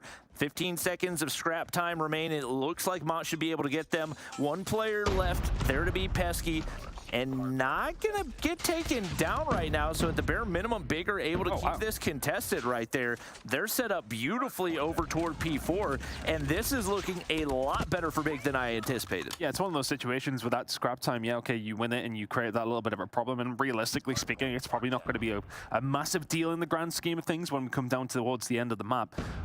But strictly speaking, when a team does stay for that scrap time and weakens themselves for the rotation, the fact that you then take that off them as well, it's always a bit of a kick in the teeth. Looking at these kills though, coming in from Big, a lot of investment coming from the operator side to try and lock this one down. Vat getting something going with the Annihilator here as well. Can he continue? As Big Zaka coming in with 3. And there you go, really good utilization from Big. Can they continue to do so though? Detail with 2. It looks like they're going to be able to hold for the time being. Vat able to get a big one, cutting off that window entry. And they, at the bare minimum, keep things contested right here. Jay hasn't been able to earn a Pred missile once again. And some operators ready to go. It looks like Mont going to save those for that P5 side. And Fahim pushing all the way across right here as they look to rotate, but they're going to be able to shut down 3, and that is absolutely huge. That does leave players spawning on the close side right here for Mont, and a big gunfight win for Fahim. If he can find one more, they get players reinforced right here, and there's only one player on the inside to defend for Big. That's going to be Slayer. Spawns kind of all over the place though. Both 2 teams spawning towards the back. Fahim does a really good job to find 2. Etsy is there though, and here we go. This time around, Mont say, yeah, okay, Big, you can pick up a lot of time on the previous hill with your operator kills, and we can do exactly the same here with the Purifier on board with Kenza. It's such a hard push now, and can she find the kills? It's just so easy from this scenario in this hill with this combo. Really well played from the Monk team. And at this stage, you looked at the push that came through from the previous hill. 4 to 5, you want to push through to get the back spawns. They managed to get that. They get that initial control. Big are trying to fight themselves back into this one, have managed it, but Mont get a really, really good chunk of time over towards P5. And Jay has just been a walking score streak. Hunter Killer does go out right there. Not sure if it was able to initiate quite yet, but Mont able to maintain the lead that they've been able to build so far in this one. Fahim pushes all the way through, trying to lock down P1, and they should have eyes on window, but I don't know if the timing's gonna be there. A couple of kills go through for Big, but Etsy too with the boxing gloves right there. And that keeps things locked down for Mont once again. One player pushed on through, that's gonna be Star Ricker. He's shut down, and so many streaks to work with right now for Mont. And this is one of those P1s when it does come down to Call of Duty, you typically think they're quite scrappy. They're one of those that you can kind of go 50-50 for the majority of the time, but when it comes down to P1 and Arsenal, if you can get this locked in, it's a hard break. Slayer with a big kill onto Fahim though. It didn't look likely that he would find it. Is that maybe what can open the door here for Big to try and find themselves back into this game? The first 2 hills on the first rotation fully belong to Mont. The lead does, alongside of it, belong to Mont. It's about an 80-90 point difference at this moment in time. If they can lock in P1 and P2, how they did in the first rotation, it's going to be looking like their game to lose. Look at this from Daytel, though. The shots are crispy and clean. Can't find the third. And Mont have been absolutely perfect on their P1 so far, which, so like you said, typically a heavily contested hardpoint, but they have not given an inch to Big. Fahim's on the top side of that tower. He's going to be able to shut down one, and that's a wide open hardpoint for Kenza to hop on into, and a beautiful place to call in a Sparrow. Able to find maybe 3 right there before he runs out, but as long as he maintains that power position, which he's not able to do, he's going to be in a good spot. Fortunately, teammates there for the trades once again. Very back and forth, but Mont have maintained that position on the inside of the hard point, and Kenza's ability to play her life has been crucial. 35 seconds remaining on this one. I really like that control that was coming in from Mont over towards the platform generator side. You can kind of just look down into the hill and pepper them, which is exactly what Kenza and Co are doing now. They get the hill back. That then does fall after dropping his own Annihilator. Daytel gets his out, finds 2. And this may well be crucial as well, because if you look to where Big are probably going to be spawning, it will be towards the back of P2. They are going to be a long way away from P3. It's a 50-50 foot race heading over towards the next hill. But then if you look at the scoreline, it's a race that Big must win. Absolutely, and unfortunately for Big, players are already in position to get those close spawns for Mont. If they win these opening gunfights, this should be a guaranteed hard point, and the early rotation is all for nothing right here, as Mont have already locked in those spawns. Once again, going to leave Big spawning miles away right there. Slayer not in an angle where he can take out anybody on the hard point with only 20 seconds needed. This should be a guaranteed map win for Mont. One more player trying to hit the flank to see if they can flip those spawns out, but Vat gets shut down. Slayer is gone, and Mont are running away with this one. Just a really, really solid hardpoint performance. The fundamentals there and the map win by some amount of points is there for Mont as well. Really, really good performance, and it's one of those hardpoint games that fully takes me back to watching like the pros play it over on obviously the main Call of Duty broadcast, that kind of thing, and it is crazy how good they were at holding down those spawns. It's so classic when it comes down to Arsenal. You think of the P2 rotation, you can then get yourself back over towards the generator side, or more so for P4 for you guys at home. If you can lock it down from there, the rotation over towards the next hill, not just does P2 belong to you for your favorable position, the rotation to P3 then becomes a bit of a toss-up, which is great for you. If you're getting the majority of P2 and then you give yourself a chance at P3, you win the gunfight to P3, you end the game. Wonderful play from Mont. Really, really, I want to say probably the cleanest hardpoint we've seen so far in terms of out-rotating and outplaying the opposition. Not even about the gunfights, that one. That was just an all-out outplay coming in from Mont. And that's one of those things that I'm wondering if we start to see as this season progresses, if teams learn how to ban for their opposition rather than for themselves. Yeah. Because with the way that Mont played that, I don't care what team you are, I don't think any rational team would want to say, hey, I think we should try Arsenal up against Mont. Once again, it does force you to learn other maps and to improve on maps that you're not necessarily as comfortable as. But if this European region wants to have a chance in Masters, if they want to have a chance in Champs, they've got to improve their map pool. And with the way that Mont play Arsenal, they've set themselves up really well for the pick ban process. Yeah, and as far as the slaying performance, obviously it goes in the favor of Mont, Fahim really being the standout by quite some distance in the end. 35 and 20 out of him, a very, very good game.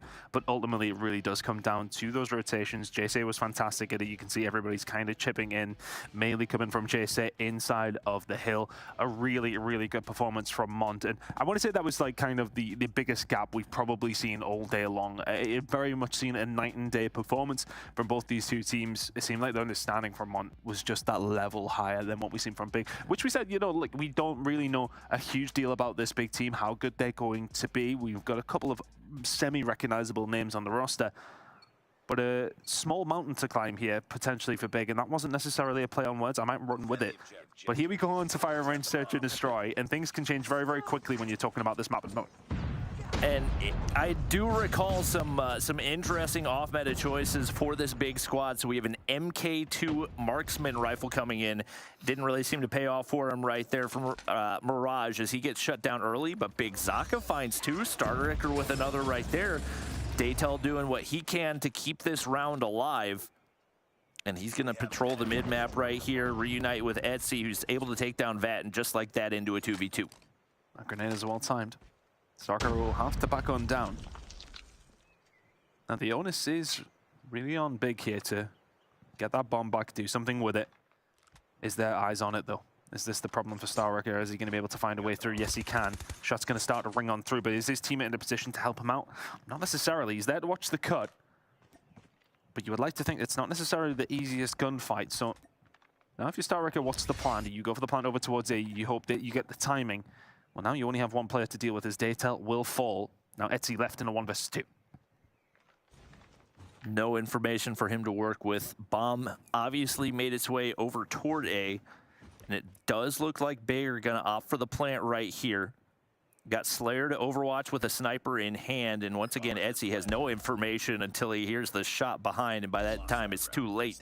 Big take the opening round right there. And nice little start for a bounce back from a rough hard point on map 1. And I think, you know, the kill onto Daytel from coming in for a top wood, that probably just really puts it off for the final player for Mont there. You're really not sure what's going on. Could they have rotated back over towards B? Are they still sticking with A? Having a clue. So for Big now, the all-out attack, the all-out assault over towards A is something that worked out very, very nicely for you. What's not going to work out nicely, though, is the sniper that finds your head. Maraglia taking down Slayer's there to answer back for. This is fault. Mirage, I think you might want to change things up with the weapon. It's not really. What did I just call him? Miracular or something? You know what? How am I supposed to know and differentiate between these two? I mean, that could very well be how it's pronounced. I just went with the first half of the name because it seemed a little bit easier. That is easier. We'll stick with that. Daytel looking for info, gets at least some audio cues, able to take down one, and that may have been Etsy taking down the second. Bomb has been dropped. Big Zaka able to trade one right here, but still man advantage for Mont. Tough shots for Fahim right here, but he wants all the smoke. That's okay. Daytel's going to do the damage himself, and that's Mont bouncing back to tie things up. Good play from Daytel. Hopefully they don't actually pay attention to what I just called Mirage there, so we'll skip on by on that one. Maybe I'm making more of a deal out of it and drawing more attention. Hopefully we never do that again. Here we are though, looking like a big hit that's going to come out from Big. And Big seem very aggressive on their attacking rounds. It's not nice and steady, it's not looking for picks, it is all-out warfare, which we love to see. Daytel has already been doing very, very well. Mirage takes him down though. Great shot comes on through. Zaka is there to find another. Kenza's there to able to answer back. So now it is a 1 versus 4. Ooh, and Kenza will fall as well. Little pinch play right there. He's able to take down the last two, and that's enough for Big to take another round right there. So maybe I spoke a little bit too soon on the MK2, you know? Mirage doing some damage with it right there, and a search and destroy that, based on the hard point we thought might be a blowout, is looking like we might have some competition right here. Slayer locking down the entry toward trailer right there, and looks like maybe a bit of a slower start for Big, but you keep all your players alive and sitting pretty, waiting for those snipers to find the opening picks. A little bit more steady, as you mentioned. It's not about these all-out pushes over towards one of the sites this time for Big. You choose to slow things down, but I mean, look, you were 2-1 to the good. Do you maybe want to just continue what was working, or do you throw a curveball in and amongst it? Zaka not able to find the shots here over towards the B side. Oh, JC, that's a really good shot on the Starrick. Very, very well played. And all of a sudden, the numbers are against Big. They haven't had that aggressive push. They haven't been able to catch Mont off guard. So what's the plan now? What is plan B? Kenza makes her way all the way up toward front of wood right there, gets the information, and keeps these Big players guessing. Fahim, nice play to take down Big Zaka on the flank right there. And he's going to continue to push all the way through, but Jayce's going to pick it up himself. Mirage finds a little piece right there. MK2 in hand, and just like that, the 5v5 is a 2v2.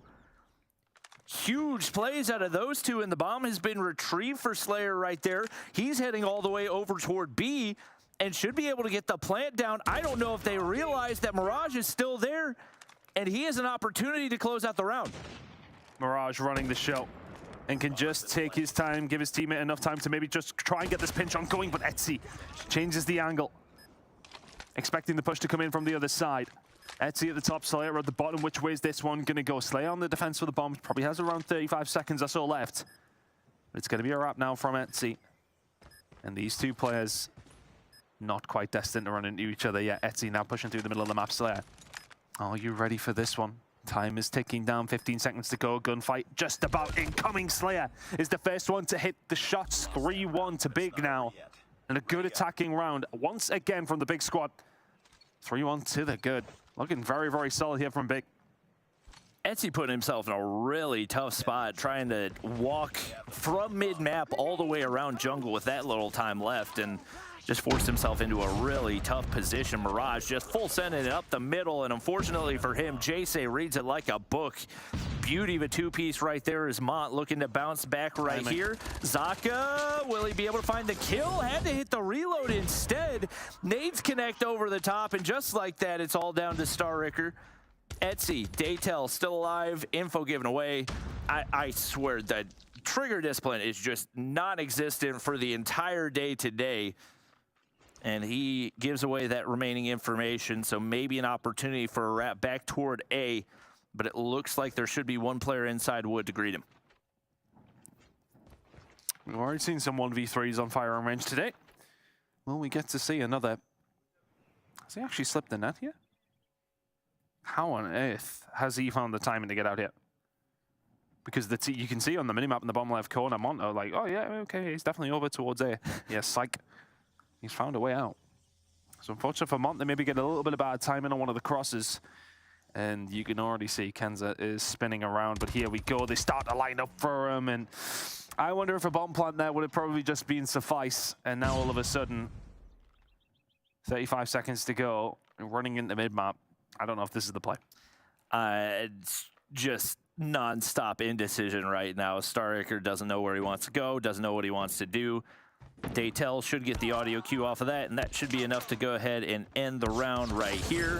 I think maybe like a 360 hipfire spray out of the sky or something, but Mont, once again, close the gap. And this is a series that they would absolutely like to win 3-0.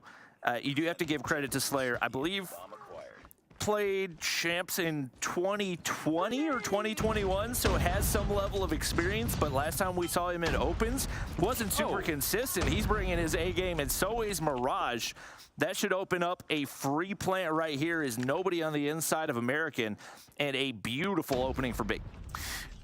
And I think, you know, for me, when we look over towards that previous round, that's just the kind of moment where if you're Starrick, you want to get that bomb down, so you're inviting them in to you, right? You don't have to go searching for them. In that scenario, just a little bit more experience. Mirage has been an absolute demon over towards this side of the map. It really has been his playground, but now the numbers just about in the favor of Mont. Bat and Starrick are now in the position of trying to plant that bomb. They were going for that there, but jump off. And now 2 versus 3 still in the favor of Mont. Well, Kenza's got a nice flank set up right here. No easy avenue for Big to get this bomb down with the way that Mont are positioned. The question is, will they have the patience to let them make their way out of trailer? Or will they over-aggress? Fahim able to punish Starricker right there. That leaves that all alone. Bit of a fish in a barrel situation right there. Etsy gonna go ahead and close out the round, and that's enough for Mont to tie things up. I'll tie things up at the halfway point. So all even as you now head on towards the attack yourselves. Defend the objective. Is Mont's attack just that little bit more squeaky clean? You can see the big hit over already coming towards the A site. There's going to be one player here on the side of Vat who's going to try and slow this down, but all the utility is out, and this bomb may well go down quickly. They will have the position, they will have the control. Daytel going to go for that straight away. Now, if you are Big, is there a flank coming through? Because that's going to be probably one of your only routes to try and get away back into this one. Mirage will find a kill over towards the flank side. It's now a 2 versus 4, though. Things turn around very, very quickly for him, and Daytel locking this one in. 4v2. This should be Mont's round. A little bit of a rough spot, and as Big Zaka wins that one, that equalizes.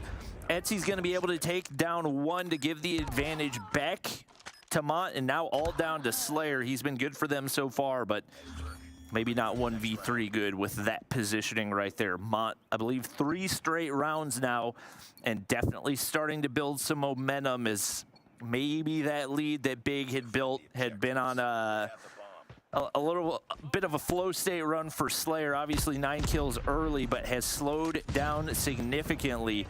He and Mirage doing the bulk of the work, and Vat still on a goose egg. He has got to pick things up. Etsy picking them apart. Nearly had a 2-piece with the Deagle right there. Big Zaka able to trade, but there's Kenza trading right back. Nicely done. Made sure to pick them off whilst they were still weak. This bomb is down now in a 3v3 situation. Kills being traded though. Mirage was able to find one. Now a 3 versus 2. This is going to be a big kill though if Vat can find it. And then all of a sudden there's a potential flank on the cards. This is a huge kill. Mirage, is he not going to wait for his teammate? No, he is not. Fahim just goes for the easy kill, and Vat's in no man's land with 20 seconds to go. Fahim's got eyes on. You can already see the push coming around from Kenza. They know exactly what's going on. I just don't see a world where Vat wins this one. Big put themselves in a good position, that 2v2, and it just felt like Mirage is like pushing the issue whilst his teammates still trying to find himself in a position where he can help him out. Maybe a little bit haphazard from one player, maybe a little bit too aggressive from the other. 5-3 now for Mont, 2 rounds away from going 2-0 up. Yeah, they've bounced back really well. Their offense has been much more decisive, and it looks like they're going to get aggressive over toward A right here. And Mirage, are we going to watch trailer at all? Looks like he's actually, I don't know what's happening. Okay, so Mirage does find the pick right there. A little back and forth between the 2 teams right here. Kenza able to find 1. And it looks like with the bomb down, Daytel should be able to retrieve it. 4 versus 3. Maybe just a problem with one of the OBS cameras there in that instance. We're back up and running. It's looking like Mont may well get this bomb down. Now looking over towards what Big have got left to kind of fight with yet. You've got Vat here, you've got Mirage here. Mirage could do with finding the head on one of the players if he possibly could. It's not going to happen though, and Vat is going to take down Daytel. JC takes down Vat, and now this is an important kill. Kenza finding that under Starricker may well just be the final nail. But Mirage makes it a 1 versus 2. Kenza has done a phenomenal job of just playing out of position and constantly keeping these big players guessing. Mirage doing his best to clutch up in an impossible situation, but not going to happen there once again. And now Mont, 5 rounds in a row right here as they look to close out the map and take the 2-0 lead. Vat finally getting going a little bit, but it's got to be all hands on deck. Slayer's been stuck at 9 kills for, I believe, the last 5 rounds. It feels like Kenza gets aggressive right here, able to take down Vat. Daytel does the damage onto Slayer, and it is all Mont over on this bomb site. Jay pick on the Mirage, and all down to Starricker in a bomb-planted 1v4 right here.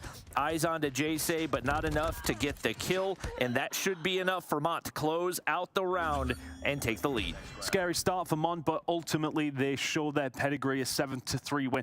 And I mean, that's 6 rounds in a row, right? I mean, the attacking rounds from Big at the start of the game looked very, very solid, but it felt like they maybe only had one plan, and that was just send it towards the site and see if it works. And ultimately, when you come up against some decent opposition, they start to figure out exactly what you're doing. They reassess, they revalue it, they reposition, and they punish you. And that's exactly what happened over and over again. As soon as Mont got a taste for that blood, they did not relent. I mean, look, I do want to say, from Mirage, a couple of nice clips going on here, some nice shots coming in through, but it definitely feels like, and I don't want to pin it on anybody in particular, but you think about that round where Starricker had the chance to plant. Okay, look, still in the 1 versus 3, still in a really bad position, but it's that kind of experience to know, just plant the bomb. Just get that bomb down and give yourself an opportunity instead of looking for the kills.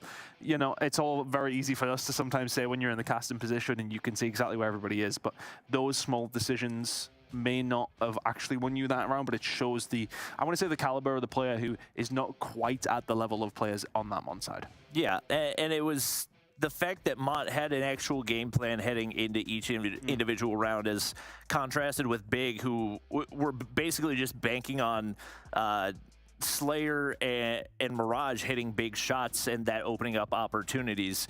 It is a very different game plan that obviously had very different results. And when the shots were hitting, yes, Big were able to find a few rounds, but it's just not really a consistent game plan that you can hope to have success with at the top level of the competition. So obviously room for improvement for Big, and not down and out of this one yet, but heading into the control once again.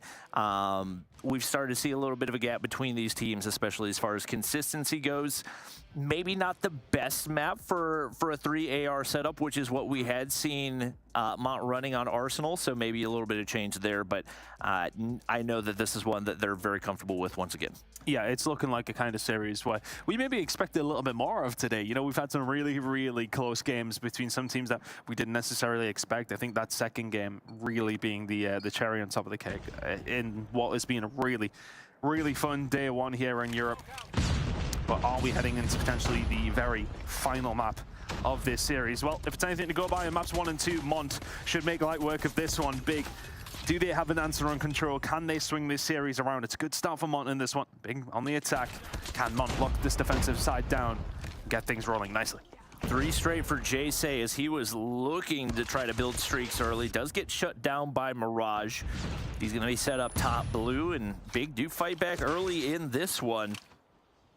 Definitely a solid start for them as they're able to get onto that B objective early, and if they can get control there, or at the bare minimum keep this squad distracted, they'll set themselves up really well. Big Zaka, one mid-street right there. Fahim doing his best to contest, and they do manage to clear off B. One ticket progression locked in right there. Slayer is there to reinforce as well. And I love this approach that we're seeing out of Big to get things started. Nice and aggressive. It's one of those, though, you put the onus on the other team to try and do something about what you are trying to do. Mont have to actually get something going here in this round. For all that Big haven't made necessarily a huge dent on the objective side of things. Live's not necessarily looking the best. Fahim staying alive in the middle of the map, sitting on 2 kills. Oh my word, the snap for the third. Vat doesn't even see him. Great shots coming in from Kenza as well. Well played from her and the rest of the Big side. Start to fall, 22 seconds. If you're Big, you've got to get something going now. It's the teamwork for Mont is just on a completely different level. You can see the difference. Trade so consistent. Kenza constantly a thorn in their side, hitting different flanks, finding different angles to catch him off guard. But even with all that, Big have done a great job of keeping the lives even, but only 9 seconds remain. If you're Mont, all you have to do is sit back and not give away too much. But right now, only 5 lives remain. Like, you've got to give up A for free. There's no reason for you to throw any more lives at this than you need to. And it looks like they'll finally do that as Jayce backs up, and another move from Kenza right here, able to find 1, make it 2, and that should be enough as they keep A contested right here, and with no time remaining, they do find the final kill and Mont take the round. There's a chaotic end, and I think you were very right in what you were saying there, though. Mont were in such a good position in terms of the objective side of things, time well on your side. And it was like, no, we're just gonna send it.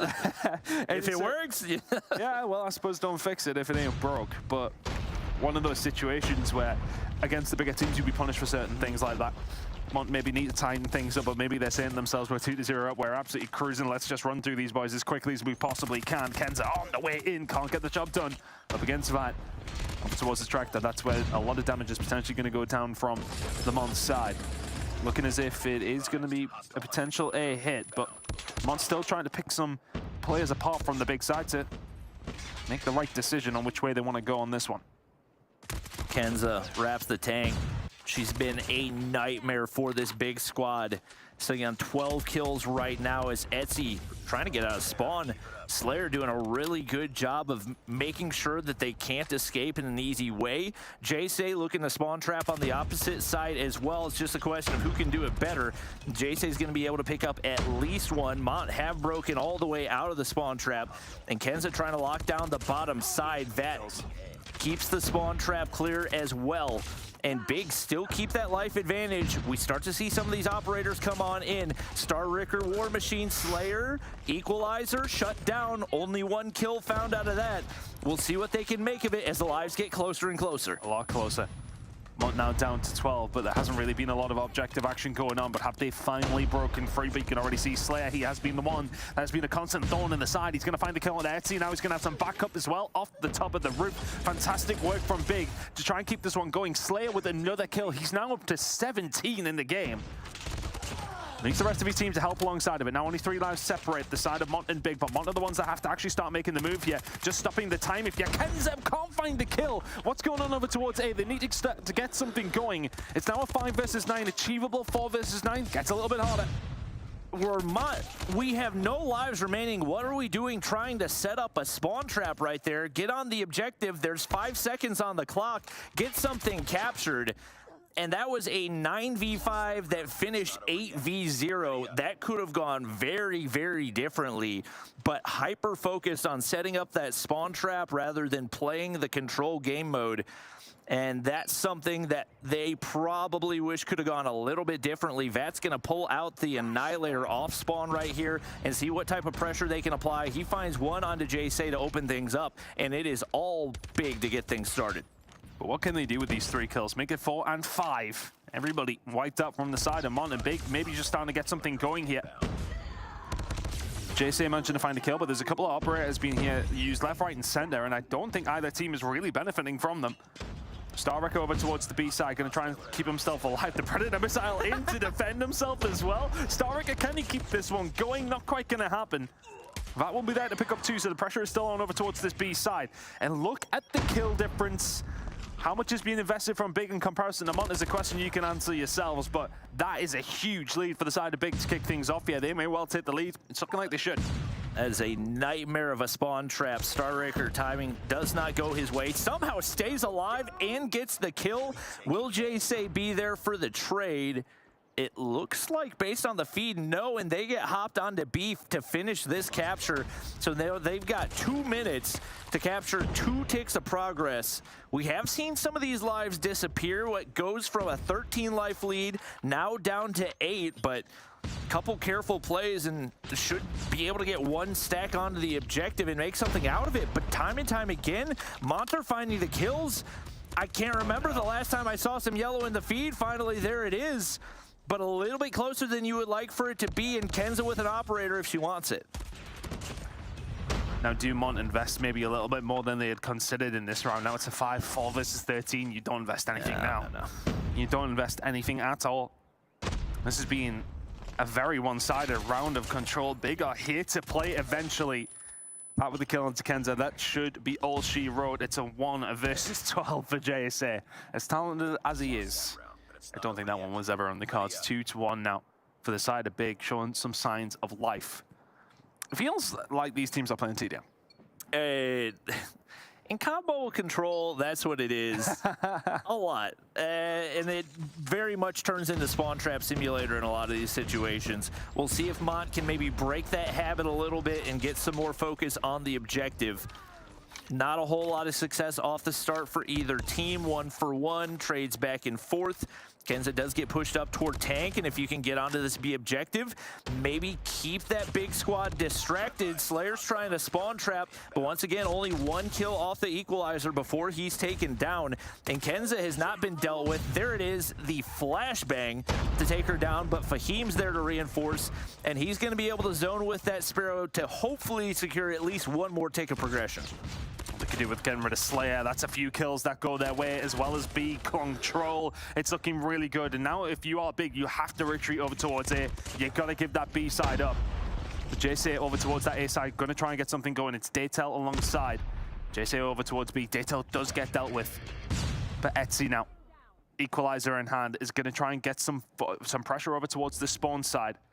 You can see already that Big have managed to make this wrap back over towards the A side. They're looking to try and get a spawn trap up and running. It's not working out too badly. Slayer's able to find 1. This next flurry of kills, very important with how this game is going to go down. A little bit of control now for Mont over towards the A side. Kills starting to fall their way as well. Inside of the point, they're getting the objective rolling. 1 player on already. Daytel doesn't see the player that he's passed, though. That's Slayer. Once again, Thorn in their side. 26 kills on the board, and he's able to find 2 and goes untraded, make it a 3rd right there. He's building streaks and making sure that Mont cannot escape the spawn right now. That allows Mirage to get pushed up with the claw in hand. He has an opportunity to find even more kills. Daytel finally able to do the damage to take down Slayer, but Etsy drops the pred, and that might be the opening that Mont need. He finally gets on the objective. That's got to be dealt with in that top side, and who else but Slayer to hit the flank once again. And the thing that actually helped Mont so much there was the fact that they had 2 players in the mid-map who didn't get dealt with. All those kills that were coming through for Big were basically on 3 different players that they had spawn trapped. There was players out. As we can see, Kenza has found her way out as well. 7 versus 6, 6 versus 6 though. Big turn this one round, and it may well just slow down, but it doesn't. Continuously from Slayer, he's been in this spawn, causing issue. 5v4, 4v3, it's turning on its head every single time. Starwick are getting everything out to potentially stop this one. 1 versus 3. Daytel, you have no respawns. Use your operator. Kenza, you have a purifier, but I don't anticipate we'll see a push. We do, but it's not gonna matter. Big find a way to take the control right here, and what looked like a pretty hopeless match, they bounce back big time, and they take the control. It was just such an odd game of control. It was very bizarre. It almost felt like, you know, Big were concentrating on that spawn trap so often, and Slayer was just going crazy. Absolutely crazy, which is them putting Mont to, or maybe trying to play the objective a little bit more, in a bad situation because of the fact that they just don't have as many lives to play with. They can't make these risky plays. But then on occasion, it feels like some players just so, I want to say haphazard with their life. They're just throwing them away consistently. And that really doesn't help. Sometimes in control, you've got to know when to slow down. I don't think either one of these teams do when to slow down. And once again, showing maybe a little bit of the weakness of having what basically a 3-man AR focus type team is you get into a tiny map like Standoff and you're running 5v5 and the SMGs in the opposite team just go absolutely crazy. And that's exactly what Slayer did, 33 and 17. Quite a stat line to put up for him. And naturally, the ARs for Mont struggle significantly right there. Jay 16 and 27, Fahim 18 and 24. Not the stat lines that we're expecting to see out of those guys. And they're definitely going to look to turn things around once again as we get ready to head back into Hardpoint. And you can see where the SMG players lie on. You can see Kenza is there, actually, very much pulling her weight and getting the job done. But there wasn't necessarily any other help from that scenario. You need an SMG player to be there with you. And maybe that's just one of those maps that Monda look at and think, probably not again. yeah, maybe not, because that for me, there was a couple of definite mistakes during that game in terms of the decision-making, that kind of thing. I don't want to be overly critical of teams, but at the same time, there was so many other opportunities that they could have went for instead of just, throwing it away, hitting everything at the same time. Communication has to be there. And it will have to be here as we head into map number 4. We're heading back into Hardpoint. Which way this one goes, I mean, I still feel as if Mont should close this one out, but Big have given us something to think about here. Yeah, and I think the biggest reason that you're critical of Mont after a map like that is because of how decisively they won the first two maps, looking like much more the better team. But Big come out with a hot start here once again, and they do get that early time in the hard point. Zaka not going to find anyone on the way up the stairs. Mirage forced back, but they're very content to sit on the inside of the hard point, and Big Zaka still spraying across the map. Mirage, probably a gunfight that you should have won, but Daytel makes him pay, and they remain on the hard point regardless. I mean, Slayer has just continued where he left off. 4 kills already to kick off map number 4. And alongside it, 30 points and rising for Big. So we go to another map number 5, I wonder. 31 and rising. Big looking very, very good, heading over towards P1. Now looking over towards where we're going next. Who's going to be in the better position for that with 10 seconds. But, I mean, this is just the kind of start you don't want if you're Mont. Kenza yet to find a kill, and you look at the kills that are coming through from Big. It's consistent. There's flurries of it continuously happening, but Mont have set themselves up well for P2. They'll be looking to try and get some on the board here, but not the start that they wanted if you're Mont here, Bobby. Yeah, and I do feel like Mont are maybe a little bit more of a traditional team based on their setups, and it's more of a fluid play style for Big that I feel like, especially around P1, worked wonders for them. We'll see if it works here heading into P2 as well. Etsy able to shut down one and keep things contested right here. Not going to afford any time to Big, or at least not any more than he has to.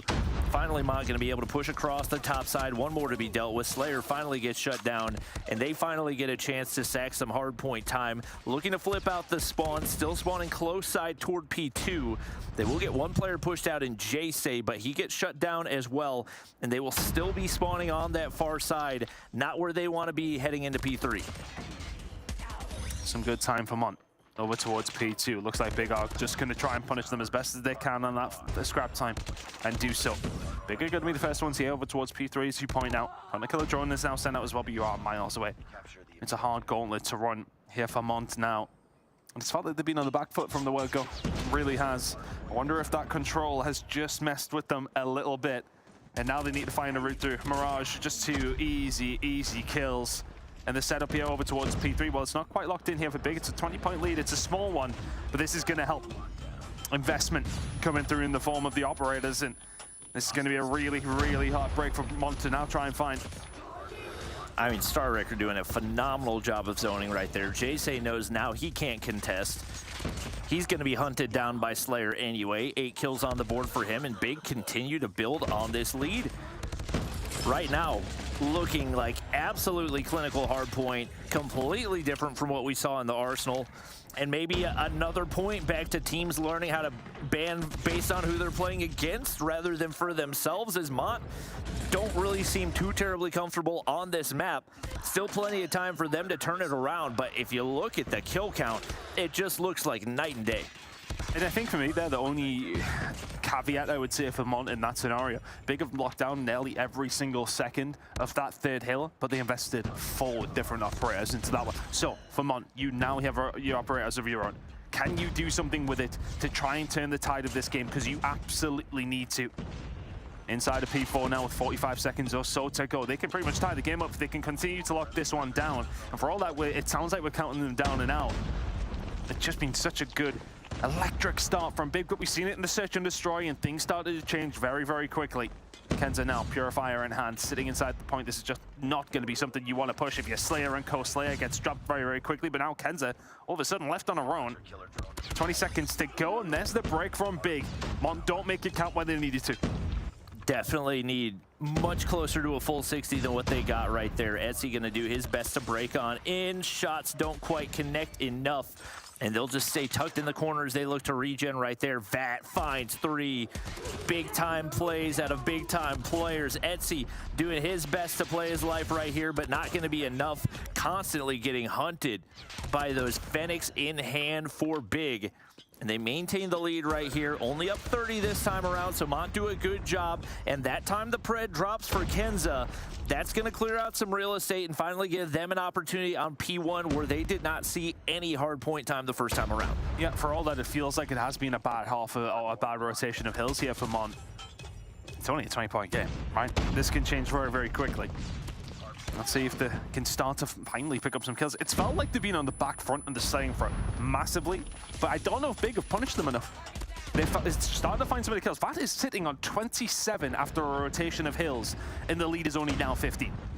And Mont are definitely starting to pick up pace with finding those kills as well. So maybe it was a little bit of shakiness based off what we saw in that control. You know, they didn't anticipate this was a team that they were going to have to take seriously, but seems like they're starting to lock in right now, and especially with Fahim in prime position, all players for Big rotating directly toward him, more opportunity to build on these streaks. Etsy gets 3 straight right there, and now Big can't find any room to breathe. That around the corner, gonna be able to finally win that one. He hits the 30 kill mark, but the rest of the squad has slowed down substantially. And right there, Etsy actually takes himself out with the Hunter Killer, but clears out the area. And once again, Mont in position to at least contest on the bottom side, but a big gunfight down below. And they're going to invest heavily. 2 operators come out right here. Feels like Big have got to make every single time that they get this opportunity, they have to make it count.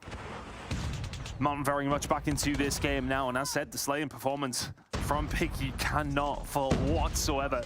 Vat is having a hell of a game now. Currently has the Annihilator out, sitting at 32 kills. Daytelder will find 2 of his own. Kenza with another. And these kills start to just fly on through for Mont at the wrong time for Big. It was a huge investment from them. And they haven't really found a great deal for it. Okay, yes, they still have 3 of the operators available, but Mont are taking a lead. They did so over towards P1. They continue to be in the lead as they were going to lead P2. But heading over towards P3 now, the kills are starting to flow for Mont. It feels like they're starting to get into their rhythm just a little bit. And now can they find the break? Looking over towards what is available from the operator side. 3-piece from both 2 teams. Are Mont going to invest this to get themselves inside of P3 and try to take some time? One Mont player waiting in the backside, trying to flood through Secret. Will be able to find the kill there. That's going to be Etsy, and now an opportunity to push through with the equalizer. Can he find any value? Fahim goes big. Sparrow in hand to take down Vat, and right now a lot of operators out, but not a lot of kills to be found. There it is. Jayce with the War Machine does the damage, and that's 5 man down for Big. Mont have found their way on into the hard point. Zaka doing everything he can to stay alive right here, and fortunately for Big, they do get close spawns. So able to keep things tight right here with the amount that was invested for Mont. Not really a whole lot to be gained. I think Big actually probably put 2 in themselves there, though. We did see over towards the left-hand side, they had stuff available, and I think they rebuffed it with their own operators coming on through. Slayer finding 2, Zaka finding 1 of his own as well. Really good performance, resolute from Big. 150 and rising for them, a slight lead now to the side of Big, but can Mont now turn this round again? Jayce does have that operator available. Is it going to be something he's thinking about using shortly? So we're heading over towards the next hill. It is going to be Big in control momentarily. The spawns are there for them as well, but these next couple of kills are absolutely crucial. Can't find the shots. Daytel and Co going to have to find a route through. Big are starting to run into the lead at once more. Cheeky little spot for Vat. Fahim actually sneaks his way all the way up through the top side and might be able to play through. Shuts down 1 right there. Vat's just going to enter straight through the front side. Able to find 1, instantly traded out, and Mont back in control of this hard point. Bad timing, but Jayce is there to keep things clear. Mont trying to play their best through the flashes, through the smokes. And for the time being, they'll stay alive. They pick up the kills. J-Stay with the cutoff right there. Couple of trades back the other way, but Mont have done the damage. They've taken the lead right here, and not much reason for Big to continue pushing as they get shut down. The battle back toward P1 once again. Fahim looking to shut down Starricker on the top side. He does exactly that, and Mont look to continue to push toward the outskirts. So Vat picking up nearly 30 kills on the first rotation, only picks up 12 on the second. Is that maybe the difference maker now as Mont starting to extend into a lead? Operator is out now for that. Looking to try and invest quite a lot into a P1 hill. That can be quite scrappy, but you're really starting to think about those P2 rotations already with 45 seconds remaining. It's something you want to think about. But Vat has invested this. They have thrown quite a lot at it Big for zero control so far. Definitely looking like a reactionary operator there as they do finally find a breakthrough right there, and Slayer just beaming with an SMG from the low ground. Kenza doing everything she can and just so crafty on the objective. Now 120 seconds already gained by her. Does get taken down from the top side. That's going to be Slayer doing the damage once again. Maybe a little bit of a slow start to the game, but he's starting to pick things up as Big try to find their way into a map number 5. One operator's been earned, but there's 4 over on the side of Mont, and you know that they're going to try to make the most of P2 right here. Kenza pushes through the bottom side, able to find one right there. Should be able to read Big Zaka, but timing does not go her way, and he's able to take his Purifier up into the top side. Doesn't look to challenge Etsy, and very content to wait in the corner while Big continue to stack time. Just needs to stay alive. Upstairs with the Purifier is going to be so good. He is going to be able to find one more, but Etsy is there to take him down with a Hunter Killer. Now Daytel can start to go to town with the Annihilator. It's 2 kills to come in from him. Mont break the 200-point mark, but then things going backwards and forwards. So much being invested by both two teams, but here we go with the equalizer from Etsy. Can he do anything to stop so many points going over towards Big? There's still 30 seconds to play for here. Over towards P2, and it's an absolute massacre on the point, back and forth. Nobody in control, but eventually it looks like Mont get a spawn towards the back. They find some control. 15 seconds to play with here is absolutely massive. Starricker will find 2. Big looking to tie this one up. It's all about this race over towards P3. P2 is done. You got to get going. The team that is there, though, is Big, but the team in the lead, crucially, is Mont. Mont, terrible spawns right here. They've got a long way to go, and Mirage is cutting them off on rotation. Jay able to find one right there, but they get the close spawns. Only one player there, both shut down. They got to flood through the backside. A secret, you cannot lose control right here. Players back onto the objective, but one in the corner. Slayer goes Big, equalizer in hand, tries to take down Kenza. He's going to have to use all these bullets and doesn't manage to do it anyway, but she takes herself down with her own Hunter Killer as he shoots it out. Mont remaining in control regardless. And the thing is there, with the equalizer used, you don't get a lot for it. He went chasing the kill into Kenza and gets killed by the Hunter Killer drone. 3 kills now starting to come through from Mont. It's been a much better performance from Big in this hard point, but is it going to be enough? 10 seconds away now for Mont in complete control. There needs to be something from Big, but we're just seeing kill feed lighting up yellow. Mont will get the job done in 4 unless Starricker can get himself inside. 2 seconds away, eventually get it done. Mont will close us out here in day number 1 in Europe with a 3-1 win. That got a little bit stressful, though. Yep. The start was not great. And Big came out with such a great starting performance, but just didn't make it count in the right moments. No, and they even had the early rotations toward P3 on that last setup, but they did not win a single gunfight for the players that were already there, and that was the difference in the game. Mont make it count. And those boys made some big-time plays. Once again, very, very slow start from them. Looked sluggish, lost a control that realistically should have, at the bare minimum, been winnable for them, but they looked lost the entire way through. They bounce back, they take the hard point, and they earned their first win here in Snapdragon Pro Series Masters Europe. Good job, guys. Thanks. Good job. Way to close out the day. I mean, a little bit of a showing there from Big, even just taking a map off of Mont, and I think we were talking about this a little bit in the back, Brody. It's just showing how level the playing field is in general in the region. Yeah, it is at the moment. And again, I think we went in with pretty low expectations. I think we were saying that we kind of expected this one to be a 3-0 for good reason, because Mont, again, were a consistent performer last season. You described them as always the bridesmaid, never the bride. And I think that's a good description for Mont. Coming out here, feels like they might have their wedding day soon. They're looking pretty good, but I am impressed with Big. I really am. I think Big looked really, really good. The fact they were able to take the control, they seemed like they had control of the map for what was round number 3 offense. I think they managed to take away. They look pretty good. I mean, the only complaint I would maybe have for Big is like the slaying ability is clearly them, but look, I mean, Vat just dropped 54 kills and they lost the game. Like that hurts. That's going to be, it's one that's going to hurt for him, but at the same time, they then have to look at that and say, right, okay, well, are we doing enough with these kills? It's the same thing when it came down to control. I think they won it because it was a complete slaying battle. Everyone was just going at each other, but ultimately, I think what really told for me to show how good Mont are in comparison was map number 1. Like, the slaying department, it didn't even matter. They just out-rotated them, outplayed them, and I think that showed the level between these two teams. I think Big have the ability, but maybe just need to tighten up on a few fundamentals, really. And honestly, that was a really good learning experience, I feel like, for Big to at least start off this challenge season, because now they went up against, like you guys had mentioned before we even went into that match, they went up against a team that is a really good test for where they need to be ability-wise, and they can definitely use that and apply that to tomorrow, because today was only day 1 of this week's worth of challenge season competition for EU. We still have 4 more matches tomorrow to go, so they're not done yet. They still have to get some sleep, reset for tomorrow. Tell me what you're looking forward to for tomorrow. Ooh, I'm not too sure what the matches are yet. I haven't had a chance to look. But again, I think today has been a real surprise, right? I think just to see all of the teams be as competitive they are, even in that last match where we did not expect that. I think regardless of what tomorrow's matches looks like, it could throw a real curveball. We could finally see the upset. We were so close to seeing that upset today with like the second series.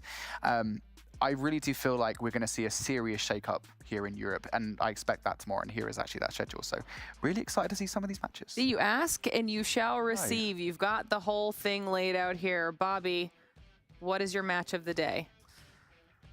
Looking at this, oh, that's a tough question. I think Mont versus Nexus is going to be good, especially given the showing that Nexus made up against Exclusive. Obviously, that was our only 3-0, but it was a tight 3-0. I think that can absolutely be a competitive one.